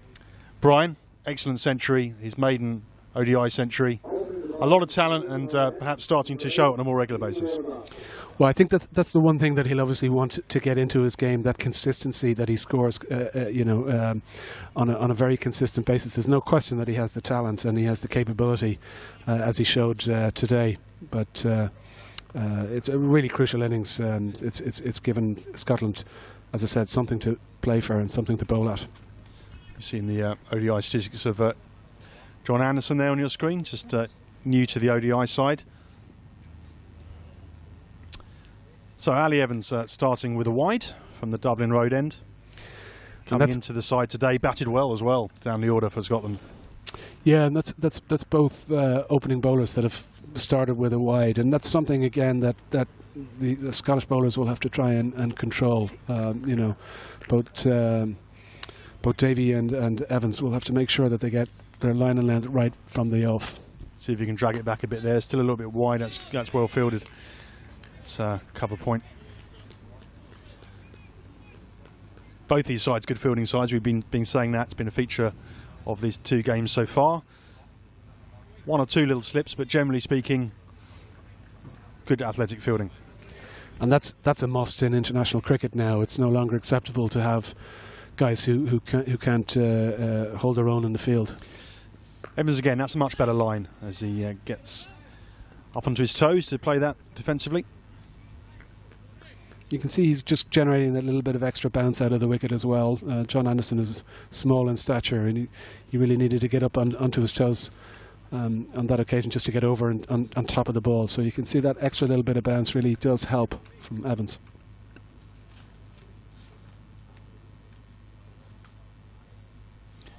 In again, past umpire Hawthorne. went past outside off stump. No need to play those. So how do you think Ireland will play this, Brian? I mean, chasing 2-2-2 is not a mammoth total, of course. Do you think look to puncture the field during the power play, or just look to build a base? Well, I think we saw the way that they approached the innings on Monday when they were chasing 170 odd. They went at about it fairly circumspect up top, although as we say that, crunching John square Anderson cut straight onto a very short ball from Wardlaw. Sorry, from Evans, it just dropped a little bit. Apologies, my mistake. Wardlaw, as Brian was saying, just dropped short on that occasion, and bit of width as well, and you can just throw your hands through the ball. Yeah, he doesn't have enough pace to be able to drop it that short, and in particular that wide as well. That kind of set up for John Anderson to hit. So Wardlaw again, that's a better line length, just played out towards cover point, no run. Much better comeback there from Wardlaw. You got that fuller and a kind of good line as well. That's a kind of good comeback from him. But yeah, I think in terms of the approach that the Irish batsmen will take to this, I expect it'll be very similar to Monday. They kind of consolidated at the top, tried to kind of build a platform, and then obviously as the innings progressed, they kind of opened up a little bit more, and they've got plenty of power in the middle order. He's dropped short and wide again, and similar result.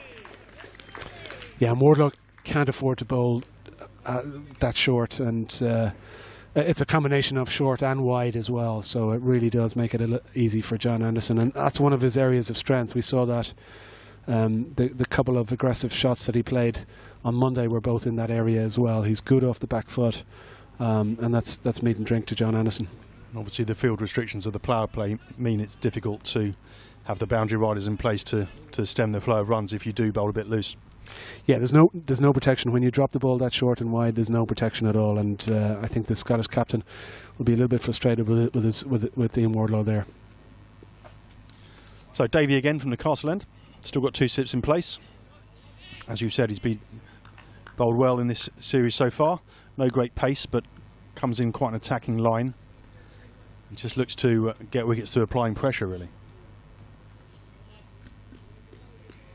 Yeah, and there's always a lot to be said for bowlers who can bowl a very consistent line and length, and that's what builds the pressure on a batsman when they can't get the ball away.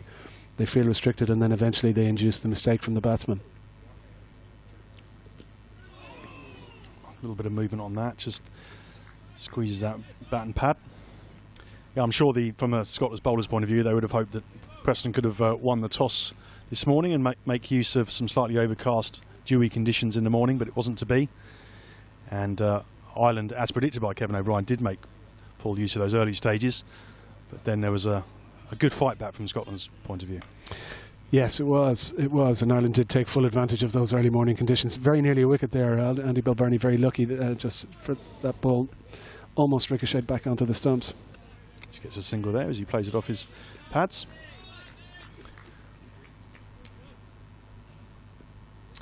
With those 2 crunching cuts, the score's gone on to 13 already.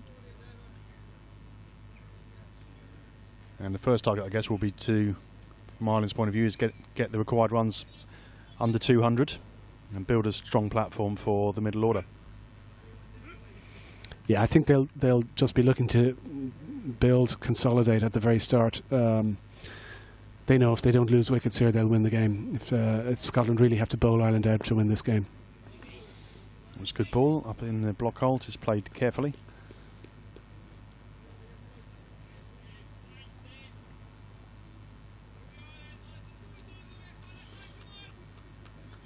Interested to see how the seamers go, but also be good to see how Majid Hack goes today. Brought up his 200th cap 200th appearance for Scotland on Monday, and wasn't quite at his best in that first ODI, so it'd be good to see how he goes today.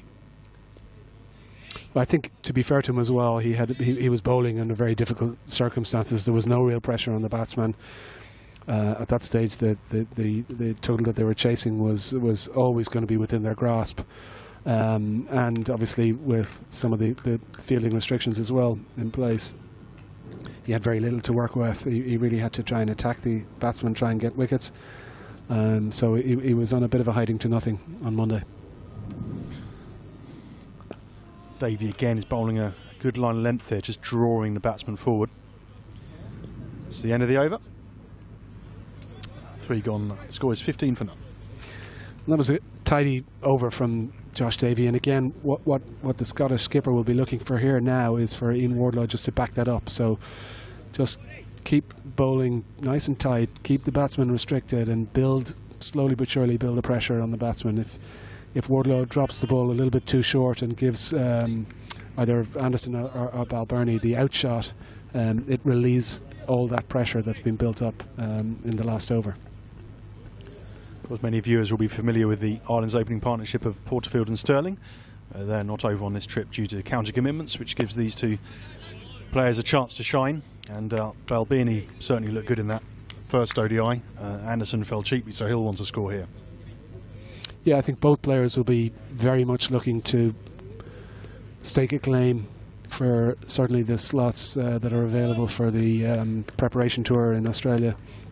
That's coming up at the end of the month. And there's an ideal platform for them to show what they've got. Wardlaw again. Just chip that one over leg side. That's gone for 4. Just strayed in his line a little bit in that delivery. And again, this is the inconsistency. You know, so in the last over it was short and outside off stump. This time he's drifted down the leg side, and it really was fairly straightforward for Balbirnie. As you were saying, just outside leg side. All he had to do is get the elevation over the infield, and that was an easy boundary. Yeah, full leg slide, and really for any international batsman, that's a kind of an easy hit.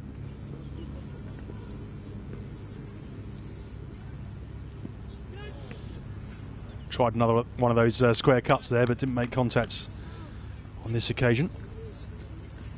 Yeah, slightly looser shot from Balbirnie that time. I think he'll look to tighten it up. He'll be a little bit annoyed with himself if that was a loose shot.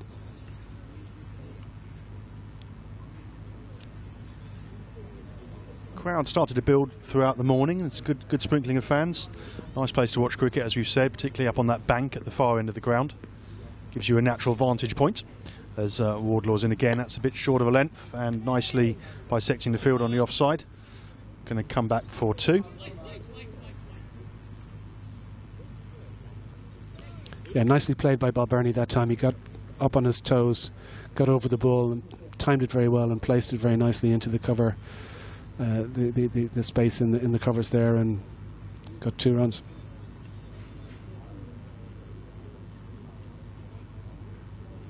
So Scotland looking for this early breakthrough to put Ireland under pressure on this chase of 2-2-2. Again, a little bit wide from Wardlaw. He has struggled with poor fielding as well. Should have stopped that. Got through for a single. Bit sloppy that from Scotland. That was sloppy, and actually it's out of character, as you said a little bit earlier. The fielding has been quite good, and both sides have really improved their fielding over the years. But that was a sloppy piece of work, and again, not what the skipper wants. He wants his bowlers to be bowling consistent line and length, and the fielders to be backing up the bowlers and really helping and supporting them.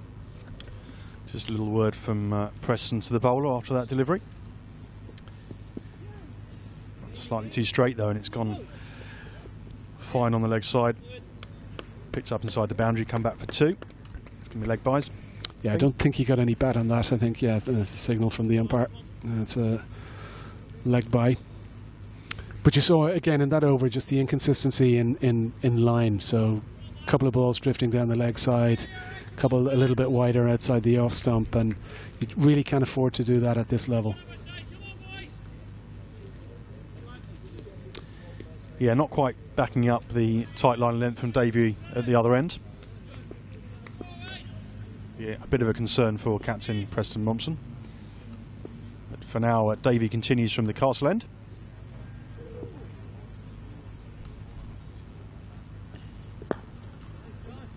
That's well fielded off his own bowling as Balbirnie drives straight.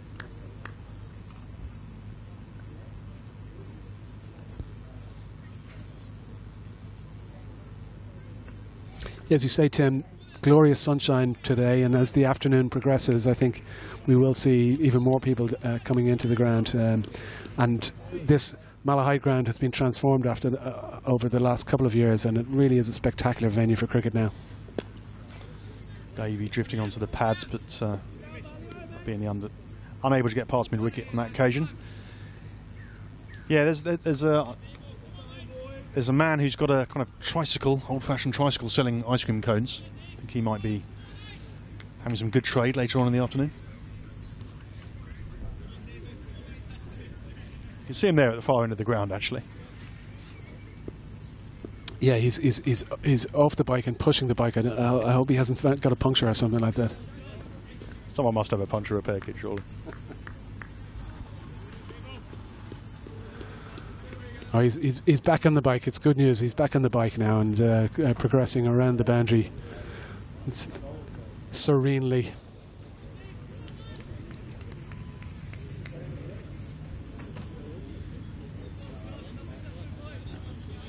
So a good start this from Ireland, helped by some slightly wayward bowling at times from Scotland, and that target is already underneath 200.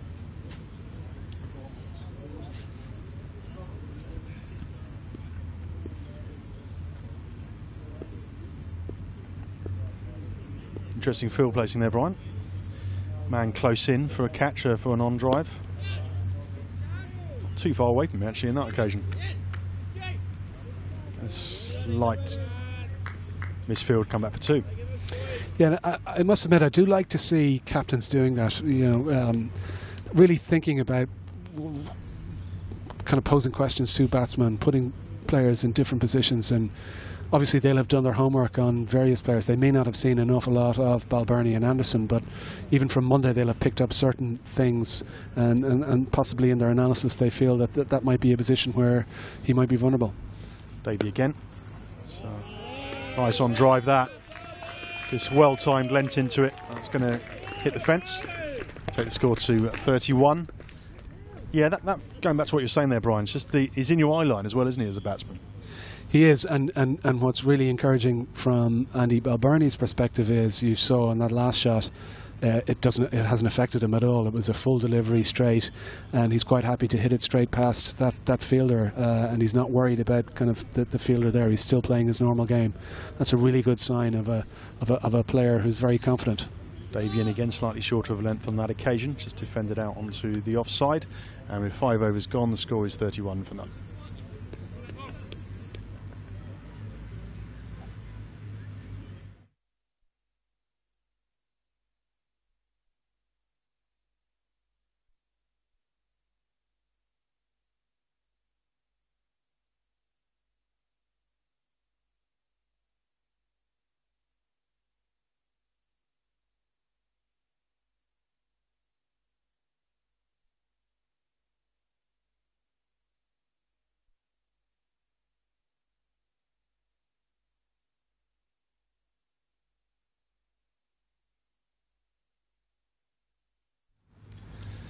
So this time it is Ali Evans from the Dublin Road end. Tall man. Be buoyed with confidence after a good display with the bat, helping Richie Berrington towards the end of the Scottish innings. So he'll have some confidence coming into the team today in place of Safyan Sharif, who struggled a little bit on Monday. And it'll also be interesting to see if he can extract any pace or bounce or movement out off the pitch here. So it'll be very interesting to see how he gets on. You know, I've seen him bowl a couple of times, and he has got a knack of getting some early wickets with a little bit of away movement, and that's what Preston Mompson will be hoping. And Wardlaw taken off after only a couple of overs. Well, as we were talking about, unfortunately he was a little bit inconsistent in those couple of overs. He, you know, both line and length were a little bit off, and Scotland just can't afford that. So I think a good decision from Monsman. I think he's got to make that decisive call and say no. Let's move to Evans. Evans again, just back of length and defended out on the offside.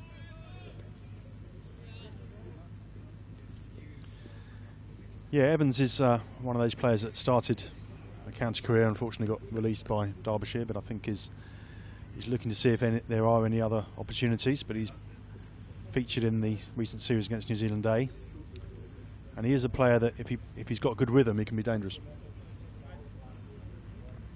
Well, he seems to have found certainly his line and length right from the off. So it'll be interesting to see if he can keep that consistently. Well, that was a good probing line again. Asking a few questions of the batsman, which is what you need to do in the early stages. That's right, and it's right on that length where John Anderson has to decide whether he comes forward or back, and he kind of really did neither in that instance, and just kind of got the bat down on it late enough. And that's exactly the sort of the areas that Evans has to bowl and to ask those questions of the batsman. Batsmen have different technique with that. Some draw a kind of imaginary line across the pitch. That's a fuller delivery, just driven to mid-off. Yeah, mentally draw a line across the pitch and say if it bounces before that, I'll go back. After that, I'll draw forward. But there is a kind of band that if the bowlers can hit it, they can get indecision from the batsman. That's right, the famous corridor of uncertainty, both from it applies both from a length perspective as well as a line perspective.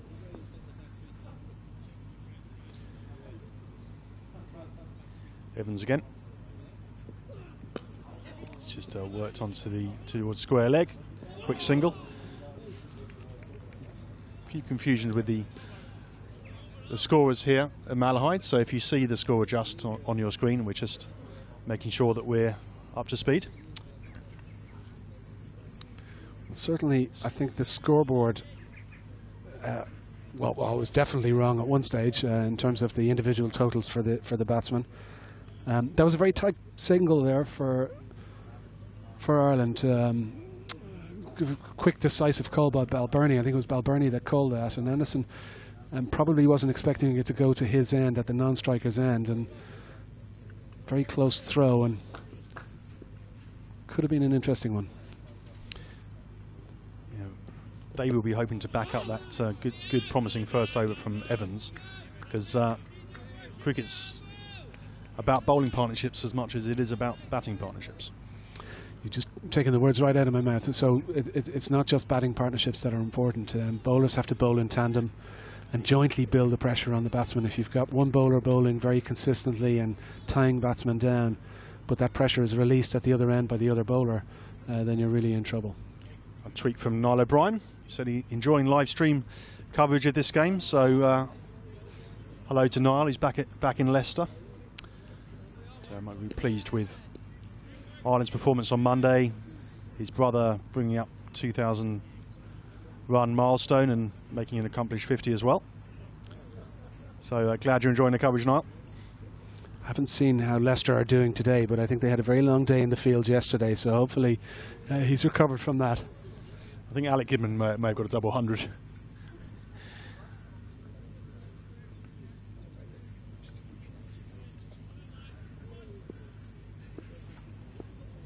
So just the one slip now, which is a magic hack, as Davies passed umpire Gough.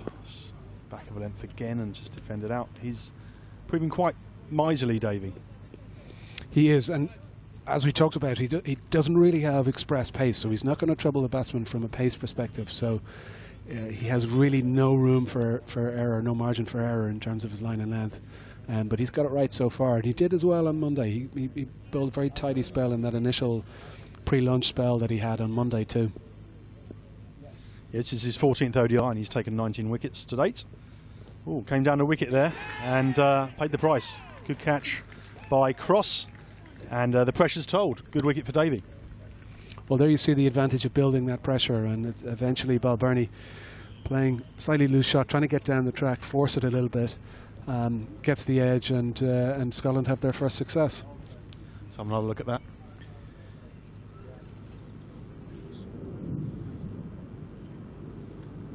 Yeah, as Brian was saying, just used his feet a little bit, but Davey kept his nerve. Good catch from Cross and an important first breakthrough for Scotland. It's something we've seen over the 2 days. There's been quite a lot of catches behind, so those little legs.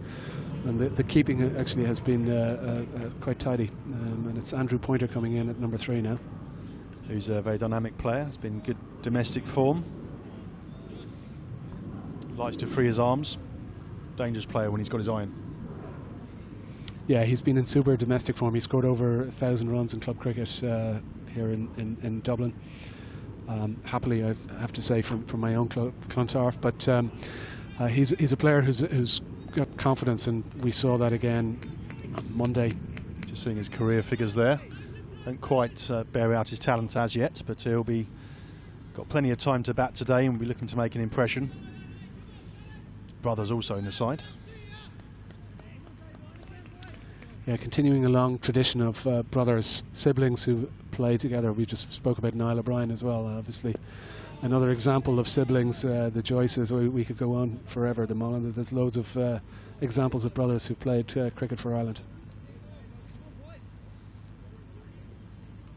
Yeah, I know Andy Tennant was singing Josh Davies' praises, and after a good 39 today, he started off well with the ball, claiming that first breakthrough. And we'll be looking... Scotland will be looking to take another wicket soon after that one. Get new batsmen at the crease and apply some pressure. Yeah, that's a really tidy over. Very consistent line and length, posing those problems. And this is the period as well. Andrew Pointer is potentially at his most vulnerable when he comes in early, before he gets settled. Once he gets settled at the crease and starts to feel bat on ball, he can be very difficult to remove. So certainly this is the time when Scotland will be really trying to apply the pressure. Now look at that little train that runs up towards the castle.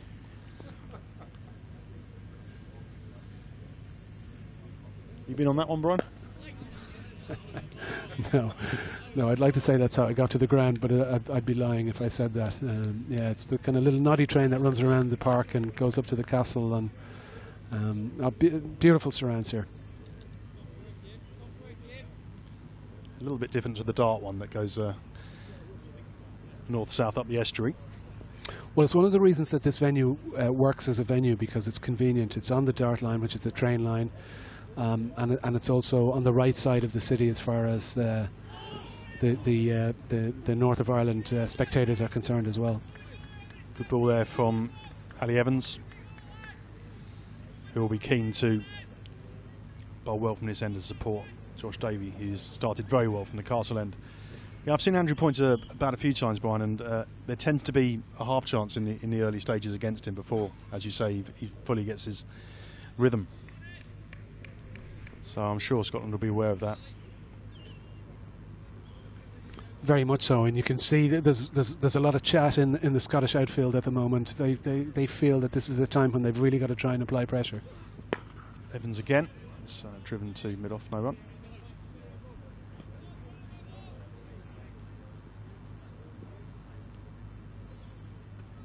It's one of the things that you're always looking for with the fielding side, that there's kind of a buzz and an energy about the fielders, that they feel that they're really there supporting the bowlers and geeing them up, and there's a bit of that at the moment from Scotland, and it'll be interesting to see if they can sustain that over the innings.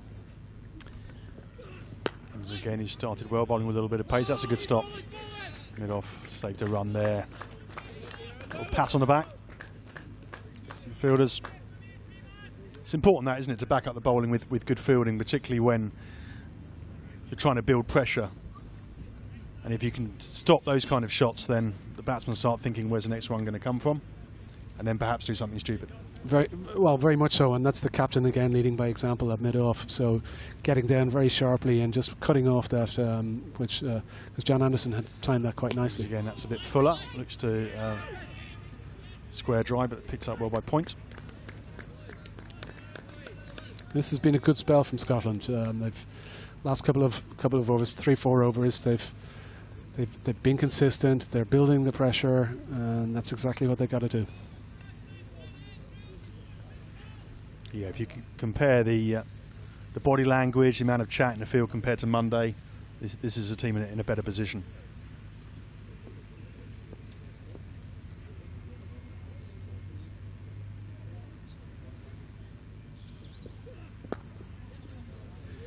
Got that one through. Oh, slips over, returning for the second. I think he'll get there safely enough.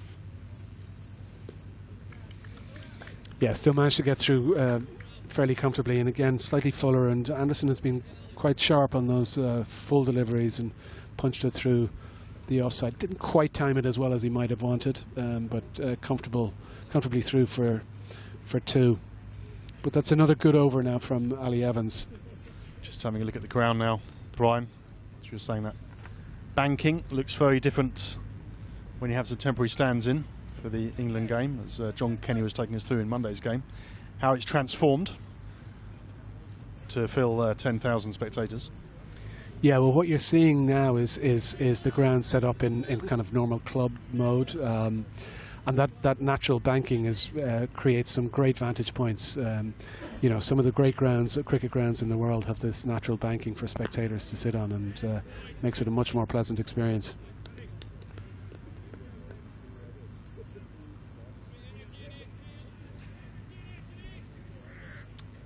And if there's a passage of play which doesn't excite you too much, catch the train up to the castle.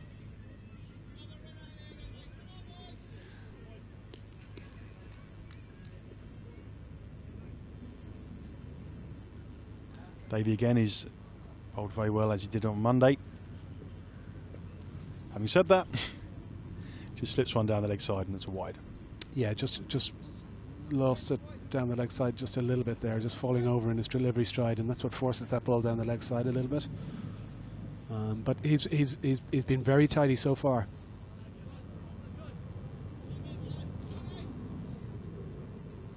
I think that the fact that he's opening the bowling shows the confidence the Scottish setup having him.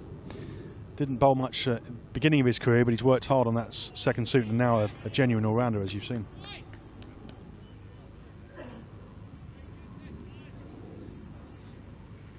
And for all that, Ireland will still feel relatively comfortable in the position that they're in.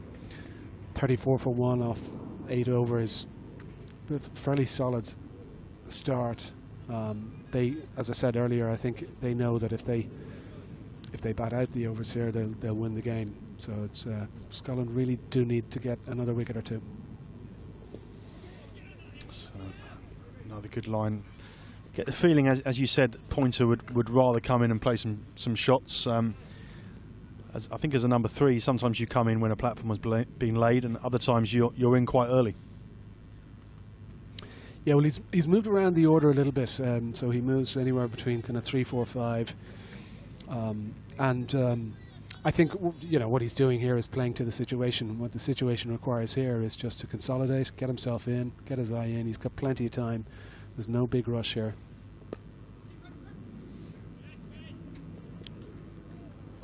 Quick single there. See how it plays it out to cover point.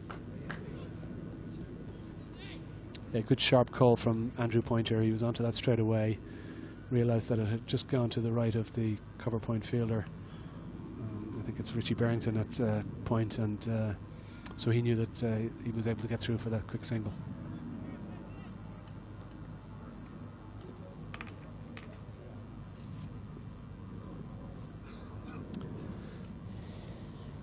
So Davey again in pass. Umpire Goff. And he really has homed in on that pitch, placing the pitch where it's just short of a driving length, and he's just kept it there. And if you can keep your discipline on that line and length, it's very difficult to score. Yeah, it is, and it's a good example for the other Scottish bowlers to learn from. That's exactly what they need at both ends.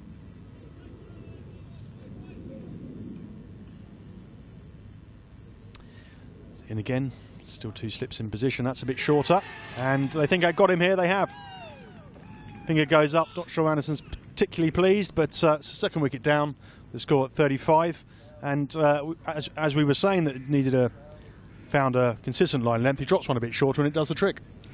Well, there you see the advantage of just kind of building the pressure. As soon as Anderson saw that a little bit shorter, he was onto it and saw an opportunity. Didn't quite get hold of it, obviously. Let's have another look at it. Just drew the length back a little bit, went for the pull shot. Yeah, and it certainly looked as if he got a bottom edge onto that, and I think that was a pretty clear bottom edge. 20th ODI wicket for Josh Davey, and we've just been saying how well he'd been bowling, and he did deserve a wicket. So a little bit of pressure on Ireland now. It's the second wicket has gone down. But experienced player coming to the crease. Yeah, I mean, Ireland still have plenty of batting to come, but this is exactly what Scotland wanted to do. They needed to get early wickets. They needed to get into the Ireland innings and through the top order. They've removed both openers. They've now got 2 new batsmen, and again, they've just got to keep building the pressure, try and not let the Irish batsmen settle, not let them build partnerships, and try and put some pressure on this total.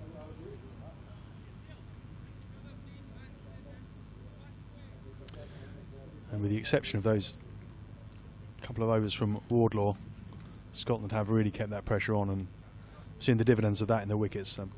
Good bowling partnership at the moment between Ali Evans from our end here, the Dublin Road end, and of course Josh Davey from the Castle end.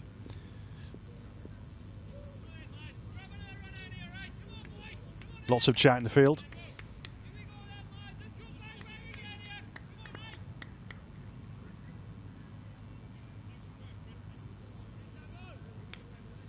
And you can see the impact that the wicket has on the fielding team. You can hear them being a little bit more vocal. They're buoyant. They're up for it at the moment. Evans in. Just a single there as backward point gets a fingertip on it but doesn't stop it. Yeah, Andrew Pointer just opening the face enough just to get it past that backward point and get through for that single.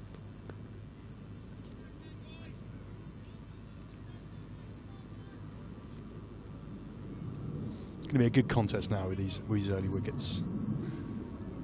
I think if Ireland had got off to a flyer, and Scotland might have found it difficult to contain reasonably modest total of 222, but with these early wickets and some new batsmen at the crease, this is a real ODI contest here at Malahide.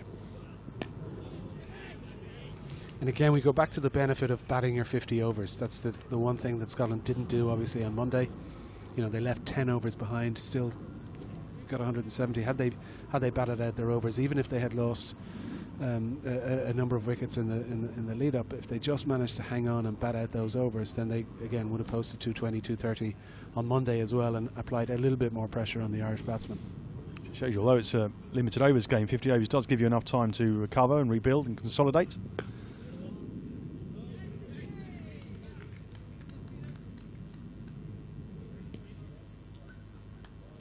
Evans doing what he needs to here, which is back up that excellent delivery from Josh Davey.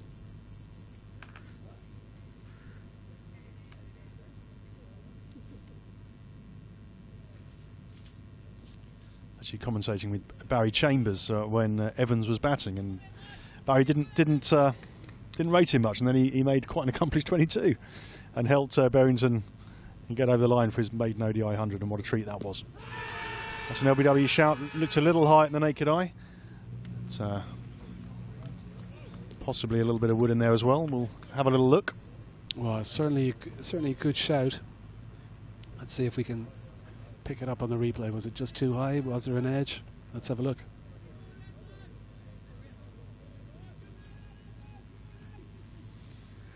Yeah, I think you can see just a little bit of movement off the pitch, and that was both high and also, I think, missing leg stump. You can see certainly height-wise, I think that extra little bit of movement that Evans got meant it was going to miss leg stump as well. Evans again. Oh, that's good pace in that delivery. He looks to have good rhythm today.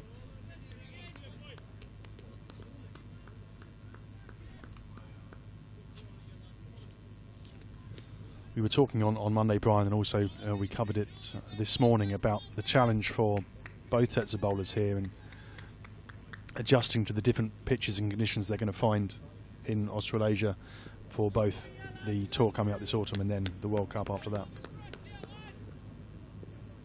Yeah, certainly the conditions they're going to find down under are going to be very different to what they find here. Again, that's a tight line and length, just defended, played with a lot of respect by Pointer, and end of another good over. So the run rate's gone to a bit of a crawl here, helped by those wickets and some tight bowling, Brian. Yeah, I don't think Ireland will be too concerned about the run rate at this stage. I think, again, they've still got plenty of time, 41 overs left.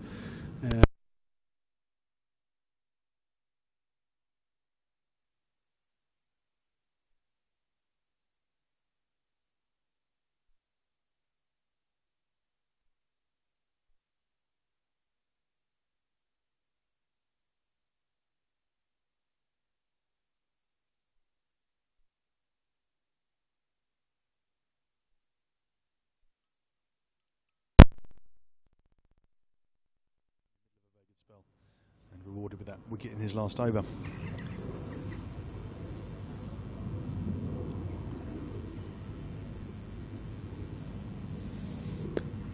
Again, settling on that good line and length. And again, it'll be very interesting to see how Preston Momsen approaches this. Does he leave the two bowlers who are in a nice rhythm? Does he let them keep going? This is Davies' 6th over. How far does he bowl him on this spell? Does he hold him back? We're still in the power play overs. Does that come into the equation as well? There's lots of different variables that the captain has to weigh up here and decide. Pulled the length back a little bit there and just defended. Yeah, these are all the things that go through the captain's mind. Is a lot on the plate of an international captain. Not an easy challenge. Some relish it, and some would rather just get on with their bowling or batting. It's probably one of the most demanding sports from a captaincy perspective. There's a lot of pressure and a lot of individual decisions that a captain has to make throughout the course of a game, much more so than most other sports. And you're also very much in the public eye and in the firing line if things don't go right, as we've seen with Alistair Cook in England recently. That's right. Well, you get lots of people second guessing any decision you make, but I think one of the hallmarks of a really good captain is somebody who's not afraid to make decisions, not afraid to change things up, not afraid to try things out, and who backs himself and kind of trusts his own judgment and knows his own team well enough to know when is the right thing to do. And quick single there as it played out towards cover point. It's pretty good cricket all round. A good sharp single. Barrington onto it fairly sharply. Good backing up as well, because again there's always the possibility of an overthrow, and Hamish Gardner actually moved a good 20-25 yards in order to be there to back that throw up, and had he not done that, would have potentially seen some overthrows. So good cricket all round.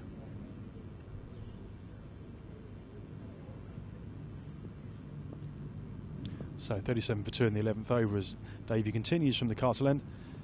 That one's just steered down towards third man for a comfortable single.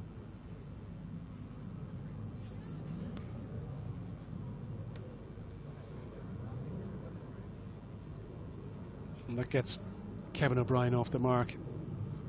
And again, you can see both O'Brien and Pointer, they're not in any great rush here. They're just content just to nurgle the ball around. In fact, that was I think that was a no ball, because they were seeing some I think the umpires just signalled a free hit. Yeah, well spotted. Overstepped. Yeah, this should be exciting. See, Pointer had a free hit in the first game and hit it for 6, as I recall. That's right, and it was one of the early deliveries that he faced in that innings. Yeah, I think if you're going to pick two batsmen to have out in the middle for a free hit, I think Ireland have got the right two here. Obviously, with the single being taken off the ball, they're able to change the field for Pointer, so he's got a little bit more protection. Yeah, that's cleverly played. Actually, just took a couple of paces down the wicket. Bowler adjusted with a shorter length, but just played it down to the third man for 4.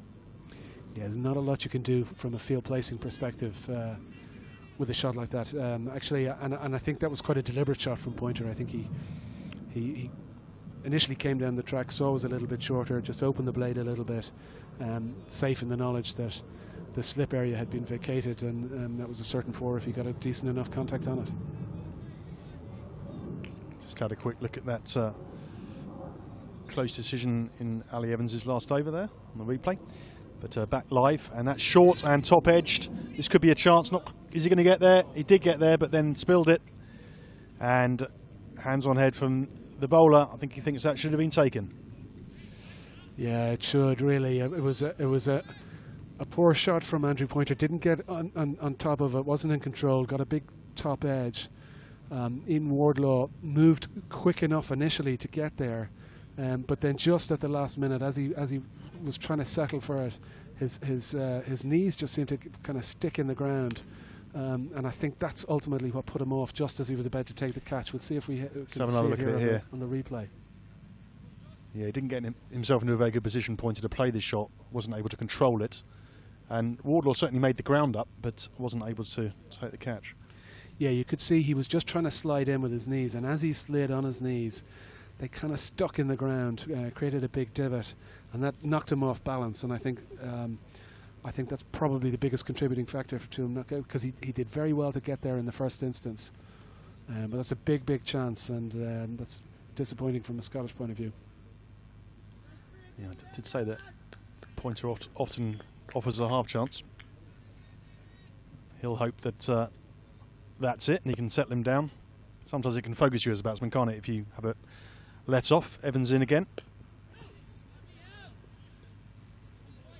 Yes, when you get a let off like that, you know, it's almost like you're getting a second chance, start again, kind of retake your guard, kind of almost talk to yourself about just settling down, getting back in again. Just looked as if it was a little bit too far on the offside for him to be in full control of that hook shot, and it just got a little bit big on him as well, and then he got the kind of big outside edge, top edge. Evans again, it's another LBW shout. Oh, he likes that, Evans. He was down, he was imploring the umpire Hawthorne, but the finger remained resolutely down. Well, unlike the one in the last over, which was probably a little bit high on leg side, certainly this one didn't look too high, so I can only assume he's managed to get outside the off stump. Let's have a look at the replay here. Well, he certainly that's closer. He certainly hasn't got outside off stump, and I think that's a pretty good shout. Maybe just clipping leg stump, was that what created the doubt? I think maybe fractionally on height, perhaps. Yeah, I think height-wise that looked pretty good to me. I think the bowler a little bit frustrated with that one. It's been a good start for Evans coming into the team for Sharif, looking to make a point and bowling well. Yeah, it's been an impressive display from Ali Evans. As you say, he contributed very well with the bat, and certainly he's started very promisingly with the ball here. Let's see it. Just another replay. Yeah, I still think height-wise that's okay. I think Scotland were a little bit unlucky with that one.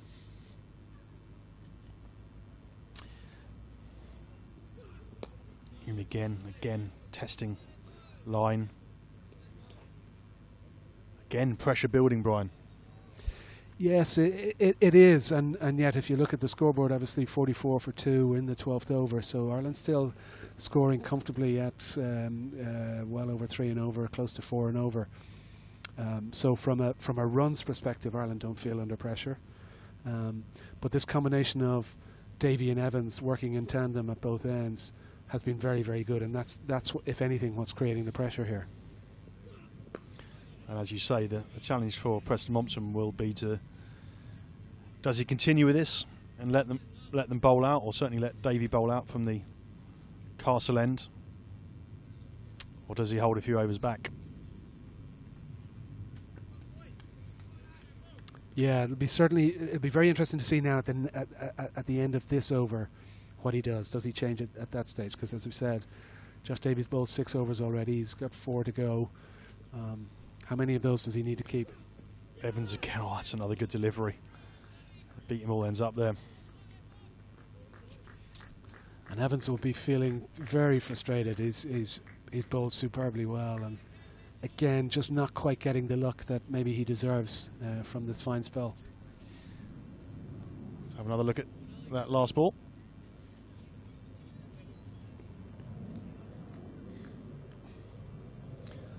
Yeah, play that. Just seen Evans has only conceded 3 runs in 4 overs.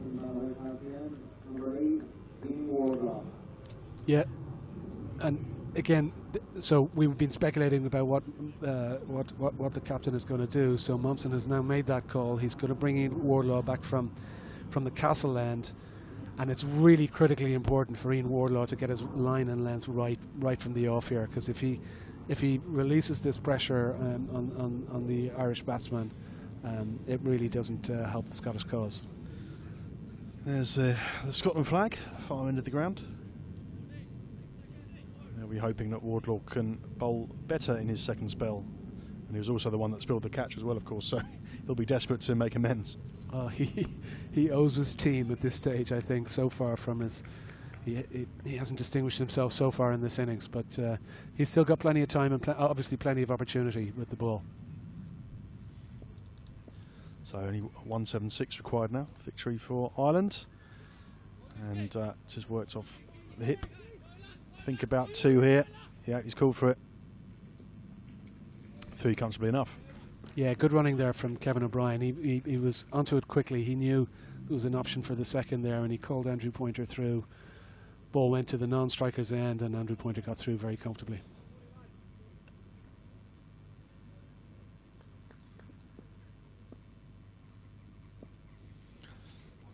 Wardlaw again. It's a better line.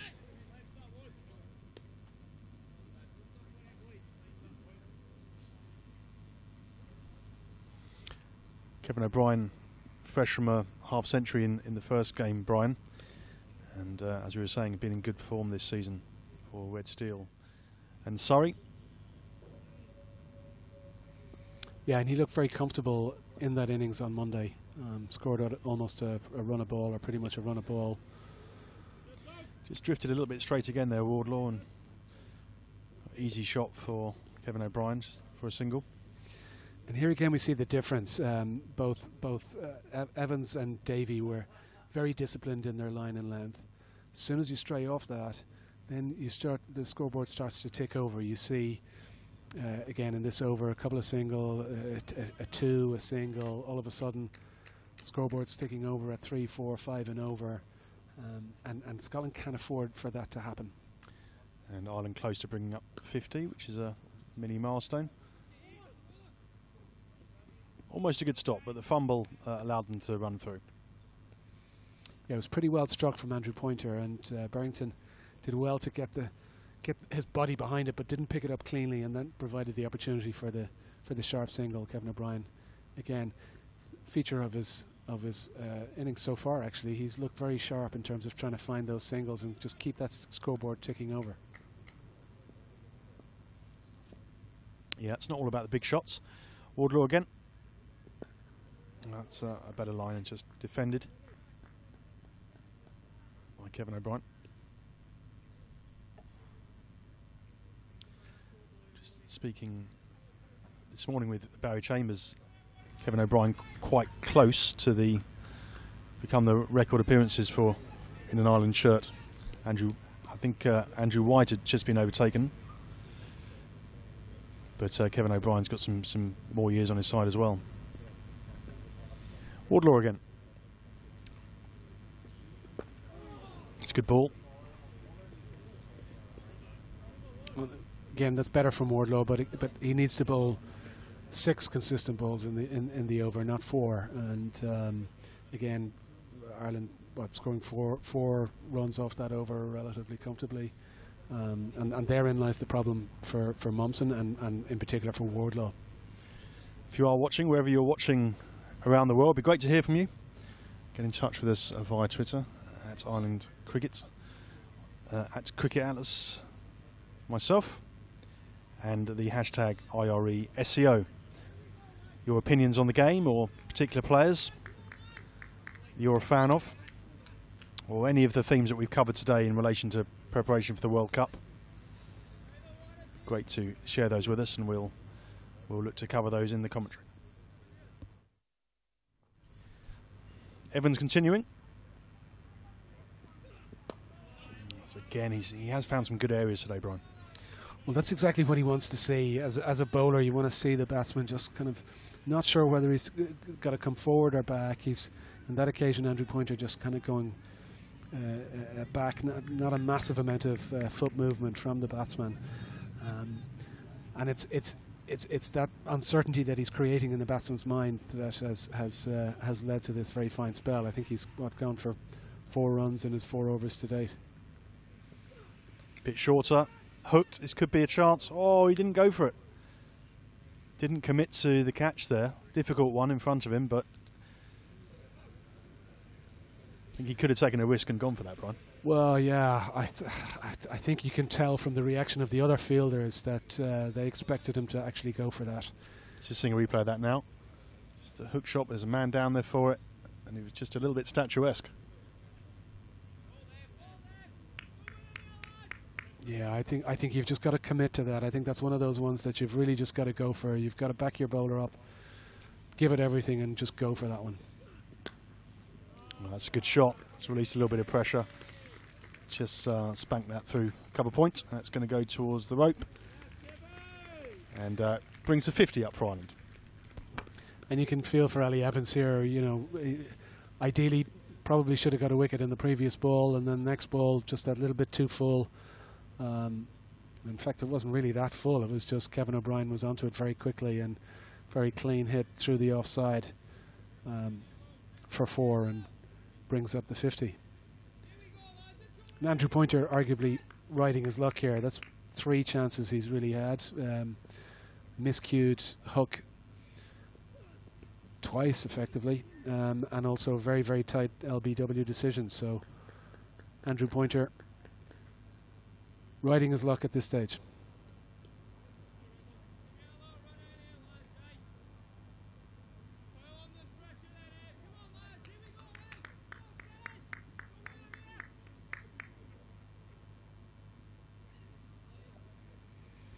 Evans now coming in again to the Irish skipper Kevin O'Brien. Just a change in the field. Scotland bring a man out of the slip area. It's just drifted down to the leg side, but there's a man covering that, and easy single for Kevin O'Brien.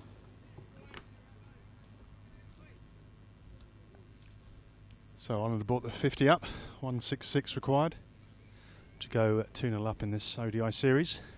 Scotland will have other ideas, and Ali Evans has bowled a brilliant spell here and deserved to get another wicket just now.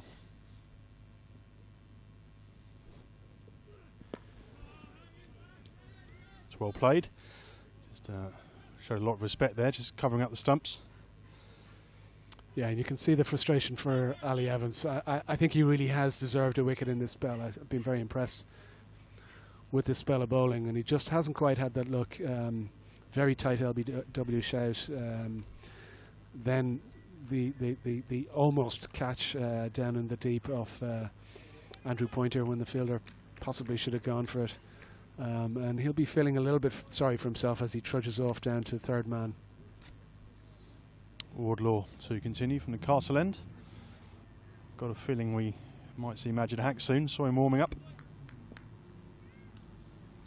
Well, this is the last over of the power play, so maybe they're just waiting for the power play to finish, and then maybe bring Haq then when he has got a little bit more protection.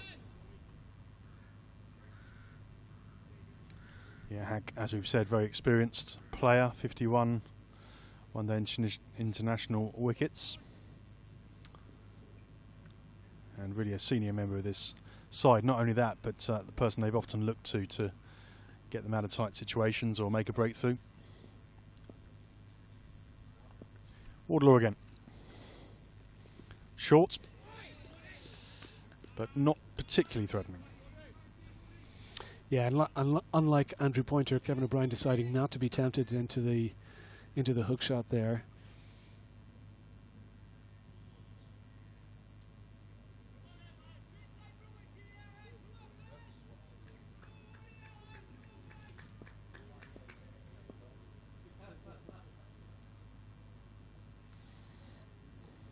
Another short shot, and this time O'Brien did go for it, but it just dropped at his feet. Yeah, that one sat up a little bit more, and he went for it. Certainly, Scotland have set the trap. They've got 2 men back deep, kind of deep backward square leg, and the fine leg is there as well. So this is obviously clearly a plan that Scotland have hatched to try and encourage both Pointer and O'Brien to go for that hook shot and hope that they hold out to one of the men there. And certainly from Pointer's point of view, it almost worked. Well, that's a shot of authority from O'Brien. There was a man in there at extra cover, but he just opened his arms and hit it over the top of him. And once he cleared that cover ring, it was easy fall. Yeah, and that was more of a rank long hop than a kind of genuine bouncer or anything close to it. And again, Kevin O'Brien, given that extra little bit of width, with the lack of pace, you can see them just quite happy to clear the infield and comfortable for. Good shot from Kevin O'Brien.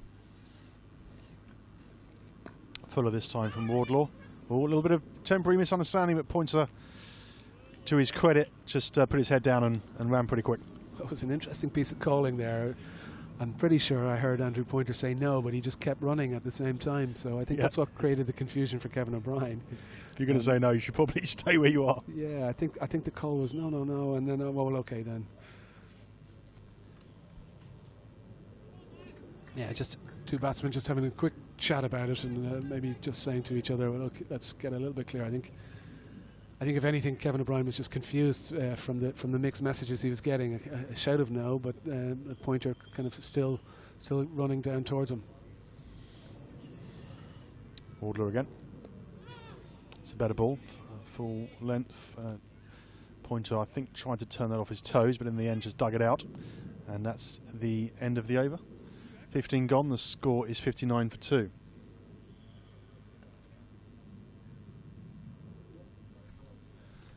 So 15 gone, 161 required. Ireland have lost 2 wickets, of course, but a partnership beginning to build between these two. Yeah, and that's the end of the power play as well, the kind of initial mandatory power play. Scotland persisting with Ali Evans from this City Red, who has been bowling a peach of a spell. And I'm sure that was in Preston Momsen's thoughts. So if we've got a bowler bowling this well, then keep him on. He's gone short this time though, and it's been hit between long leg and deep backward square for 4. Yeah, and I just get a sense that Ali Evans is getting either both, probably a little bit tired and a little bit frustrated. He's been unlucky in a spell so far, and there was a sign, see here, just dragging it down, and it's just too short and drifting down the leg side. Kevin O'Brien's onto that very, very quickly, and he'll always get onto those sorts of balls. A bit fuller this time, turned onto the leg side. Well run. Yeah, he's not a player to miss out on freebies like that, O'Brien. He's built, in fact, I would go as far as to say he's built a lucrative career on not doing so. Yes, absolutely. But the other feature that you see is then the very next ball, better ball from Evans, pushes it into the gap very sharply off for the single, and that's one of the features of Kevin O'Brien's play. He keeps the scoreboard ticking over. Yeah, I've been impressed with him. I think that's increasing maturity to his game than when I first saw him. Always been a dangerous player, but there were times earlier in his career where perhaps he made the wrong decision occasionally, but now, as you were saying, he's backing up that power with precision and becoming a good thinking cricketer too. And obviously today, in the absence of Porterfield, he's stepping up to the responsibility of captaincy as well, and I think that all helps to kind of build the overall maturity of the cricketer. It's a better line length from Evans.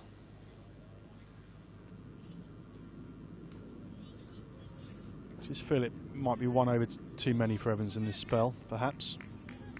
But yeah, as we were saying, difficult calls to make as a captain. It is, and I did get the impression at the last over that he was just getting a little bit tired.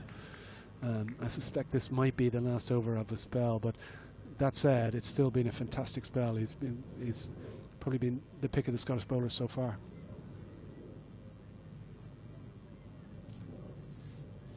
Just moved an extra cover into position for this last delivery, and in fact he fields that ball, no run.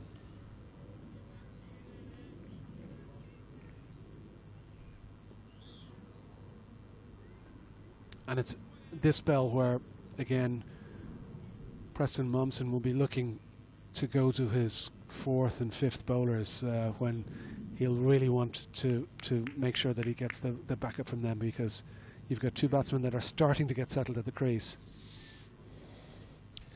Evans again a little bit short of a length, and again the shorter length doesn't really pay, as that's played down for a single.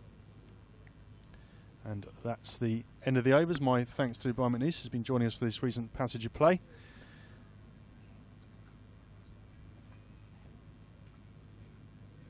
score on 65 for 2. Ireland require 155 more to go 2-0 up in this 3-match ODI series.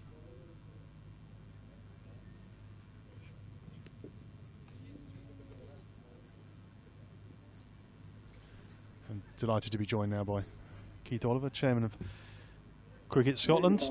You must have been pleased, Keith, with some good spells there by Ali Evans in particular, but also Josh Davey.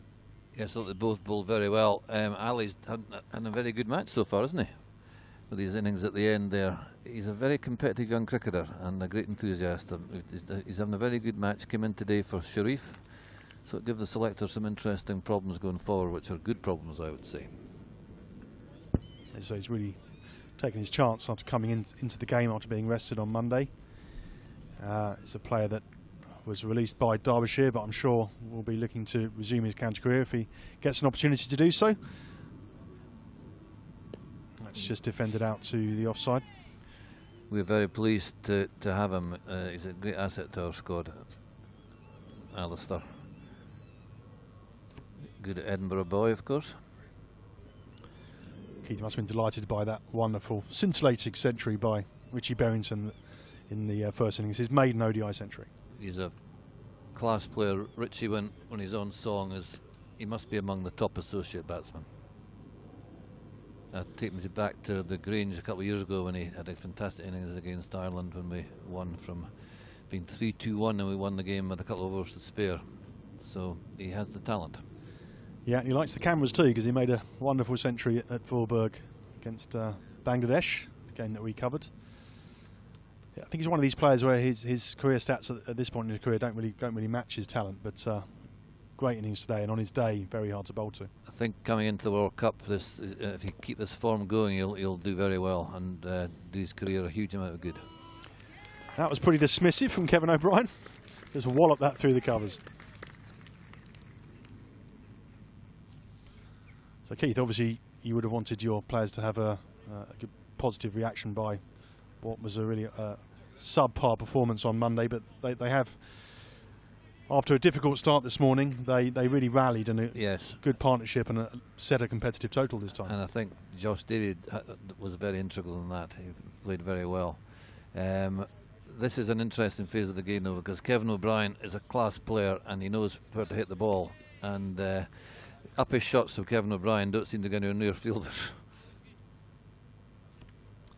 We're just talking earlier in the game about how important this game is in the context of selecting that squad for, firstly, the performance programme tour to Australia and New Zealand and then the World Cup. Good opportunity for some fringe members of the squad.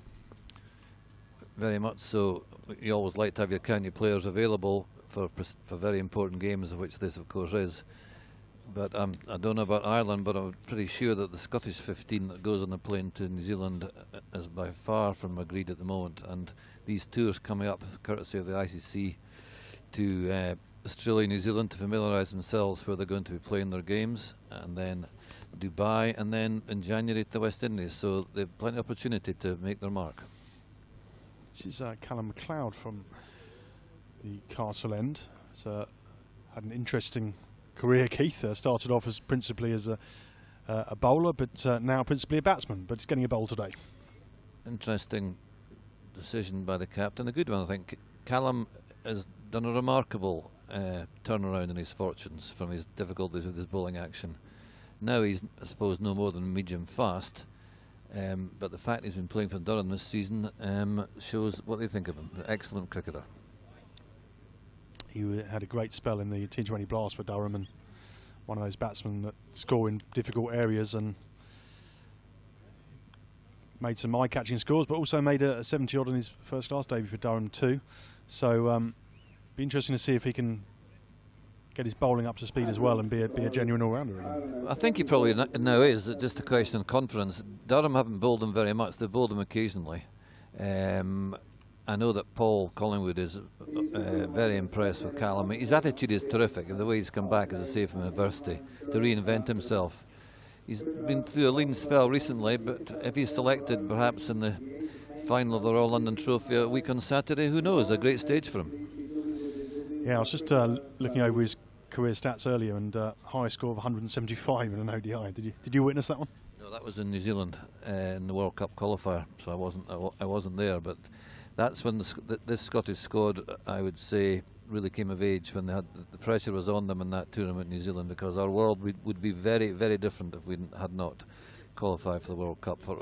And it's sport, and we were 3 balls away from not doing that. And people like Callum and Preston and other players really stepped up to the mark when the pressure was on, as the batsmen did today, Richie and Josh Davey and Ali Evans at the end. So I remain always optimistic about our chances, and I don't think there's a lot of difference between the Irish and Scottish sides. Yeah, I think both teams were at a sort of similar level, and then perhaps in recent years Ireland have just pulled ahead a bit, but Scotland coming back now, obviously secured a place in the World Cup and also in the high performance programme, and it's an exciting time for Scottish cricket. It very much is. Ireland have done a terrific job since their World Cup in 2007. They've taken the opportunities. They very rarely underperform. Therefore, confidence comes with that. I mean, they're missing 6 players today, and you wouldn't really notice it. They're a very together outfit, well coached, of course, and indeed well administered off the field. I've never been to this new facility at Malahide before. It's terrific, and when they get the building finished off behind us, it'll be even better. It's a lovely setting, rather sort of an English feel to it, I think, with the castle and all the trees and the banking. It's lovely. Talking to Andy Tennant this morning, and he was talking through some of the exciting plans for Stirling. Yeah, we are in discussion with Stirling. Stirling Cricket Club has an iconic location below the Wallace Monument, but you've got to be careful about that sort of thing at the moment with the 18th of September coming up. But it is a lovely location, and we're currently in discussion with Stirling and Stirling Council to try and bring to fruition a lot of hard work to make Stirling the home of Scottish cricket. Many of our viewers will have been used to seeing Scotland play in the English domestic season and the CB40 and the Pro 40 in recent seasons. Challenge now for Scotland to build a competitive calendar without those games. Yes, I think Ireland are in the same position. I was speaking to the Irish chairman this morning about that very subject. It's difficult out with what we call mandatory release games to have your best team on the park. We used to play in the Total Sport League and its predecessor. Ireland stopped it before we did. The trouble was our best players were playing for the opposition, if that makes any sense. So really it wasn't our best team that was playing in a very competitive competition against world-class Test players. So perhaps our way forward would be more games against our high-performance peers, and opportunity perhaps to play in the English Second 11 Championship with our best team that isn't contracted to counties. So another bowling change by Captain Mompson, brought young Leask on.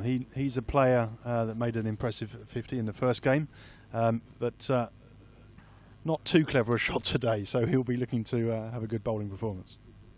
Very talented young man. He had a very good innings against England earlier in May in difficult conditions in Aberdeen. Indeed, during that game there was a threat that we might have won that when Michael was still at the wicket. So he's one of our hopes for the future. Yeah, it seems a young man full of confidence and no little ability either, as he begins with a full toss, which he hasn't got away with. That was what some people call a buffet ball. Help yourself. Yes, that's disappointing. I think it slipped out of his hand. Always difficult at the beginning of a spell to settle into a line and length quickly, and that's one of the features actually that I've been very impressed with Josh Davey. The consistency of his bowling over these first 2 matches has been excellent. So I'm not sure how much cricket Josh is getting for Somerset and how much bowling he's doing, but he certainly took the new ball for us and did very well with it. Very accurate, I think. Yeah, and he bowls a threatening line because he gets in close to the stumps. So Leask again, he'll be looking to find a length after that. Yeah, that's better. That's on the mark and defended. Be a relief for the young man. I don't think much phases Michael, but you can be certain you're getting 110% from him. I think the Scottish performance today looks pretty lively to me. But if he bowls there, he's going to lose a few runs, I'm afraid. That's going to the boundary. Just freed his arms there and played it over the infield. And a difficult start for young Leask. So Keith, what are the main objectives for Cricket Scotland in the build up to the World Cup next year? I think that they must take the opportunities that the ICC have offered them in the build-up, and the assistants generally with specialist coaching they've been offered. This is the time of their lives that they're never going to have in the next 4 years, certainly a better chance to show what good players they are. But the World Cup is very important, but equally important going forward is our 4-day Intercontinental Cup, with the gold at the end of the rainbow of possible test status, which I still think is possible.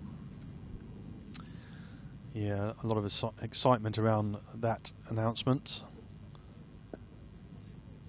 It is only, I guess some might argue that you'd rather get elevation to full member status, but that's difficult within the constitution of the ICC, but at least it does give the prospect of test cricket to some of these young players. You will fundamentally be a full member if you win the 4-day competition and beat the lowest ranked test team. That's what it says at the moment. Okay, let's have a look at the boundaries in that last over from Leask. Just started off with that full toss outside off stump, which got the treatment.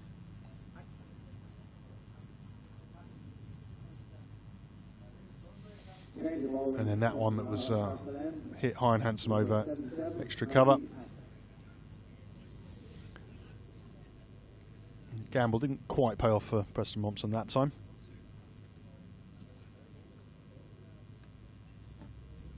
I think we're going to see Majid Haq.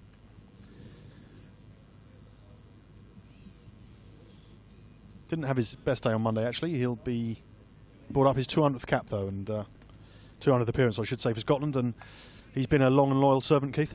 Oh, absolutely. Another very talented cricketer. I mean, he batted 10 today, 10 on Monday, and he batted 3 the other days. He's a multifaceted player, and Majid is a very, very, very good bowler.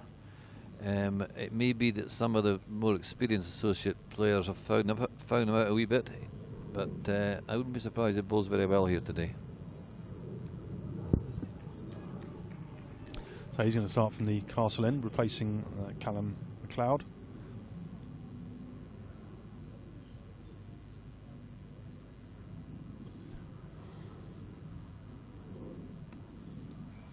.140 required now. Ireland looking to tick down this total, and Scotland will hope that Magic can get a wicket here to apply some pressure. Put the brakes on a bit here because it's looking quite comfortable for the Irish batsmen at the moment.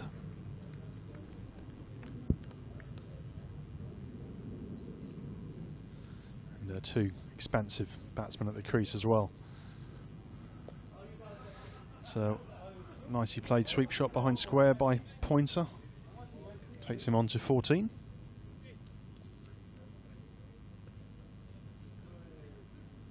Pointer would be on the periphery of the Irish squad, Tim, for the World Cup. Yeah, I think he's one of those players who on his day can be a match winner, but he perhaps hasn't had the consistency at international level. He is a prolific player domestically and has been in good form in the interprovincial series as well, as hacks in again, slightly flatter.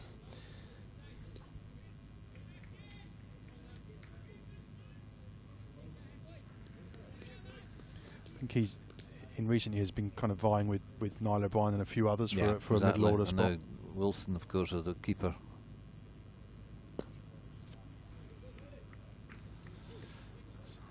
From a Scottish standpoint, Kevin O'Brien's looking rather good here.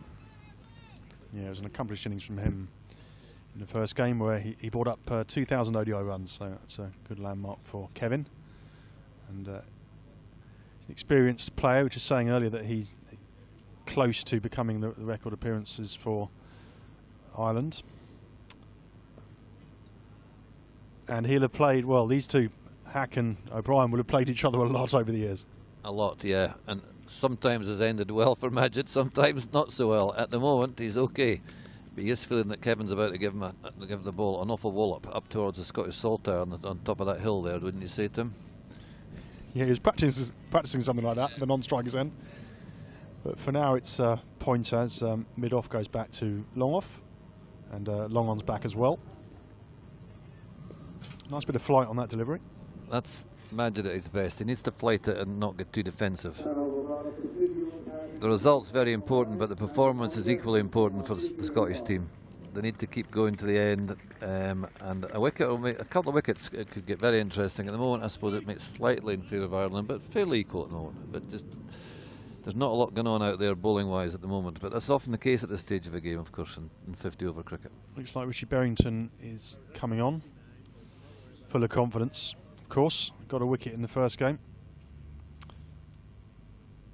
Only medium pace, but bowled quite well on Monday. I think Richie bowls quite a heavy ball.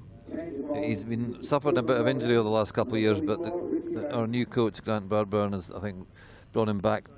So he's really a genuine all-rounder and a wonderful fielder as well. So maybe it's Richie's day. He may get a couple of wickets to go with his 100. I think he'd certainly seal man of the match if he did that.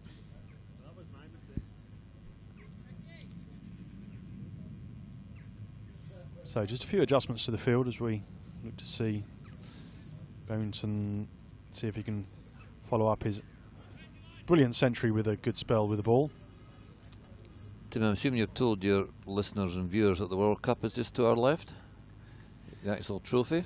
Yeah, we featured that at the beginning of the programme, little section, and it's a great reminder of the context for this series. As Berrington starts and gets square cut, he's going to get away with that as a man on the boundary there. I had the pleasure of it coming. They brought it round when it was in Edinburgh last week to my office so I could have a look at it, and I lifted it up. It is extremely heavy. It's a very impressive trophy, actually. It's really got a huge amount of gravitas to it, I think, and it's a good idea that ICC are taking it around all the qualifying countries.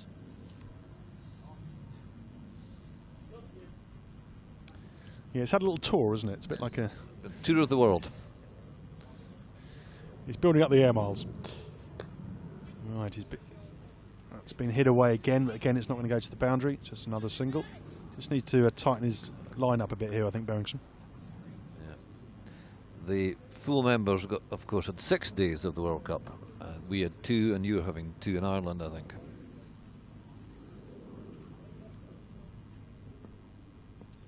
Yeah, some of our team following the trophy round, and we'll see a bit of that on Friday. That's better from Berrington, but again a single.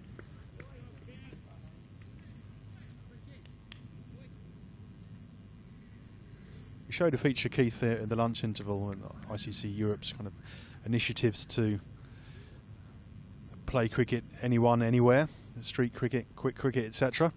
Perhaps we'll have a bit of a chat about that after this delivery. It's driven to mid-off. Really important initiative to get more people playing.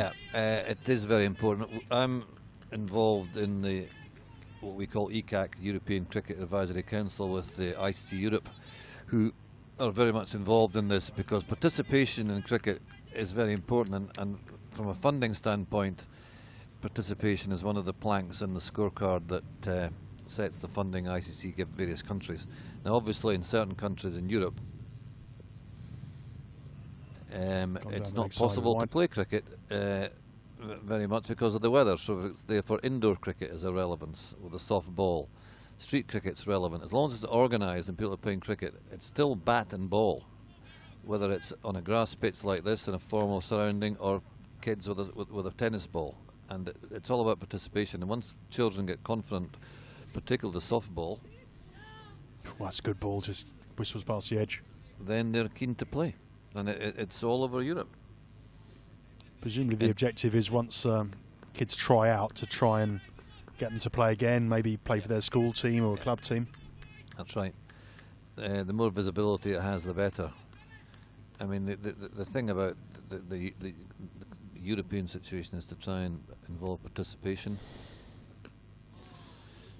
Didn't know much about that, the batsman, as it came off a thick inside edge from pointer. Having a long run to pick it up, but it's to try and get the locals in France, Germany, all the other countries in Europe to become involved in cricket, and schools are essential to that. There's a lot of school cricket in places like Germany and France, and largely indoor, actually.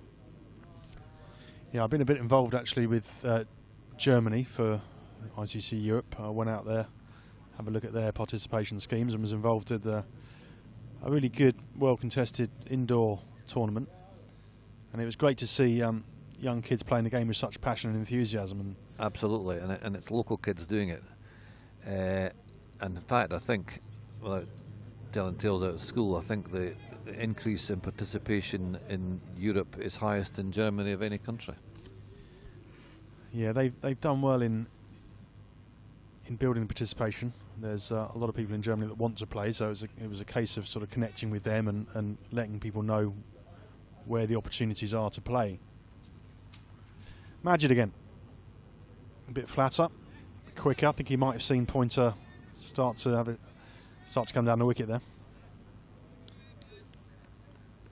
The question really isn't that, is where you put your fielders, because it looks to me like both O'Brien and Pointer are threatening to have a go here. A bit more flight on that occasion, well stopped about the point.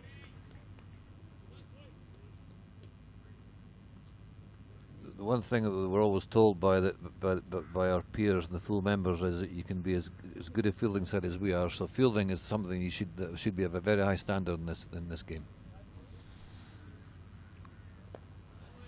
That was a good ball by Majid actually, but Pointer just waited for it, swept it square for a single, but element of risk in that shot.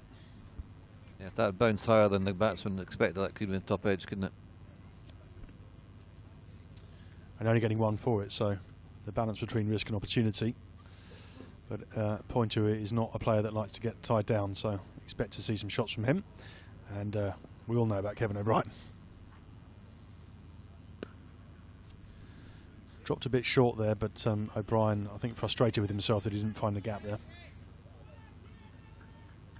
He does hit a cricket ball rather hard, doesn't he? Yeah, he does tend to. I'm actually a Surrey member, and he's been playing for Surrey a bit this season, so it's been good to see him. We've got Wilson as well, he's been the captain of Surrey. That's just slid off the edge for a single to O'Brien. Takes the score on to 93 for 2. And this partnership building, I think we're looking for a breakthrough here, Keith. Yeah, as I said a minute ago, I think we do need at least one wicket fairly soon, otherwise I think this could slip away from us, I'm afraid.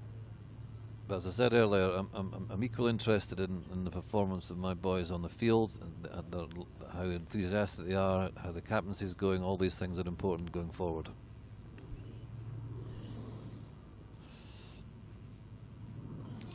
Oh, that's close. Went for a cut shot, but well taken by Cross, actually. Very well taken by Cross, because Pointer gave a bit of a heave at that. Majid is bowling well. He's not bowling defensively. That was a very nicely flighted delivery, I thought, too.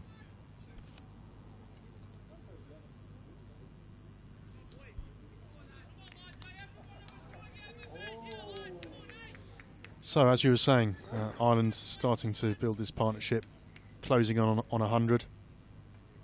And Scotland captain Preston Mompson will be thinking about how to make this breakthrough. Is it going to be an inspired bit of bowling, maybe a splendid catch? Needs something. Needs something. I wonder he might give Evans an over in a minute or two just to see what happens, just one over. Or maybe Wardlaw from this end, something a bit different, because it doesn't look threatening to them if they bat sensibly.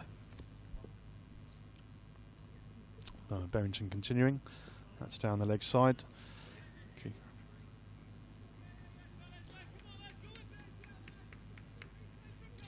New Zealand A were up in Scotland, Keith, and had a very strong squad.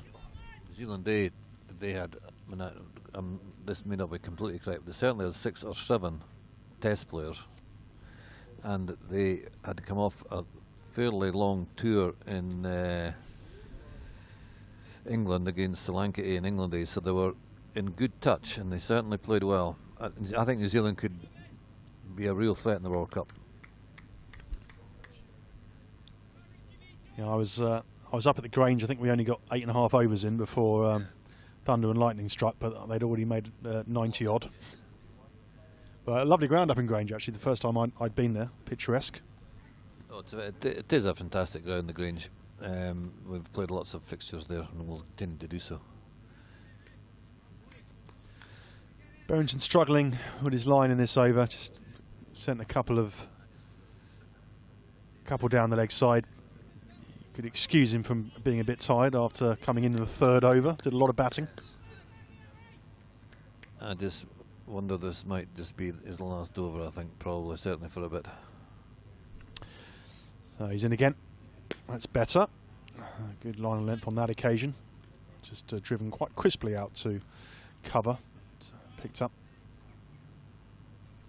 126 runs required for Ireland to go 2 up in this 3-match series. And as we've been saying, I think Scotland need a breakthrough soon in order to apply some pressure. As Berrington's in again, that's slightly shorter. And easy enough single.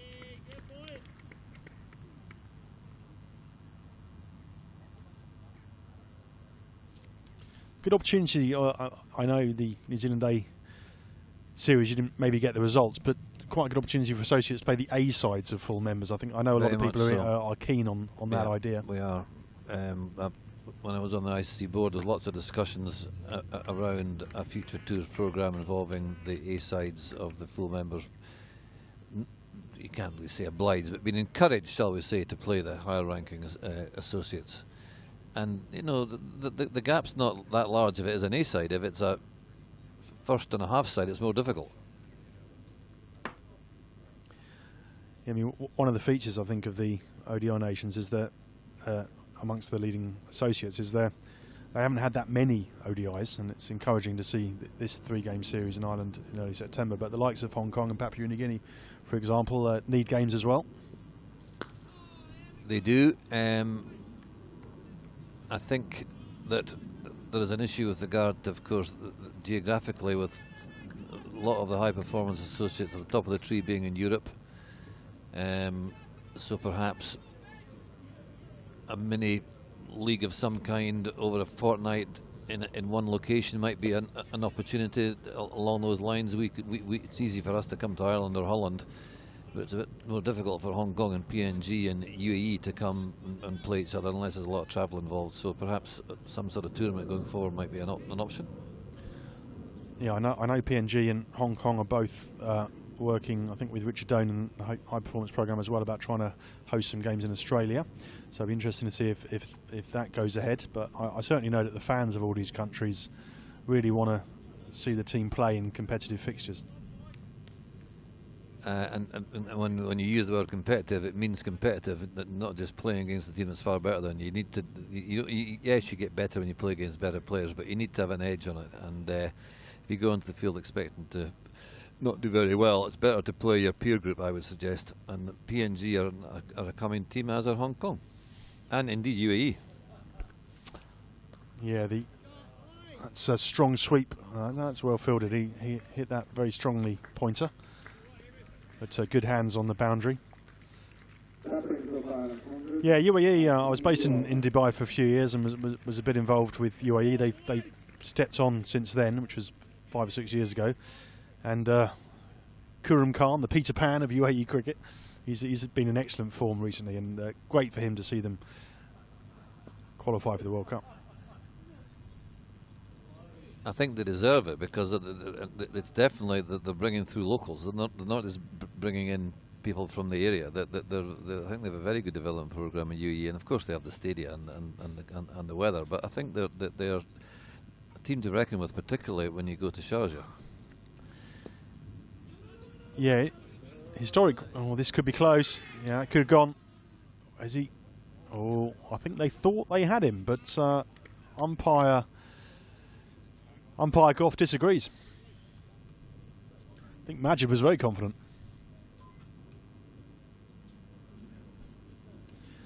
Yeah, Sharjah's quite an intimidating place to go. It's hosted a lot of ODIs. I think it's fair to say it had a period where it got a little bit run down, but I think they've done some work in recent years. The stadiums have been completely refurbished. We played there a couple of years ago. The wicket looks like it should be the quickest wicket in the world, but it's absolutely dead. It's like a shiny tea tree. It's amazing. Yeah, and if either Afghanistan and Nepal play there, then it's pretty packed. So disappointment there for Scotland. That looked, in the naked eye, certainly to be a very close. You've got to think in a big game that would have gone to the television replay, but it's hard to tell from where we're sitting, Tim. It was probably what you'd call a marginal one. So Hack continues. And Ireland just past 100. And only 120 remaining with 8 wickets in hand, so they're well placed.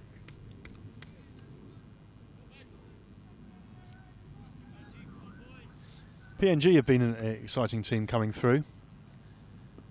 And as teams like Canada and Kenya have fallen out of the high performance programme, so opportunities are given to some of the emerging teams. PNG have a lot of players, and they have a good man in charge, Greg Campbell there. I think they're up and coming, and I think they receive, well, I know they receive a considerable amount of support from their nearest full member being Australia, which is as it should be. Yeah, they play in the Australian, I think they call it the championships, and against good state opposition, and that's certainly been a good catalyst for the development of PNG cricket. A lot of the issue with regard to associate cricket in the competitive environment is the distances to travel for the various teams in the various divisions, because it's not regionalised. So you could have a situation where Bermuda are playing Vanuatu quite easily, which is half around the world. So that's an issue that the ICC are looking at as well, because you want competitive cricket, but you want it reasonably local. Just seeing on screen there, Simmons, the Irish coach, limbering up. Not sure he's going to get an over. And he's got a very good record, and unsurprisingly was linked to the West Indies vacancy, but he's committed to Cricket Ireland. Oh, that's a crunching shot, but it's out. I couldn't actually see just out of my view the fielder for a second. Deep extra, I suppose, would be the correct position, and he took it comfortably. He had to run for a wee bit to his right, but he took it very well because it was hit very hard. Yeah, and Pointer's chanced his arm a little bit in this innings. Obviously the drop by Wardlaw early on, but this time he's gone. And as you were saying, a much needed wicket for Scotland, who needed to break that partnership. That was my expertise, saying Richie Barrington shouldn't bowl anymore, of course. Anyway, that could have gone for a 6, so let's defend myself slightly. But these boys can take these catches and make it look so easy nowadays, but it was going very hard.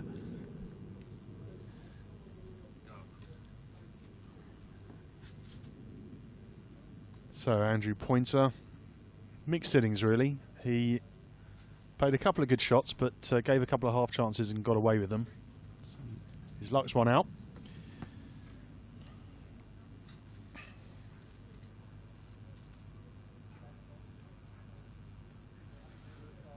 Thompson, who played very well in Monday, very impressed with him, in partnership with the man he's come in to join, in fact.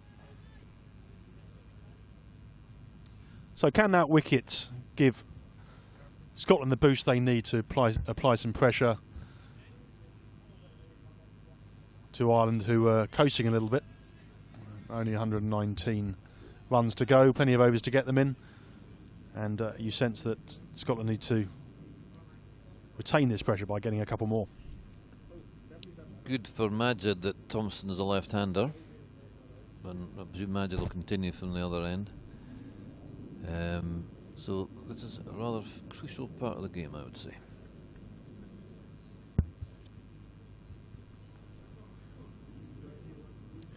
Yeah, I think the crowd's built a little bit. A few spectators on the bank, opposite side of the ground from us, where they get that lovely natural elevated view. Perhaps bring a picnic with them, or and all the people who haven't paid leaning on the fence. There's a walkway around the back of that fence, and there's another oval behind it, so they've two grounds here, rather like our Stirling situation. They've a nursery ground, if you want to call it that, where when they have big matches they put all their catering and hospitality facilities there. It's an excellent venue. Barrington continues, that's worked past square leg. Think about 2, yeah, comfortable enough. And he looks to be a player of some substance, Thompson. I think he, this season, has certainly played himself into strong contention for World Cup squad.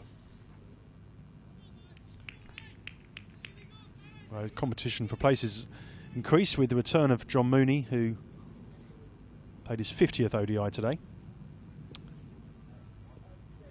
Barrington tucks him up. Encouragement from the fielders. Good for the spirits of the fielders to get a wicket, isn't it, Keith? Oh, absolutely. That was just what they needed. And as I say, I think the Gardner made that catch look rather easier than it was. I think the Scots team are still very lively and enthusiastic in the field, and another wicket might make them even more enthusiastic. That'll be the plan from a Scotland point of view, but that's a square drive. Thompson for 4. Looks to be a well-organised technical batsman, and also bowled well as well. So it's a good find. And as we were saying earlier, Keith, he's one of the products of the Interprovincial series, really, which has been a good opportunity. We'll just see a replay of that. Yeah, got himself a firm base. There's a lot of width on that. Good opportunity for introduce a layer kind of between club level and international level. Scotland did that with our Pro Series against, or North Sea Series against Holland this summer as well. It's the same idea. It's quite difficult to keep those players that are just below the first 11 occupied at a very good level of cricket and a competitive level. And I think the Irish Championship, although it's new, seems to be bedded in quite well, from what I understand. Yeah, I think they're very pleased with it. I think in the first year Leinster were very dominant, but this year it's been more of a balance between the different regions. And I think they will. Warren was saying that they were certainly hoping to get a team from the west of Ireland as well. And spread cricket from its traditional bases, if you like. That was close.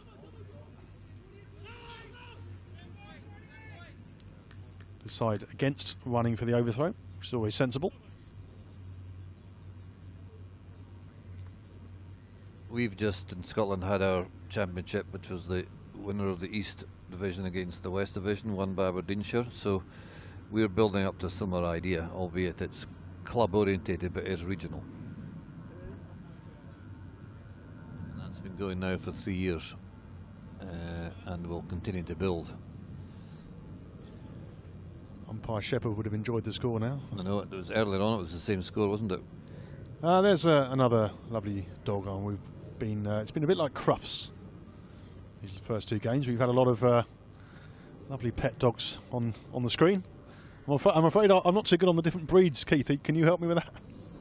I've only seen it for about 5 seconds, but it looks like a Cocker Spaniel. I'm going with a Cocker Spaniel. We'll go with Cocker Spaniel.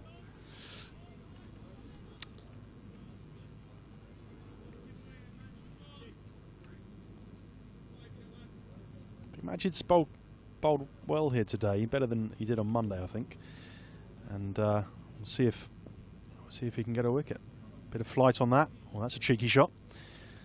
It's a little paddle around the corner. It's going to get 2 there. So Lease picks up.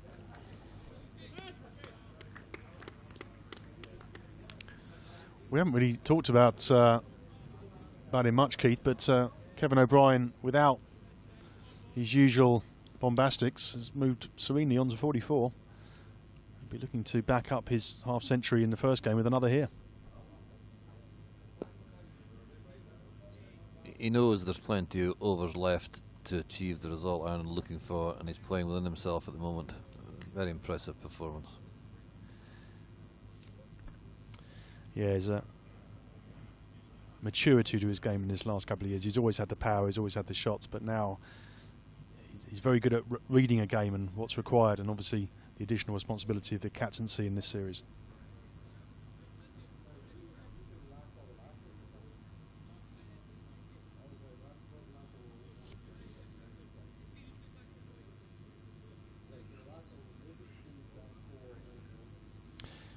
I know, Keith, a lot of fans are looking forward to not only the next round of the Intercontinental Cup, but also the World Cricket League Championship.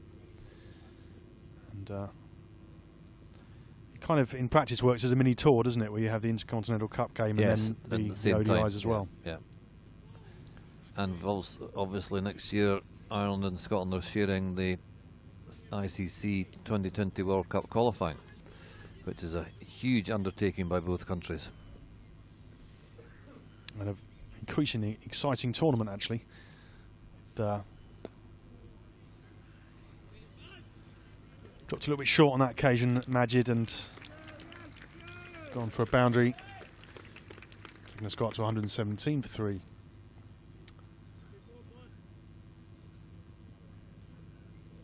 First really short ball he's bowled, I think. But as you say, Mr. Thompson, I've never seen before, looks a very accomplished batsman. Yeah, they certainly rate him very highly over here. And he's showing why in these 2 games. It's a crisp shot too, actually. In fact, it had enough power to force a fumble. Went through for a single. Yeah, the T20 qualifiers, very exciting tournament to watch because you've got a lot of teams, you've got games coming thick and fast, and also more teams have got impact players. You could see from the previous qualifier before the last World Cup 2020 in Dubai in December that any result can happen. Bermuda beat Scotland, which never happened, but it happens. If you just get people who have a good day, and very exciting for the fans. And I think I don't know the viewing figures, you probably do know, but there was a big interest in that qualifying tour, not to mention the tournament itself. And of course, there are 6 associate nations can qualify for that.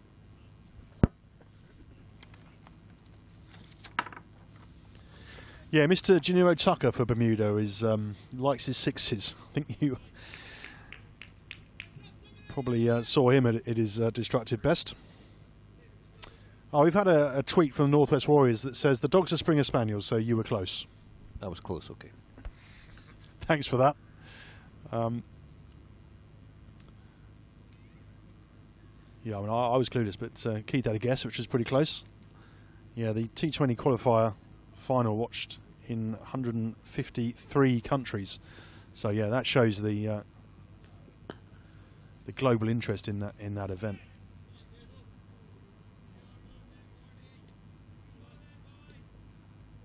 It's an advantage, of course, that Ireland and Scotland and indeed Holland have, that we're the countries that play cricket in our summer. Elsewhere, within the time frame, they would struggle to have the qualifier anywhere else. So that's a benefit, and it must benefit Ireland and Scotland. This is Josh Davey, who's come on on the Dublin Road end after a very impressive first spell from the Castle end.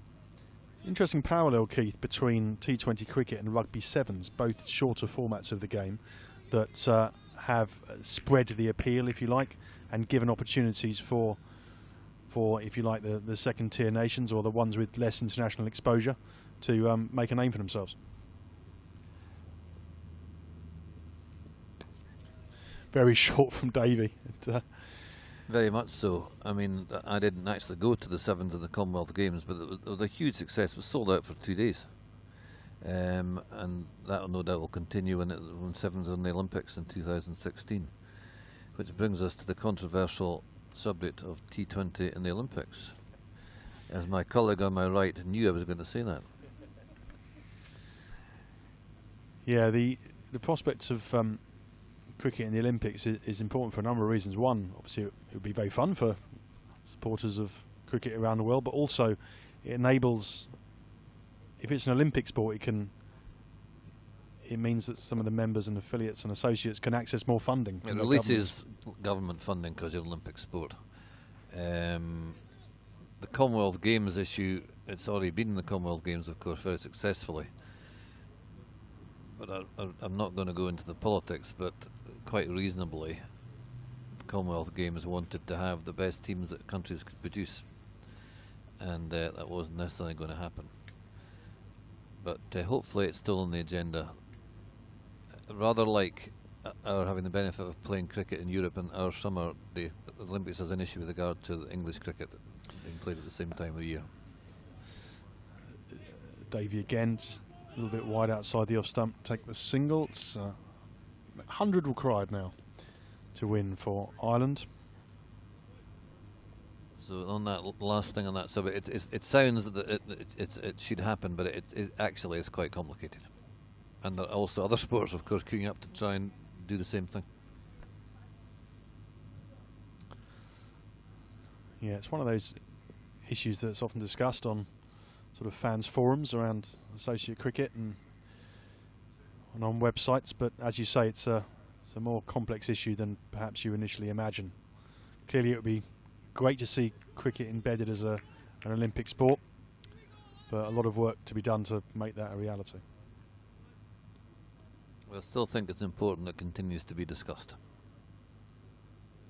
A lot of good ideas in cricket, they're sometimes slow burners, so it's not something you should dismiss out of hand, because there are many good reasons why it should be.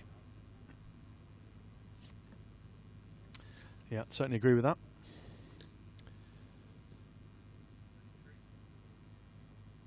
So just 100 required now for Ireland. Plenty of overs left, just past the halfway stage. And O'Brien once again looking rather ominous. And Thompson looking in good form too.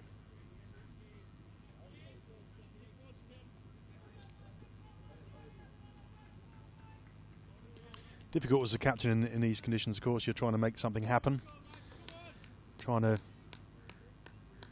rotate your bowlers around, keep the batsman under pressure.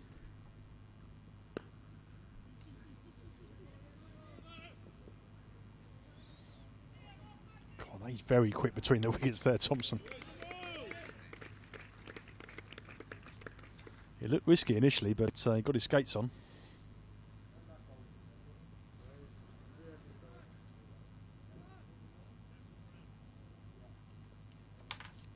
The weather's a bit of a contrast from when I came up for the New Zealand Day games, Keith. Yes, it's fantastic. It was lovely in Edinburgh as well. It's a classic Indian summer, isn't it? It's really warm.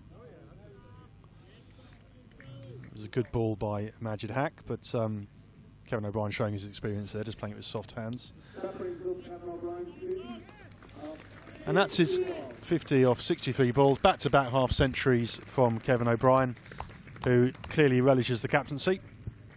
And great experience for the younger members of the squad as well to bat with him and draw on his experience.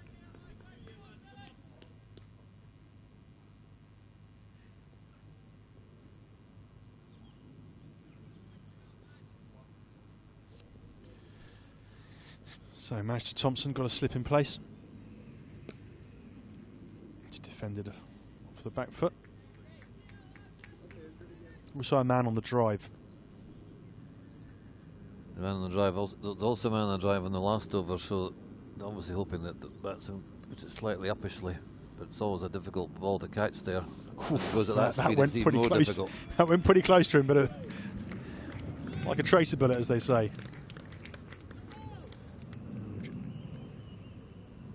That was quite an exciting shot from Thompson, actually, just showing that Kevin O'Brien's not the only one with the power.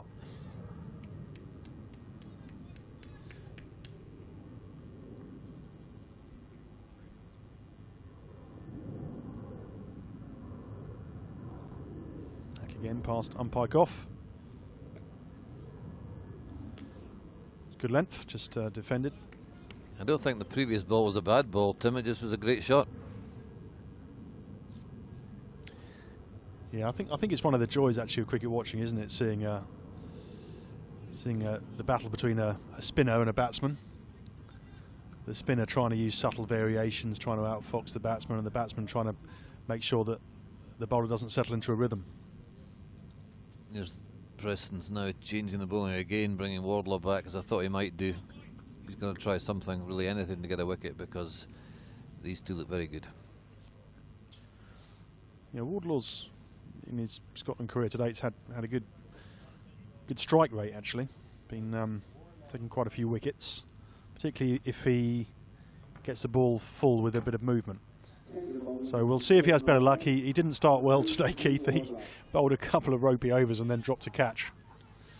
And really the early inroads were made by Davey and Evans. So this is a chance for Wardlaw to atone for that and take a wicket when his team need it. Indeed it is. I was standing right beside that catch. He just didn't quite get going towards it, but it was quite difficult. When it goes up in the air like that, it's hard.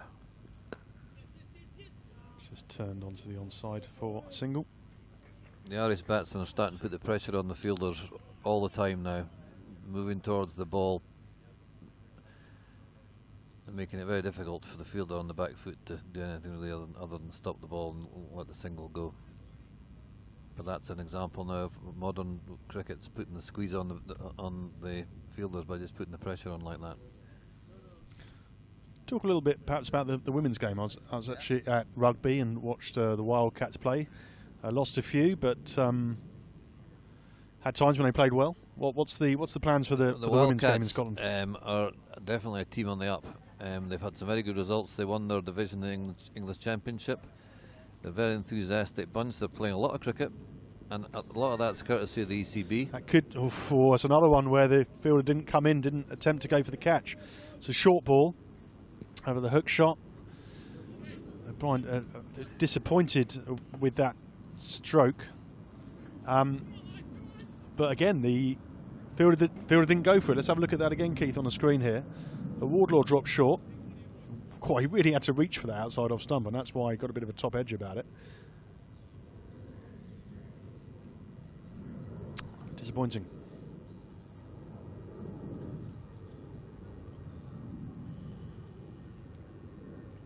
Wardlaw again just back of a length. That's very, very well run by Thompson. I didn't particularly notice Thompson in the field, but he's certainly a quick mover with his pads on. I think he's a very impressive looking cricketer. Who's he play for, Tim? He plays up in the northwest. We had Barry Chambers on earlier, and he was singing his praises. Wardlaw in again. Yeah, he's not been one of the players that's gone over to the county. He's really made his impression domestically. But that's something I know Warren Dutram is keen on, getting the quality of domestic cricket up to keep the most talented Irishmen in the country. It's a difficult balance. One time you think, well, you want all your players, as many as possible, playing county cricket at that level. Then the other half, you said, is rather control their own destiny. So it's a difficult balance. Ireland are so lucky with Kevin O'Brien not playing county cricket other than short form. Yeah, it's another short ball from Wardlaw. This time just ducks under it easy enough. Yeah, I did a long interview with Warren quite recently. He was saying that Kevin O'Brien's almost the perfect cricketer from their point of view. He's got an international profile, international calibre, but as I was saying earlier, he's actually played in 94% of all ODIs Ireland have ever played. And he's probably played, when he's been fit, he'd be a first choice on any format, I would have thought. Yeah, he's made some centuries in the Intercontinental Cup as well. And of course that 100 against England that I don't think anyone will forget. If you had an affiliate, an associate 11 with all the best associate players, I think Kevin would certainly be a shoo-in in most formats. So talking to Kevin, here he is celebrating his half-century back-to-back, made one on Monday as well, of course. And we knew he'd be a key player in this series, but he started it very well, bowled well as well. And there's the train. Saw that this morning. Is this the it's an almost eerie sight. Is this the toy train you're talking about? Where is the train? I think it goes up towards the castle. I'm not sure it's a narrow gauge. It's like something you'd find on Blackpool Prom. Or is it not? Yeah, I wonder if it's got a face on the front. Thomas the Tank Engine. No, it's 19th century American style. Okay, so Majid Hat continuing from the cast lens. Still got a slip in place. Only 88 required now for victory. Bit quicker. Oh, that's a big shot. Is that a catch in the crowd? No, dropped. That's a big hit. Henry Blofeld has buses, we have toy trains going past us into the trees. What a shot from Thompson though. He really has impressed us both on Monday and again today. Let's see if Hack can have a good comeback from Hack. Actually, that's a good Good length there. Confidence from Thompson, though, kind of inexperienced player, and obviously Hack's a very well known and very highly regarded bowler, so to get on one knee and strike it that cleanly shows his calibre. Oh, that was almost went to hand. It's only going to be a single. Just drove it uppishly through the covers. Didn't quite catch that one. Davey made a good effort, actually. Yeah, that's one of the ones that if you get to it and it sticks, then all very well, but you can't really put it down as a genuine chance.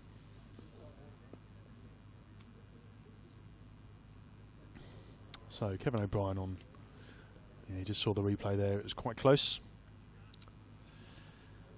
That'll encourage Majid Hack.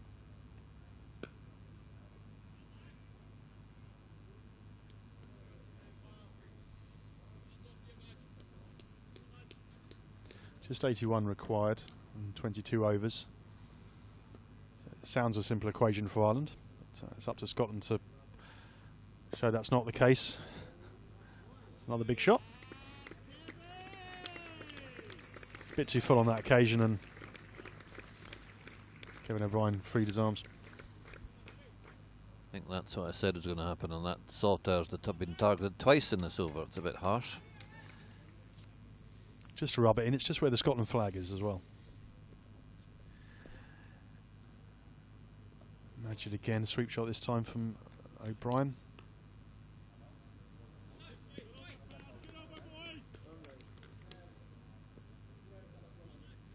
So, challenge for Preston Mompson here. It looks these two have put on, or they're not just put on 40 runs for this partnership. And with only 77 runs required, Ireland now look well placed to go 2-0 up in this series. But still a bit of cricket left in this game, I'm sure.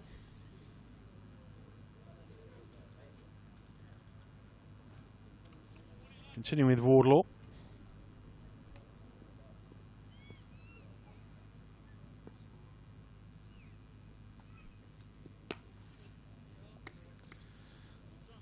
Played out to deep extra cover.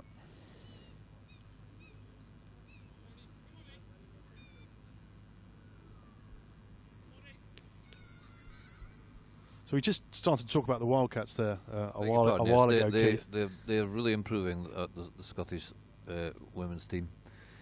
Next year they have an opportunity to qualify for their ICC 2020 World Cup, which the rules have been changed. There'll now be additional 2 qualifiers, so the tournament will be 10 rather than 8. So that gives Scotland a chance. They really are. They're a good young side. And as I said earlier, they're playing a lot of cricket. It's really very impressive. Yeah, I think the women's game generally has increased in profile, hasn't it? And with the decision of the ECB and New Zealand, in fact, to give professional contracts to their women players. So that's very encouraging, and also getting more media coverage as well. I was lucky enough to see the 2020 Ladies World Cup final before the one in Sri Lanka, the men's one, and frankly, other than the ropes being moved in slightly, the difference is minimal. The quality is very, very good indeed. It's a good game to watch. Yeah, we'll have Isabel Joyce with us on Friday, just back from the series against South Africa in England, so we'll talk more about the women's game there. Oh, that's a nice shot. That's a lovely shot. Straight down the ground. Pure timing.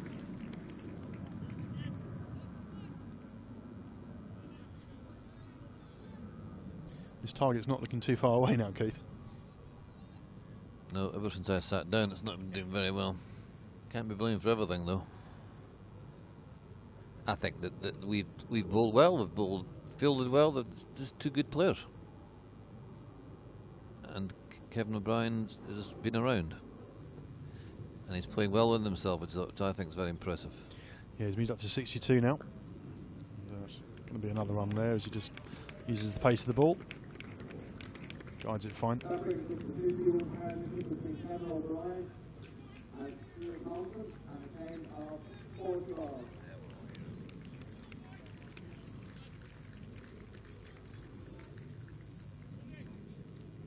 Yeah, 50 partnership there between these two. They had a good partnership on Monday as well. I'm sure Kevin O'Brien will be pleased with his personal form, but also be good for him to see the next generation of Irish talent emerging before his eyes. Short ball there from Wardlaw, but I think if you're going to bowl a short ball, he's got to threaten the batsman or get him dancing. He did have one good short ball earlier, which Thompson did fend towards the fielder, but he kept well away from that one.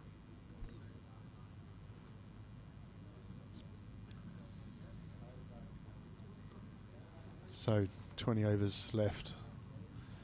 Ireland on 153 for 3, chasing 222 for victory. Just 69 runs required, and these two are looking in good form.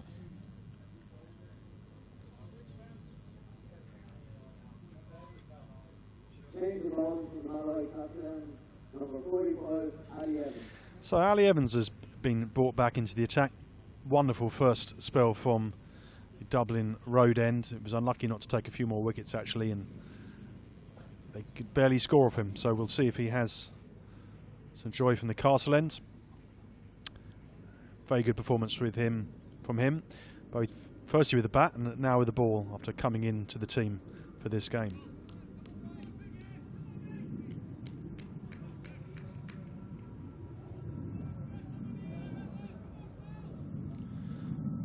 Lots of chat in the field from Scotland trying to G each other up. They've got to break this partnership if they're going to have a chance to come back in this game. It's a nice looking drive, a little bit of a misfield there in fact, as it gets through. Extra cover to the boundary, and the scoring rate's starting to pick up as these two are growing in confidence. Let's have a replay of that. Yeah, that's a good shot there, but possibly could have been stopped.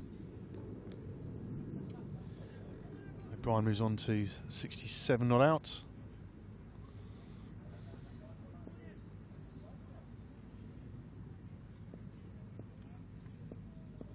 So Evans again in past umpire Goff. Well, that's an edge this time, and Evans is delighted with that, and so is Cross. Good catch. That was a wonderful catch by Matthew, because nothing's happened for him recently. It wasn't Kevin O'Brien's best shot, but it was a well-taken catch, and I'm pleased that Ali's got a wicket.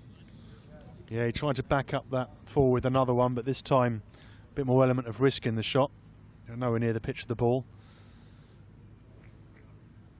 Surprised a bit by the bounce perhaps, and good catch by Cross, and that'll be a relief from Scotland. Let's have a look, another look at that, Keith.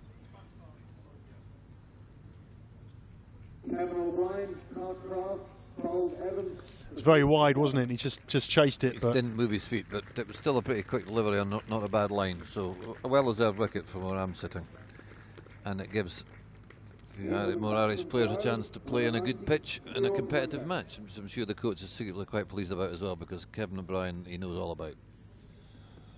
Yeah, another excellent innings from him, back to back half centuries in ODIs, which doesn't happen too often. Brings Stuart Pointer to the crease, the younger of the Pointer brothers playing today, and scored an excellent century against Sri Lanka recently, which has given him a good chance of potentially being involved in the World Cup, so he'll be keen to impress again today. Are there any Pointer sisters in the Irish team? There's his career stats up for you. That was quite funny, obviously not. It is all about dynasties. We were talking showing about my age again there, sorry. Mike Stanger. Mike got that. Yeah, Mike got that one. No, he's a dynamic player. He's on the books at Durham.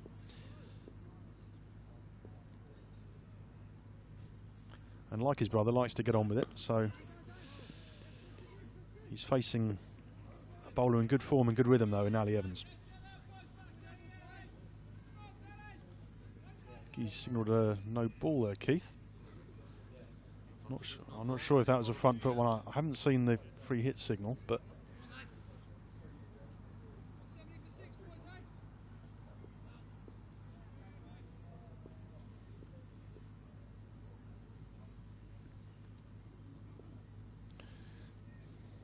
Evans again. Drove that to mid-on.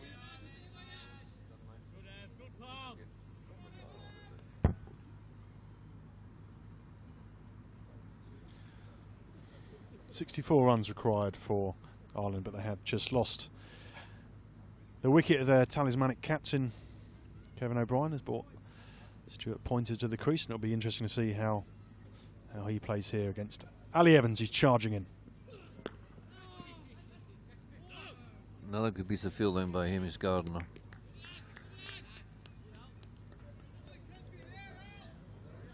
Yeah, Jack, interesting what's player. Ali Evans' analysis so far? Just saying, we were talking to Andy Tennant earlier about Gardner. It's a good prospect for yourselves. He's still a young man. Looks like he's got a lot of shots. Yeah, and he batted quite well today. Yeah, this is a good over from Evans.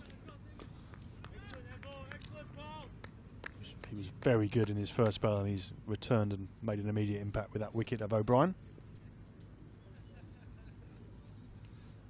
Perhaps saying to these selectors, don't drop me again.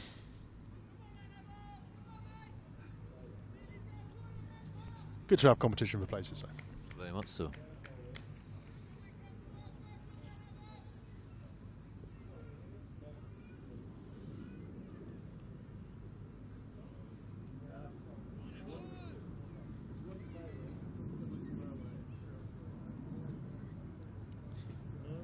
Yeah, man with his dog walking behind the sight screen there, but don't ask me what breed it is, please. Evans in again. Short. Dropped his hands. End of a successful over from Evans. He's bowled very well today.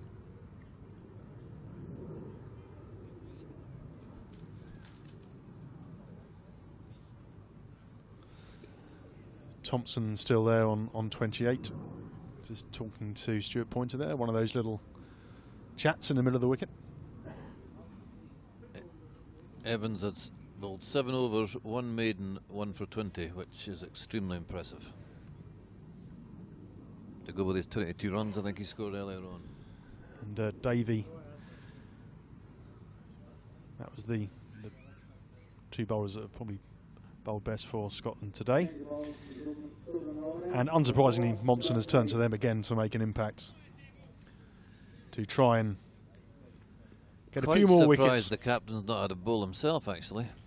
When he bowled McLeod for 1 over, he might have given himself an over. But yeah, I asked him about that before the game, actually, and he said he wasn't quite ready from his injury. Yeah. So it's Davey that's turned to mid wicket for a single.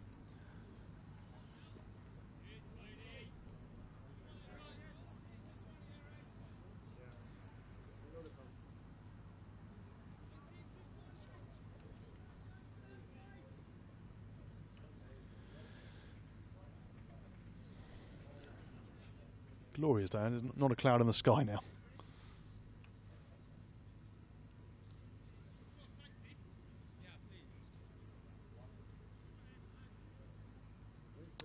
So Davey again, just starting his run up past umpire Hawthorne.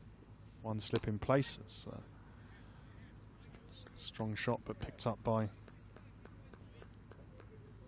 interesting guard that Pointer has. He on the screen looks like his guard's almost on off stump, unless I'm being deceived.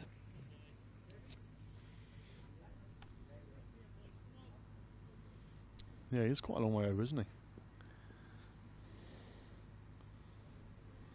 Vulnerable to an OBW potentially if it's full pitched, but it's a single on this occasion.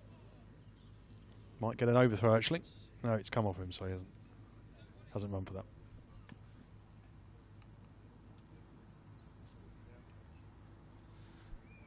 Might be in a little bit of pain actually there.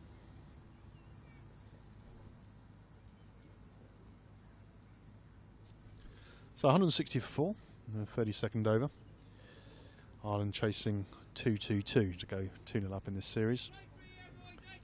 Scotland have bowled well in spells, particularly Alistair Evans and Josh Davey are on now.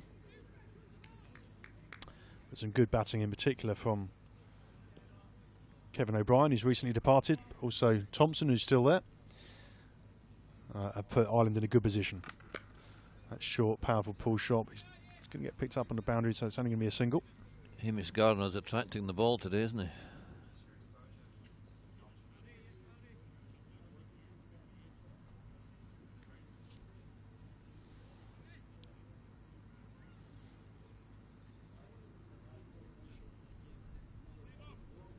You had a chance to explore the local area, Keith. It's a beautiful part of the country.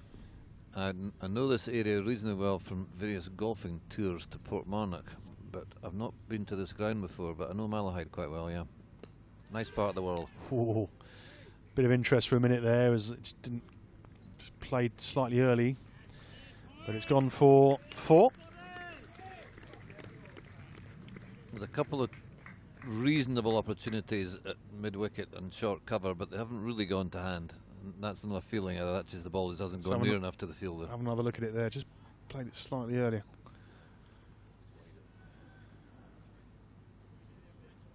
But wide of him and timed it, and it ran away. Takes the score to 165 for 4.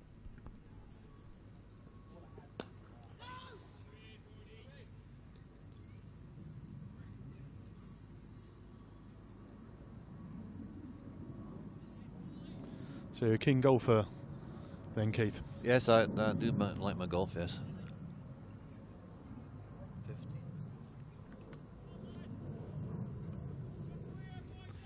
We had an annual fixture against the Dublin University Golfing Society, which was always played at Portmarnock every alternate year, albeit in February, which wasn't actually ideal sometimes. There's lots of good golf around here. Strong link between cricket and golf, isn't there? A lot of top cricketers play golf to a good standard. Hand-eye coordination, I guess. I think there are, but there are some cricket coaches who don't like players playing golf in case they slip and hurt themselves going down from tees to fairways and things. I know that P.D. Collingwood's a very good player. Gary Sobers is a good player. I don't know if any of our boys are good players. I wouldn't be surprised though. I expect so. That's nicely driven square for single. Ted Dexter's a very famous golfer in cricket. I think he was certainly an Oxford Blue, which is a very good standard.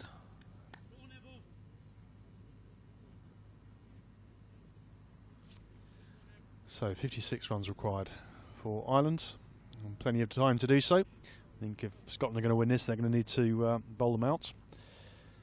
So that's going to be a challenge. But Evans racing in, bowled very well today. Slight misunderstanding there between the two batsmen. Had to scurry back into his crease. Again, a good piece of fielding by Hamish Gardner. He's done himself no harm today at all. He's been very visible. Maybe it's the white hat. He's got that on the purpose so the coach can see him.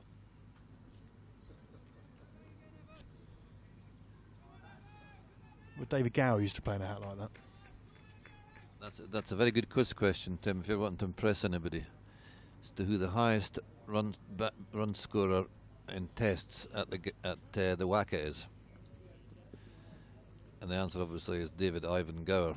You wouldn't expect it to be an overseas player, but that's a true stat.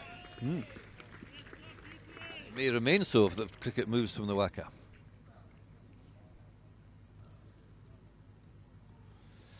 Yeah, quite a player to watch, David Gower.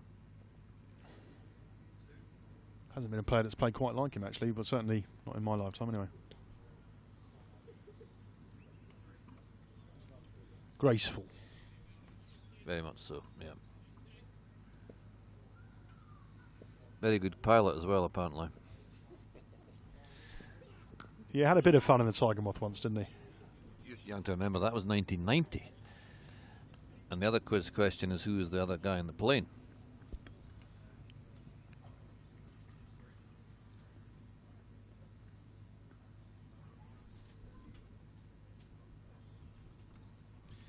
Yeah, if you want to tweet in and answer any of these quiz questions, Keith Oliver in the Quizmaster chair.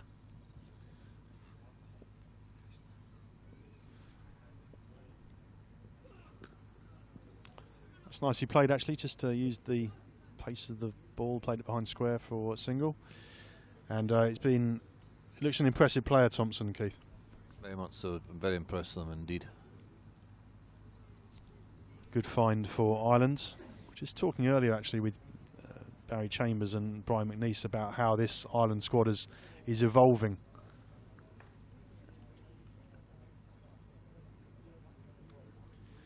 Just been told on Twitter that De Villiers is a scratch golfer. Well, he's good at everything, De Villiers. I think he's an incredible hockey player as well.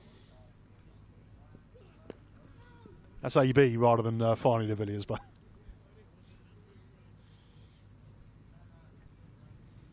yeah.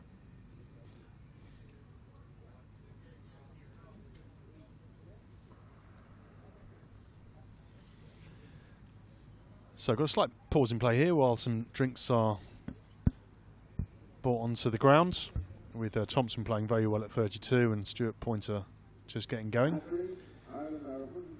And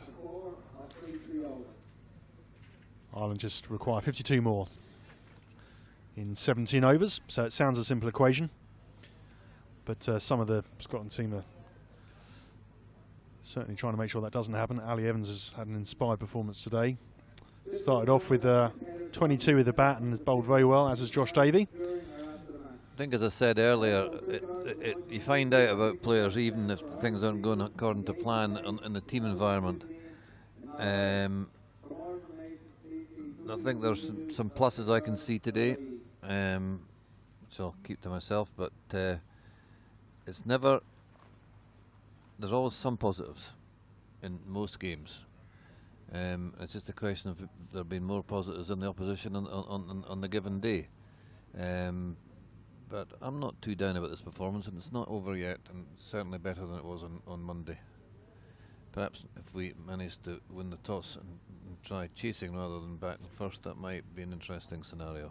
I'm never sure whether it's better to bat first and set a target. There's arguments both ways, but certainly this time of year, batting the first half an hour is difficult anywhere. Yeah, it's interesting the different reasons for decisions at a toss, isn't it? I mean, clearly if the conditions are very much in your favour, then the decision's quite clear, but some captains, prefer to set a total and others prefer to chase. So it just depends really, and sometimes captains can have a very bad run of luck on the toss. It certainly looked easier when the sun came out and it dried up a bit, there's no doubt about that. Although I can think of only one ball that's misbehaved, and that was the one that popped up and got Josh Davey out, which was a bit strange. But otherwise, it looks pretty good wicket to me. Yeah, it's played well, and you'd expect a good track by a former Somerset groundsman. And particularly when you consider it's not been laid for that many years. I'm not sure how many years, but I know it's reasonably recent. And these things take a long time to bed in. Yeah, and it's had good carry, hasn't it, for the quicker bowlers? And Craig Young's had an excellent series so far. He's had good pace and carry off this pitch, but batsman Kevin O'Brien in particular has shown that once you get in, it can be a good ground to score off too. Looks like Majid Haq might be switching ends and coming on from the Dublin Road end. We might be in danger here then, on that basis. I think Mr. Thompson has his eye in. We hit that one huge six off Majid when Majid was bowling from the other end. If you reverse the angles, it's going to come in our way.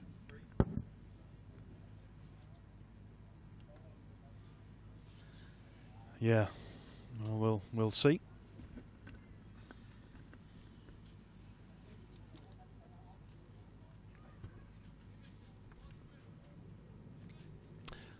So Majid Haq due to start, it's just adjusting the field. Thompson is going to be on strike, being impressive again, now on 32 not out. He's got the chance of making a good half century here. And Stuart Pointer reasonably new to the crease, but played a couple of good shots himself.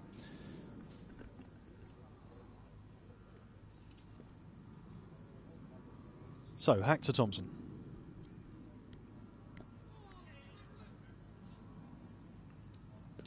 It's just driven. Good fielding, hit the stumps, but batsman was comfortably home. Evans fielded that very well. Fair way out to hit the wicket, actually.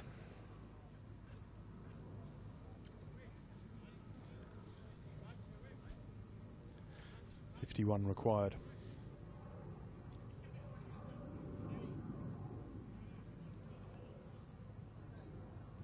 The slip in place. Fielders in on the offside, couple of boundary riders on the leg side.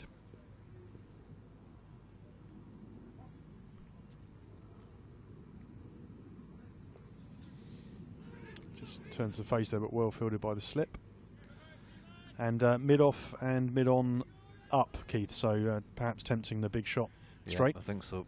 It's a difficult balance now, isn't it, whether you squeeze it or keep the fielders out. I think they have to squeeze it, really. Just shows you an extra 25, 30 runs, it makes so much difference. Having said that, without Bevington's 100, he might have had 30 less, at least. So, at least they gave themselves more of a chance than they did on Monday, which was very one-sided. Yeah. Hack again, a bit more flight that time.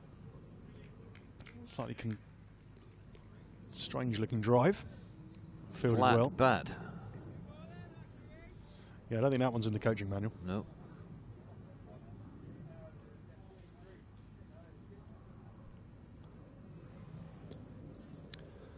This time it's Gibson. So that's very good fielding. That could be out. That's excellent bit of fielding.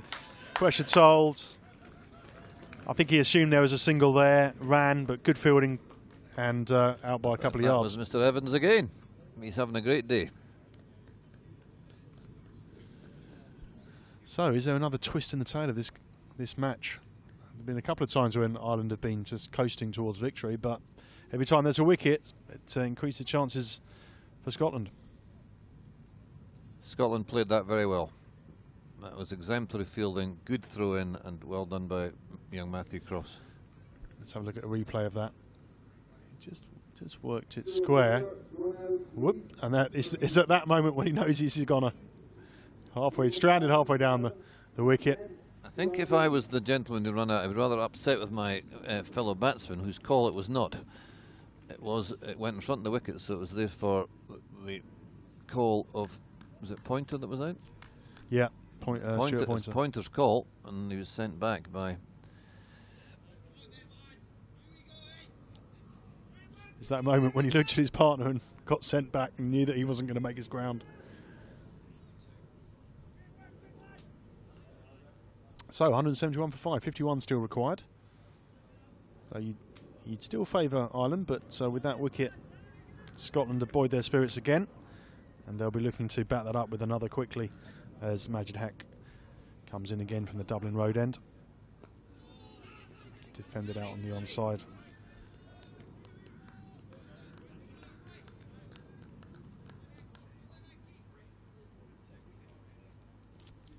John Mooney comes to the crease, an experienced player, of course, bowled well, and now has a job to do with the bat to see Ireland over the line, along with a very impressive Thompson. You can see his career stats there. Yeah, that just shows what a great player for Ireland John Mooney has been over the years. He's been in some tight situations and often delivered for Ireland. Often. Certainly more often than not.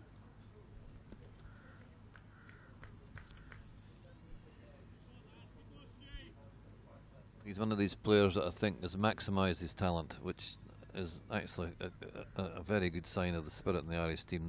Someone tends to step up to the plate in baseball parlance, and he's done it many times. Yeah, I think when I first saw John Mooney, I didn't quite see what he had to his game, but to be fair to him, he's made a contribution in particular when it's mattered most in high pressure situations. Exactly, yeah. But would a reasonable parallel be Michael Bevan in Australia? That's sort of not flashy cricketer, but delivers when required. Yeah. Yeah, an incredible record on ODI cricket, Michael Bevan. Unbelievably quick between the wickets, as I remember.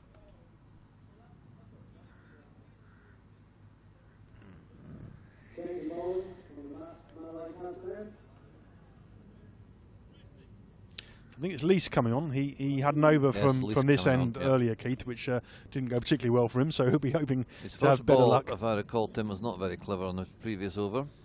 No. Oh. That one was very more clever in that it did bounce in front of Mr. Thompson, who tried to do some strange reverse sweep shot to it.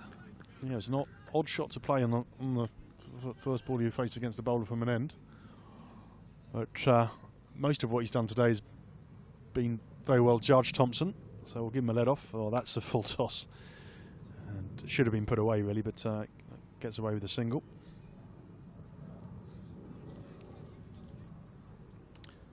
Just seems to slip out of his hands occasionally, Keith, with Leask. He's bowled a couple where they've just been easy full tosses.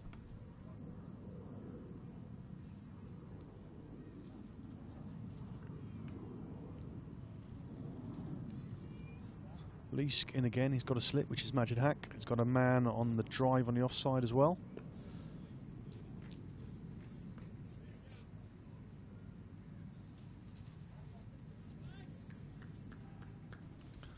And I think if they can get Thompson here, they'll look to apply pressure on the lower order in the tail. If Thompson can stay there, you'd probably back him to steer them home, so that could be the key wicket. That makes sense, yeah.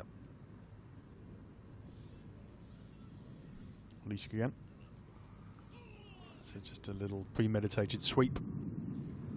Out towards the boundary and crosses the rope. That's Mooney opens his account with the 4.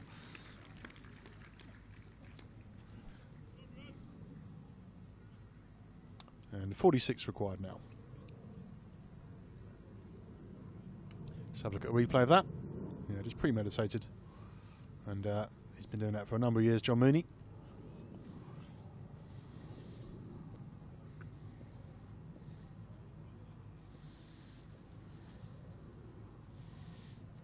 Looks like they're trying to cut that area off. That looks like good captaincy to me because he's still within the circle. A bit flatter and a bit quicker from Leask on that occasion. Turned onto the onside, no run. And that's a better over from that end from Leask.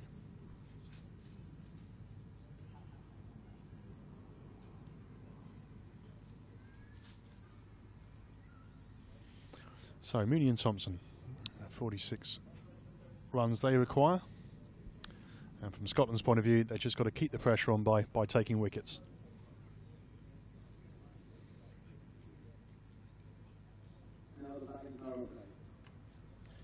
Yeah, well, thanks to partners for this broadcast today, Cricket Ireland, Cricket Scotland and ICC Europe.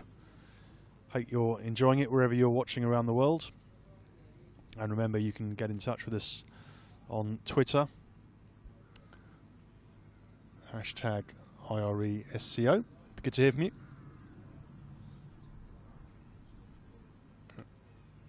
You can see on the top of your screen there the hashtags. So I think the captain's deciding who's going to bowl. I think it looks like it's going to be Majid.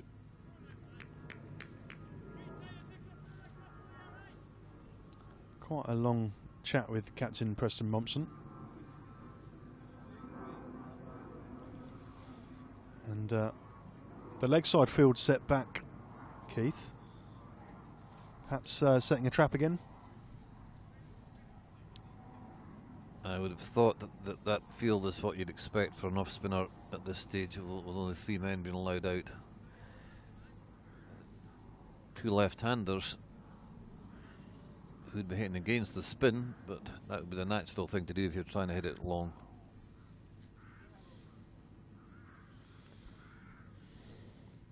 So Hack at the beginning of his mark.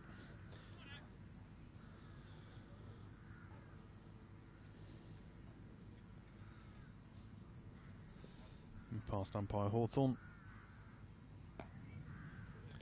Just defended out by his toes by Thompson, who's still there on 34.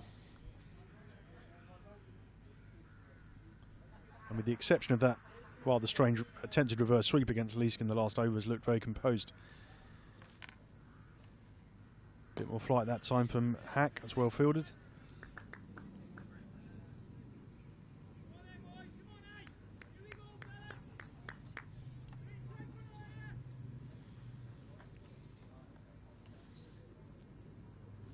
Hack again. Big shout there as he looked to sweep it. Nothing from umpire Hawthorne.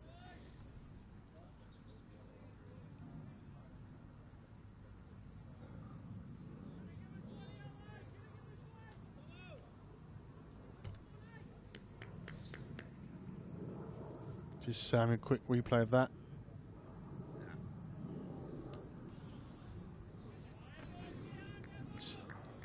Something of the thick outside edge about that, but goes through for a single, brings Mooney back onto strike. That was a good bit of work by Matthew Cross in the previous ball, but I don't think the batsman's back foot was in the air at any stage.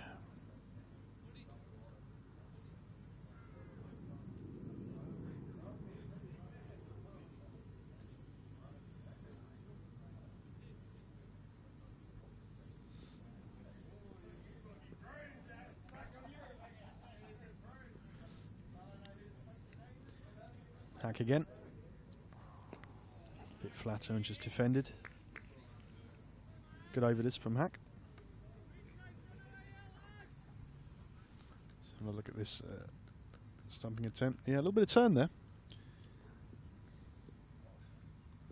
But as Keith was saying, don't think the back foot lifted at all.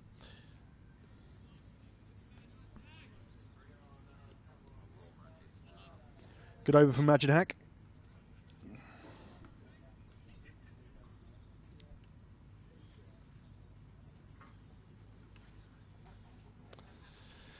So 45 runs required, 14 overs. It sounds an easy equation for Ireland, and they'll be the strong favourites to take this ODI, but Scotland still looking to apply pressure, and if they can get into the tail, they've got a half a chance.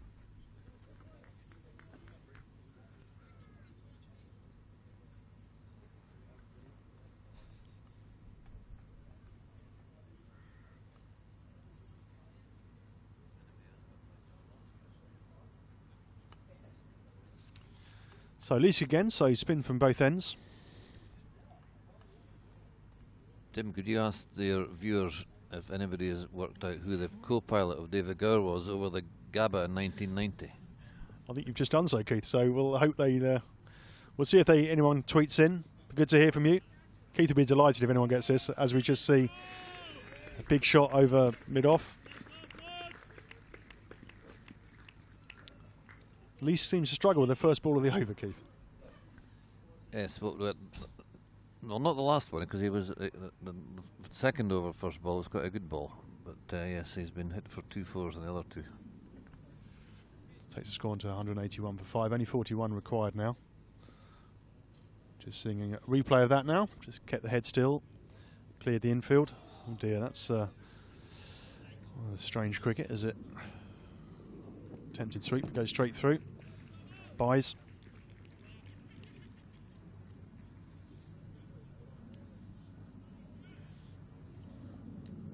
Expensive start to this over.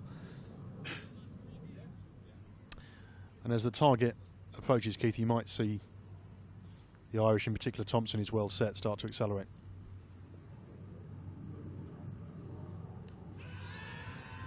Big shout there, Gibbon.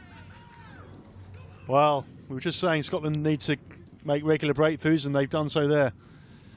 The previous ball turned quite a lot, actually, and that's when we kindly saw the replay, which Matthew Cross couldn't collect it. So, obviously, with his loop, Mr. Leach is getting a little bit of purchase, and I think deserves that wicket, actually, after the previous ball. Yeah, mixed bag of an over, isn't it? But yeah, that's pretty straight in front. So 6 down. Ireland not quite getting to the line in as comfortable a fashion as they might have done when Kevin O'Brien was at the crease. Since he's gone, they've had a couple of jitters, and Scotland have taken a few wickets to apply a little bit of pressure late in this game.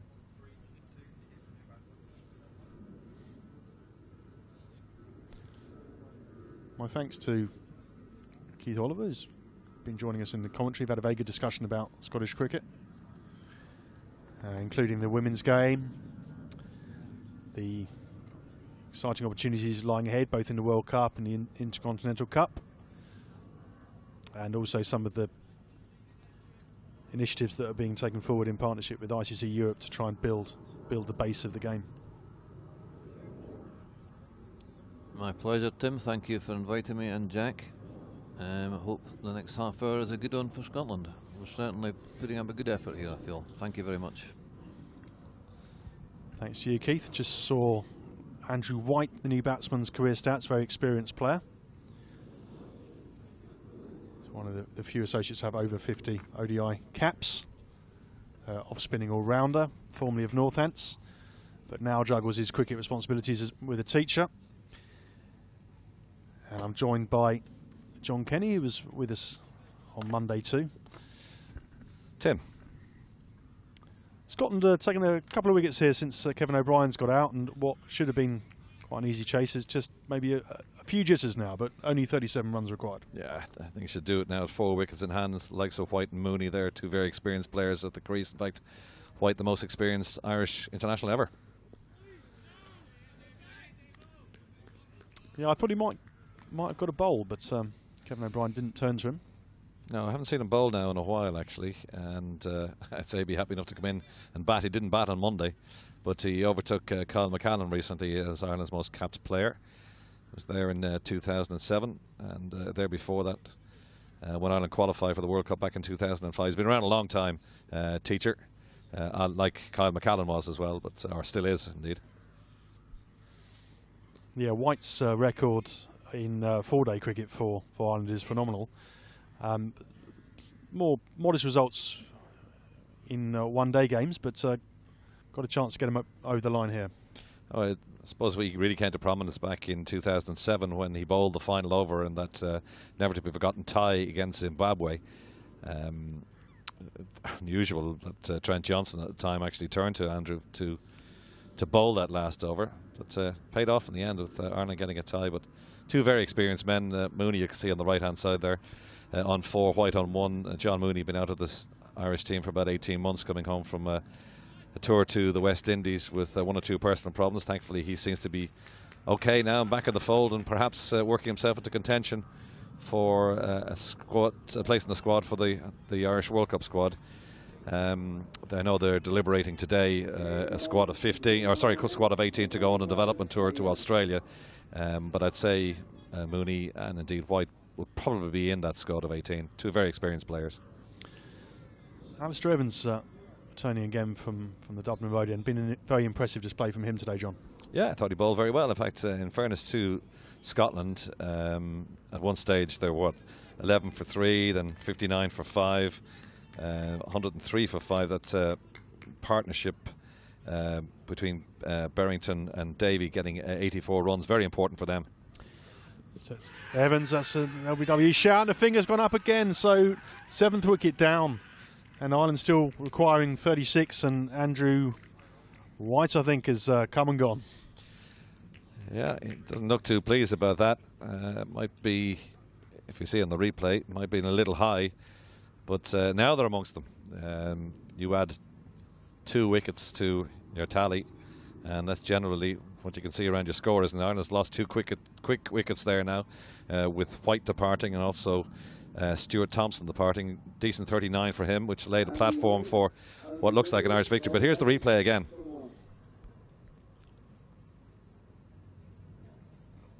Well, I guess there might be some slight question marks over height, but certainly a good shout, and umpire raised the finger. Oh, definitely a good shout, all right, yeah. I get a better chance to see it here. Oh, yeah, it's a decent shout, all right. Yeah, may not have been going over the top from that particular angle.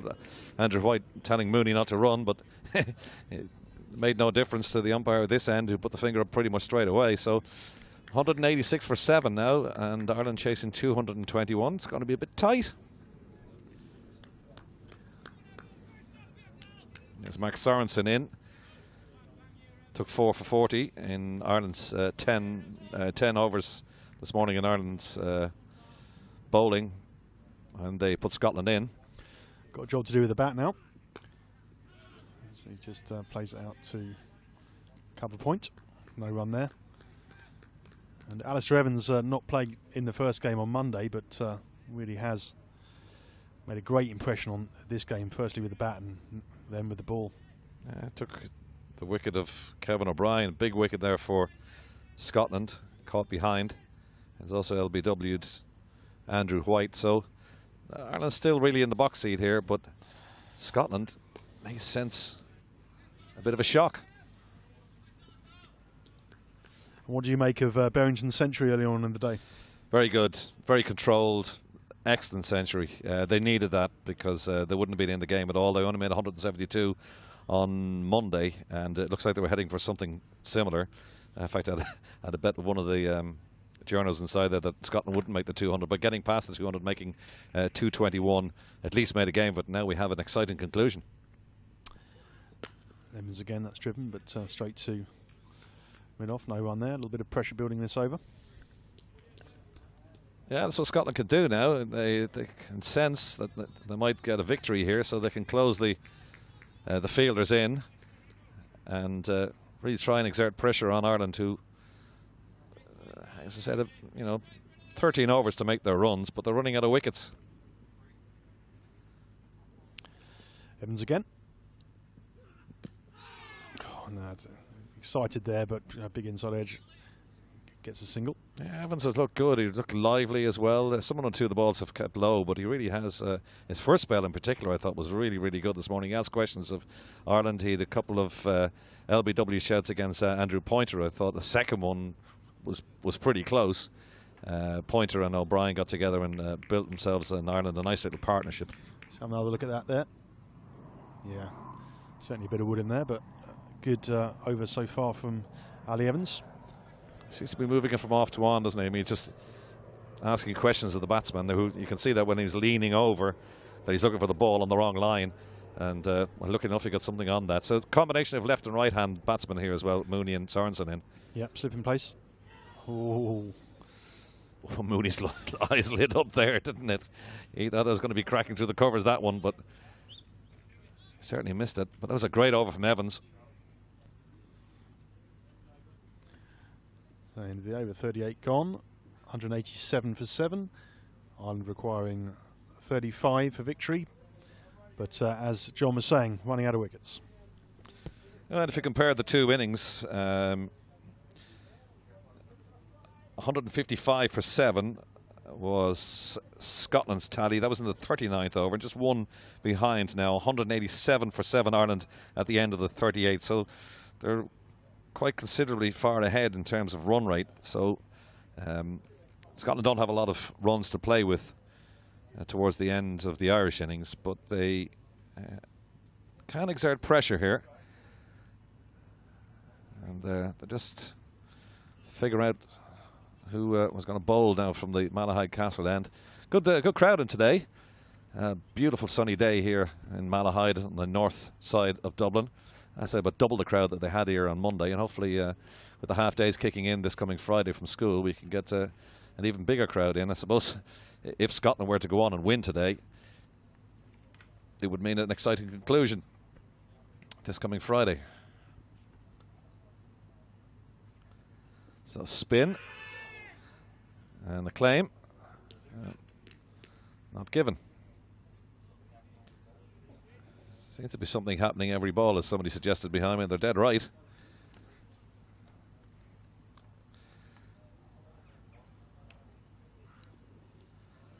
That's down the leg side, and that should be wide.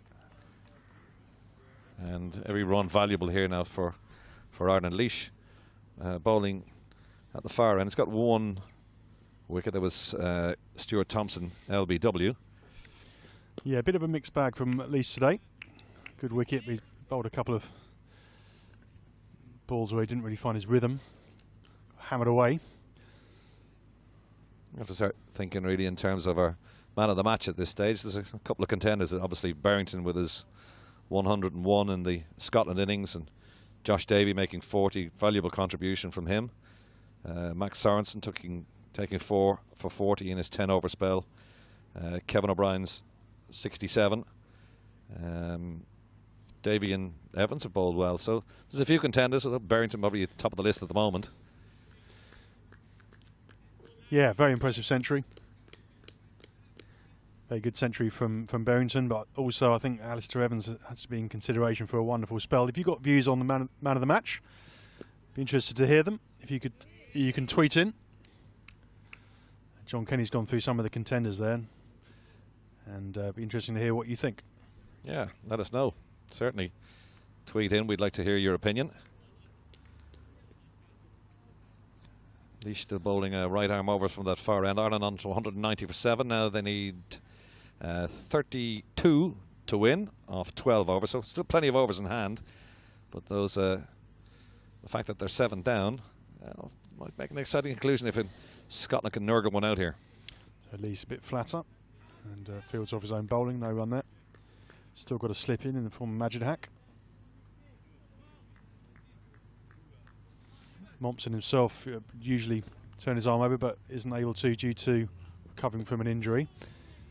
So that's given Leesk an opportunity in support of Majid Hack, who's the lead spinner for Scotland.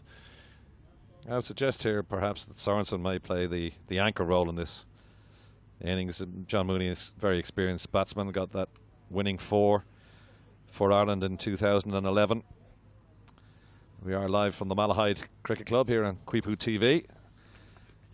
Wherever you're watching on the Cricket Ireland website, Cricket Scotland website, indeed the rte.ie/sport website. You're very welcome, and also the crowd here at Malahide. Yeah, midweek game, of course, so you wouldn't expect a huge crowd, but it's been growing during the afternoon. Obviously wonderful weather, hardly a cloud in the sky. If I mentioned if Scotland can actually get a win here today, it'll be half-day Fridays from the schools, so we might see more of a crowd here this coming Friday if this game or series is tied at 1-1. Ireland still very much, though, in control of this game. They could push around 1s and 2s and win this match. Hack again from Dublin Road End, just a forward defensive. Over 10,000 views of today's broadcast. Thank you wherever you are in the world. Hope you've enjoyed this game, which is closer than it might have been when Scotland were 3 down after hardly any time in their innings. I think the wicket's doing something. It's some of the balls are keeping low. Hack again. Well, that's a big shot. Has he got all of that? 6 runs? No, I think it's 4. Yeah, it is 4, yeah. Just short. Well, the umpire's signalling 4. Some of the crowd think it's 6, so we'll see. What the fielder says. And the TV camera might give us an indication here. Mooney gave that the big oik. Let's have another look at that. Let's have a look at this.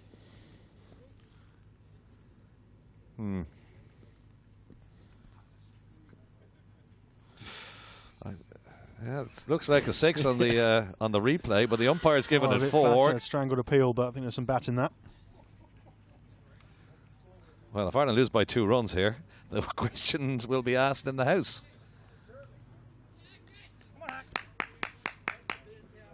It's officially been given a 4. We think that was a 6. Hack again. A bit more flight this time. Nicely driven, but well fielded in the covers. Mooney looks a good nick out there. Seems to be placing his feet well, confident. That was a really nice shot, that was. Down to the man at long on. Hack again a flighted delivery, just defended by Mooney. Yeah, he looks in good nick. Getting down on one knee, fending that off. As I said, they don't have to do anything silly. Just over 10 overs to go. There's 27 runs required. Gave himself some room on that occasion and got it between the fielders. Good footwork there.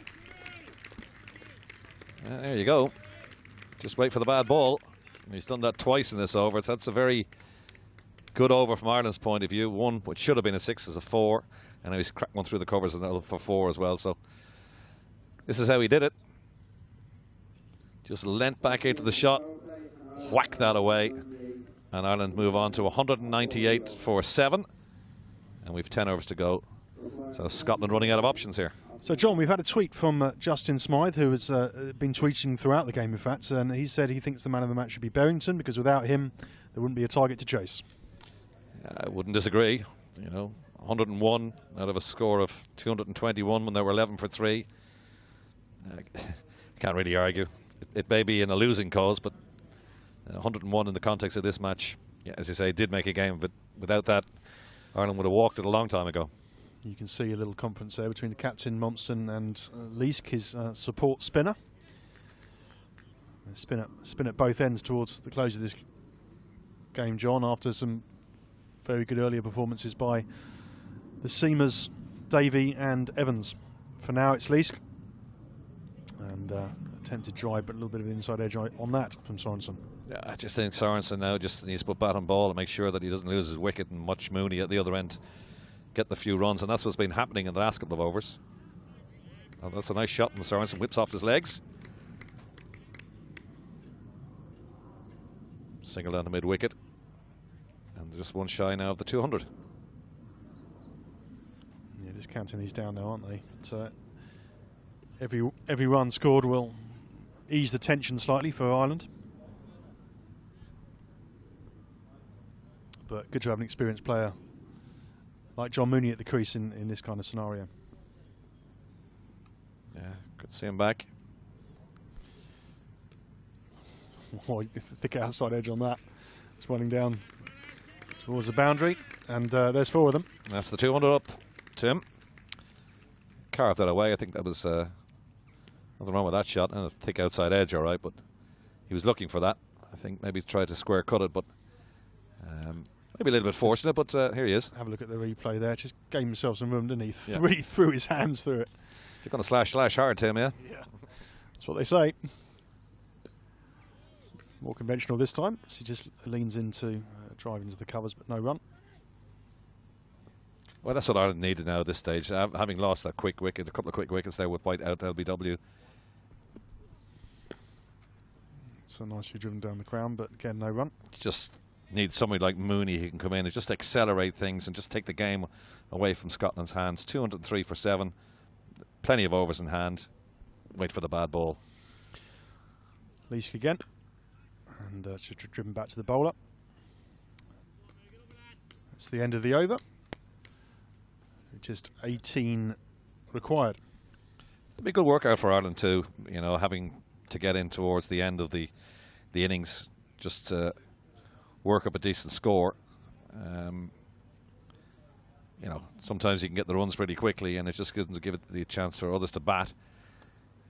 But they've worked this quite nicely. That little performance between Kevin O'Brien and Stuart Pointer in the middle of the innings has really laid the platform, I think, for Ireland's victory here. And Mooney coming in towards the end of the innings, yeah, good experienced batsman. There's been a lot of inexperienced players playing today for Ireland and on Monday. No George Dockrell today because he's out injured. He was one of the more experienced players, even though he's only 23 years of age. But the likes of Mooney, just perfect to come in at this stage of the innings. Yeah, that partnership between Andrew Pointer and Kevin O'Brien was the key one.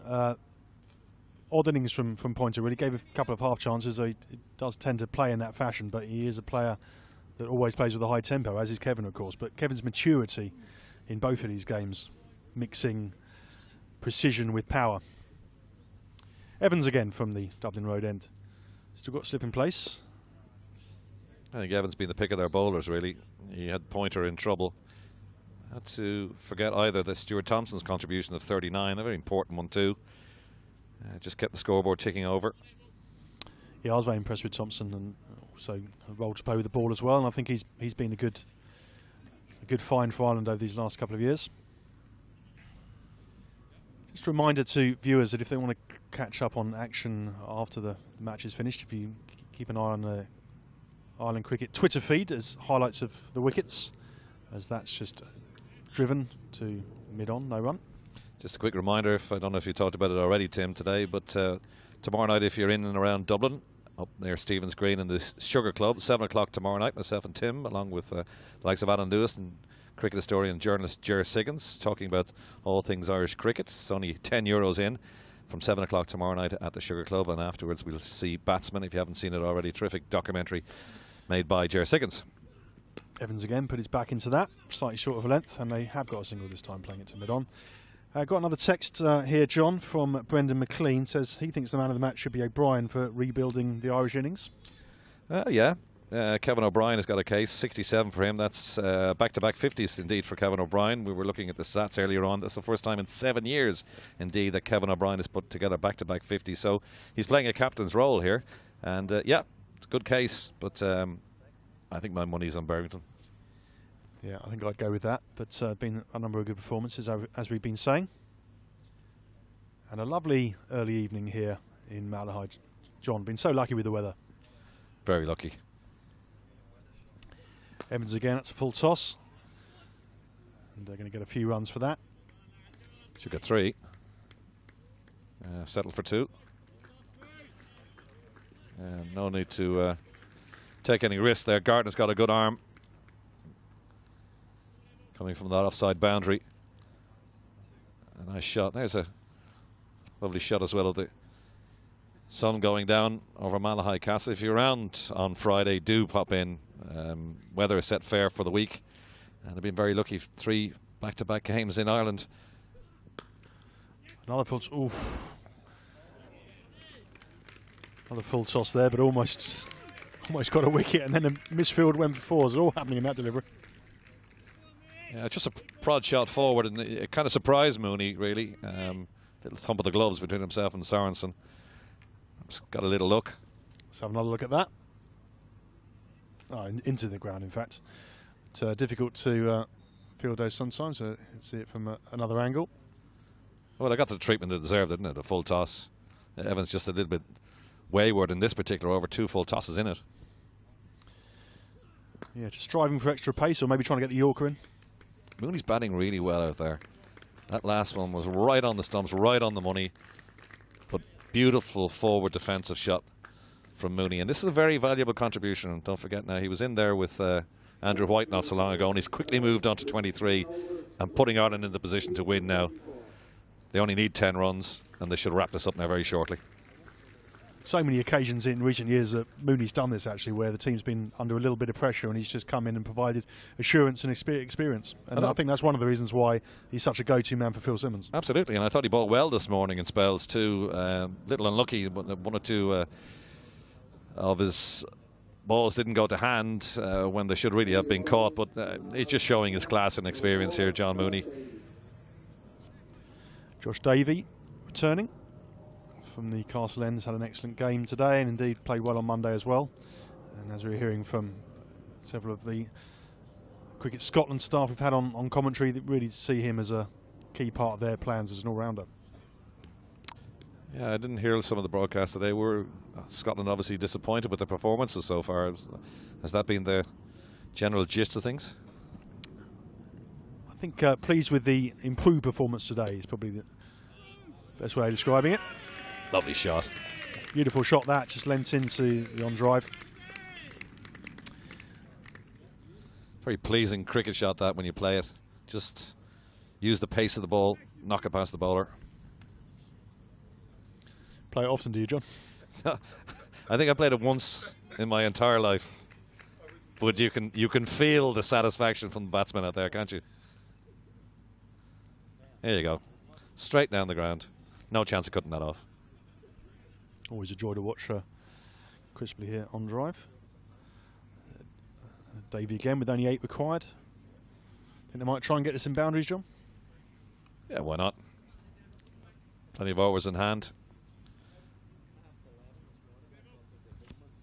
Mooney on 25, Sorensen playing that foil role while Mooney's been getting the runs and doing it very well. I thought Sorensen, 4 for 40, a bit of a return to form for him. It didn't look good on Monday, but certainly looked a better bowler this morning. Yeah, just talking to some of the guys in the press box, John, and I know Sorensen's been struggling a little bit this season, and a bit of a mixed bag on Monday. Bowled well in spells, but also a few wides as well. But today, very impressive. Yeah, I thought he was on the money most of the day, and taking 4-4 will certainly help his confidence, and we shall see if he's in the. I expect he will be in the squad of 18 for that mini tour to Australia before the World Cup. Davey again, that's driven but picked up by the fielder, no run. Just 8 required. Enjoying your couple of days in Dublin, I presume you are? Very much so. Had a bit of a little tour yesterday, went to Glendalough. Ah, very nice. Nice part of the world, especially on a sunny day. Very beautiful. Nice drive through the Wicklow Mountains and then area of outstanding beauty. Okay, there's going to be 2 there, I think. Let's round the first quickly. Direct hit, though, so there's a bit of interest from the fielders. Not so much interest from umpire Goff. Hands on heads time from Davey. I'm not sure that he get his fingertips to that and divert it onto the stumps. We shall see it in the replay, hopefully. But Mooney calls Sorensen through quickly as he turned for the second run.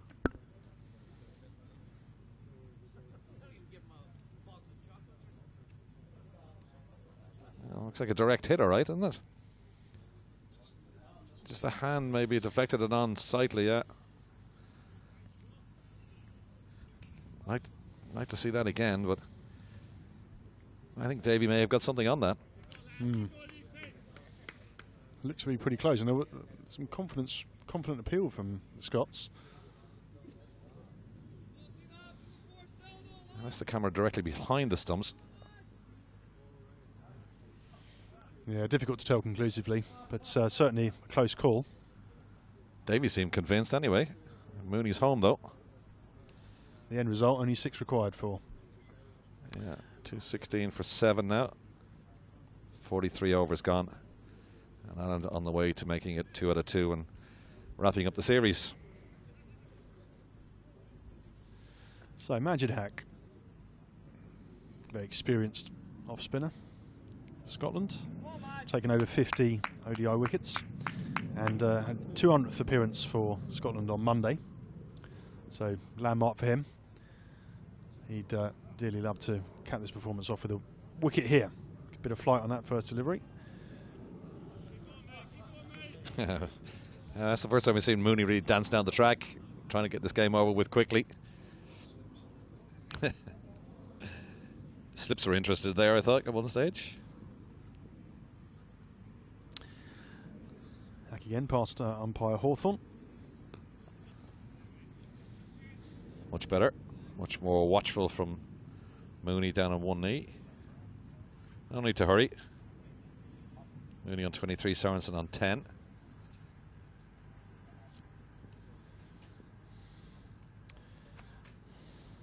Attack again. That's again a good line of length there. Gets a round of applause from Leask in front of us. Oh, better today than he did on Monday, I think, Hack. But just seems that did the damage really. Hasn't got a wicket yet though on this innings.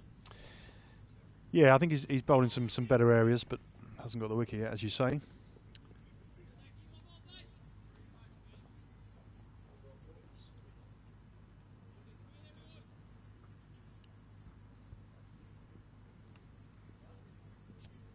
I was up in Fingal yesterday as well, where I know there's a high concentration of clubs. Oh, reverse sweep there. For 4.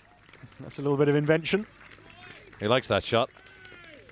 And another dog. We have quite a few dogs on the programme on Monday and Wednesday. I've been... my knowledge of dog breeds has been let down a bit though, John. I'm not sure you can help. I haven't. No, don't look at me. So just 2 required with the score on 227 for 7. After that, reverse swept 4 from John Mooney, who, as John Kenny's been saying, has played an excellent hand here, coming in under a little bit of pressure for Ireland, but showing all his experience, calm head, and you just seeing it there. Kept his eye on the prize really there, didn't he? Just swept it away. 2 gentlemen behind square, sitting over there waiting for the ball. Good innings by John Mooney.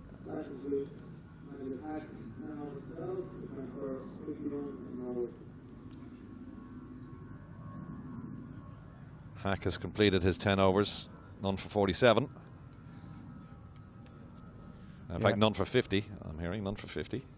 Yeah, hasn't had the impact some predicted in this series so far. I thought he bowled a little bit better today than he did on Monday, but not at its dynamic best. 2 to win.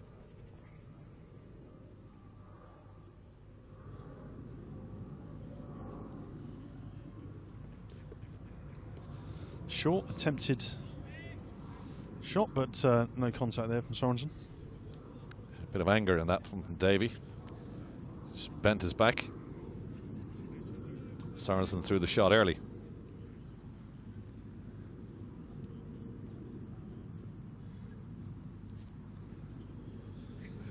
So just 2 required as Davies in past umpire Goff. Again short and again missed. Difficult to reach that one, to be honest. Yeah, it's a wide. I thought it was a wide outright. The umpire signalled it. So the scores are level now. 2:21.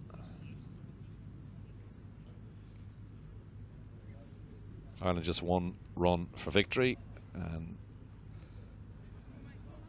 Sorensen on 10 facing. We'll be hopeful of scoring the winning run.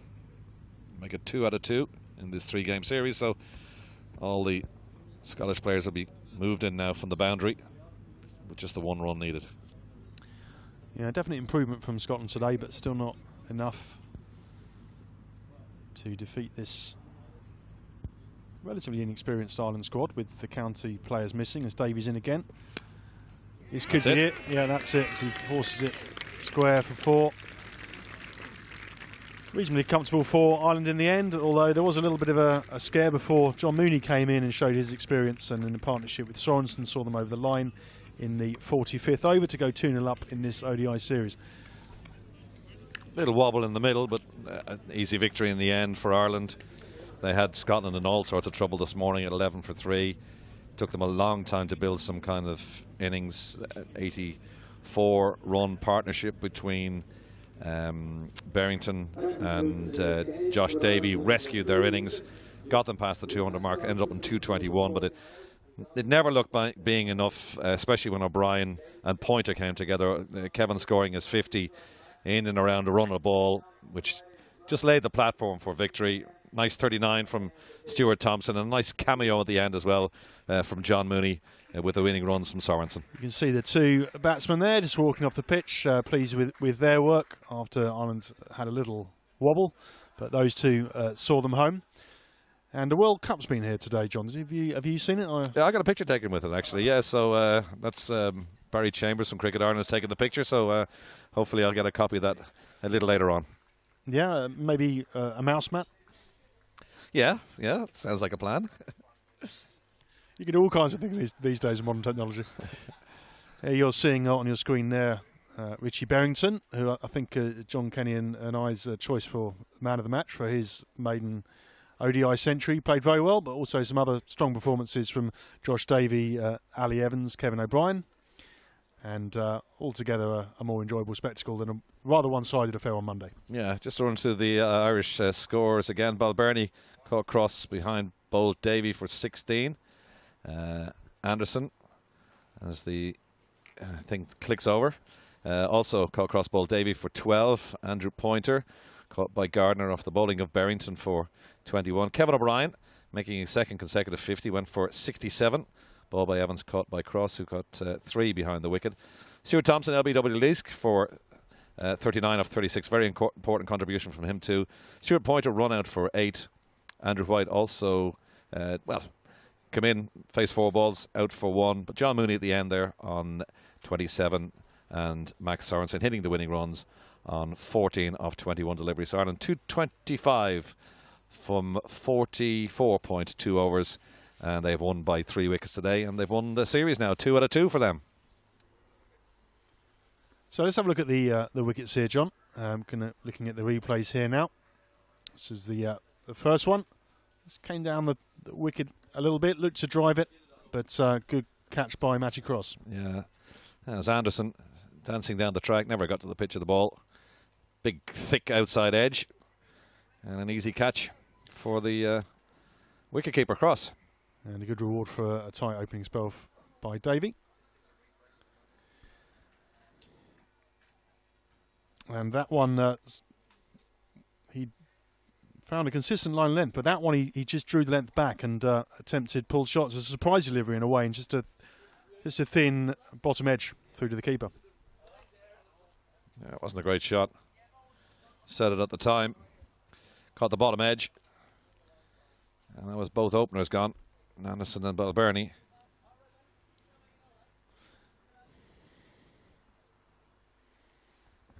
That was the catch at mid-wicket. Gardner Yeah, he got a bit of width there, didn't he? Threw his hands through it, but just found the man, and actually Gardner fielded well throughout the game. Yeah, that was Pointer's dismissal on 21 off the bowling of Barrington. And now Ireland were 103 for 3 after 23 overs at that point. Kevin O'Brien picking up his back-to-back half-centuries, as John Kenny was saying, and he's been very dominant in this series and seems to relish captaining the side. Yeah, made 67 today. Really laid the platform for the victory. But this is his dismissal.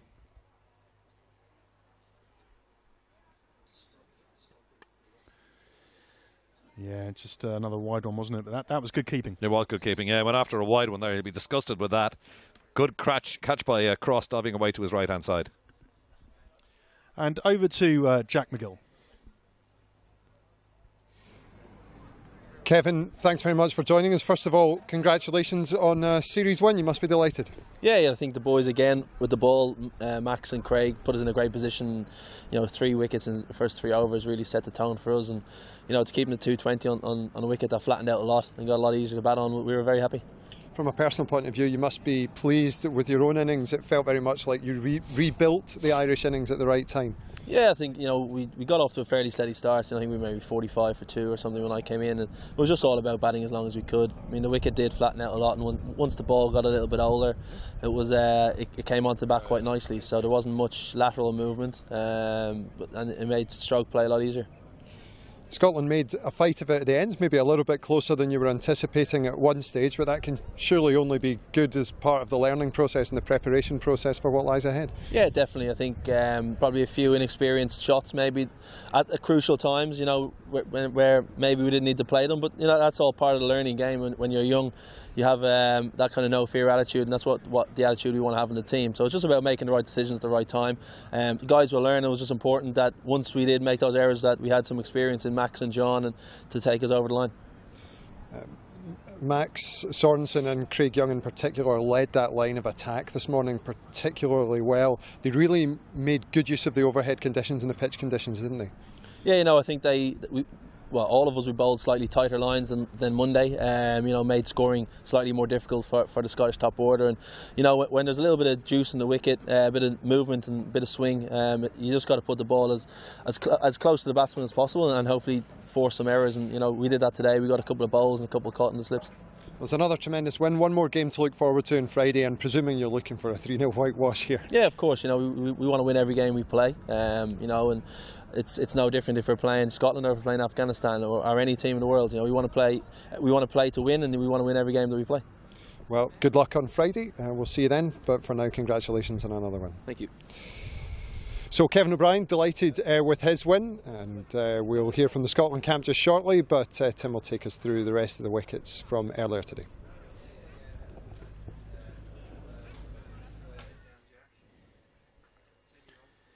Thanks to Jack, who's interesting interview with Kevin O'Brien now as we just review the remaining wickets, and that was from Leask, pinned in front, attempted sweep shot.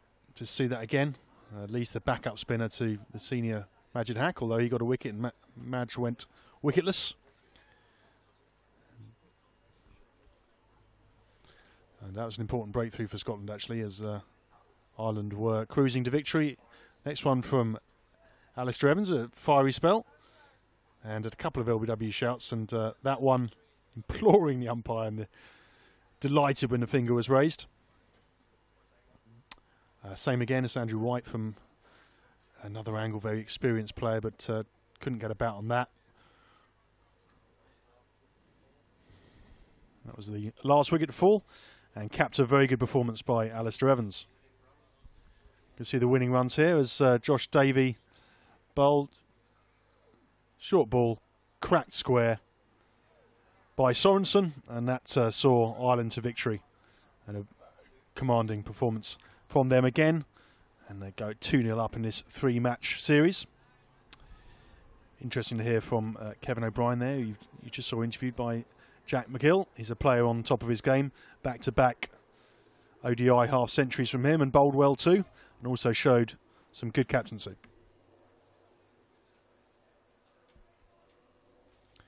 So we're going to have a interview with my man of the match, Richie Berrington, soon as we track him down. So just be a minute or so, I'm sure. So just stay online for that. And Scotland, I think, will be pleased that they improved their performance. They were under par on Monday, but they came back well today. Weren't able to get over the line, but at least it was a competitive game. And this is Richie Berrington's moment, where he brought up his maiden ODI century, and he's now speaking to Jack McGill.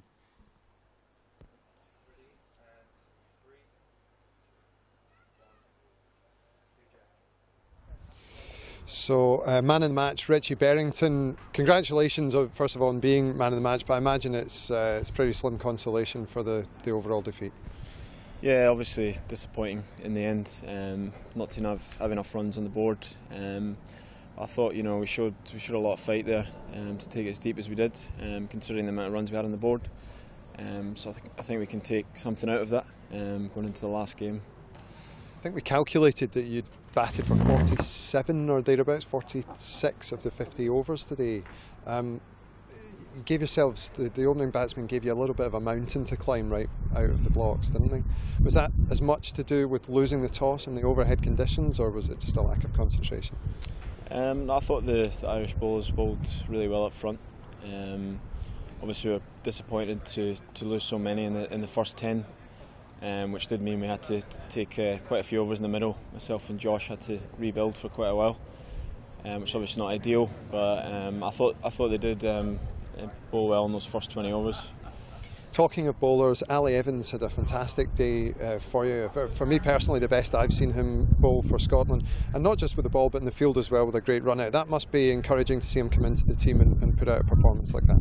Yeah, exactly. Obviously he was on the sidelines for the first game, so I think to come straight back in and show what he can do. Obviously getting a few runs towards the end as well, which helped us push towards a competitive total. And then with the ball, you know, he was excellent. You know, he kept us in the hunt all the way through. And a nice little run out as well. One more game to go. A lot of Scotland fans will be looking for you to restore a bit of pride at the end of this series. What's got to change? What's got to improve to be more competitive in the final game on Friday? Yeah, well, obviously we haven't had enough runs on the board in the first two games, so we'll be looking to address that. I don't think it's major things we have to do. We just have to, you know, come back stronger. Get a decent score on the board, and I think we've got the bowling attack and the players that can get a victory. Good luck on Friday. Richie, thanks very much for joining us. Cheers. Thanks. Cheers. So Richie Berrington clearly disappointed with the overall team performance, but a maiden ODI century for him means on a personal level at least he can take some positives away from the game.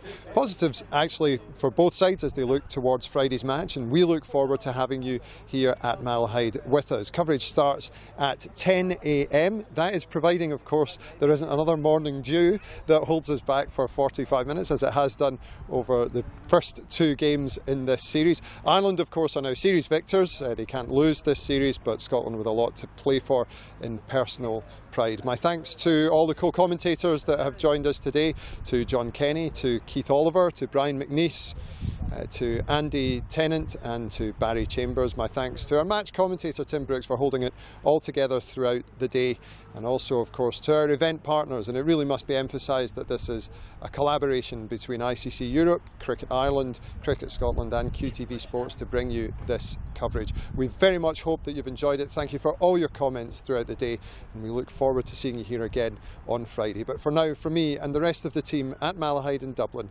have a very good evening.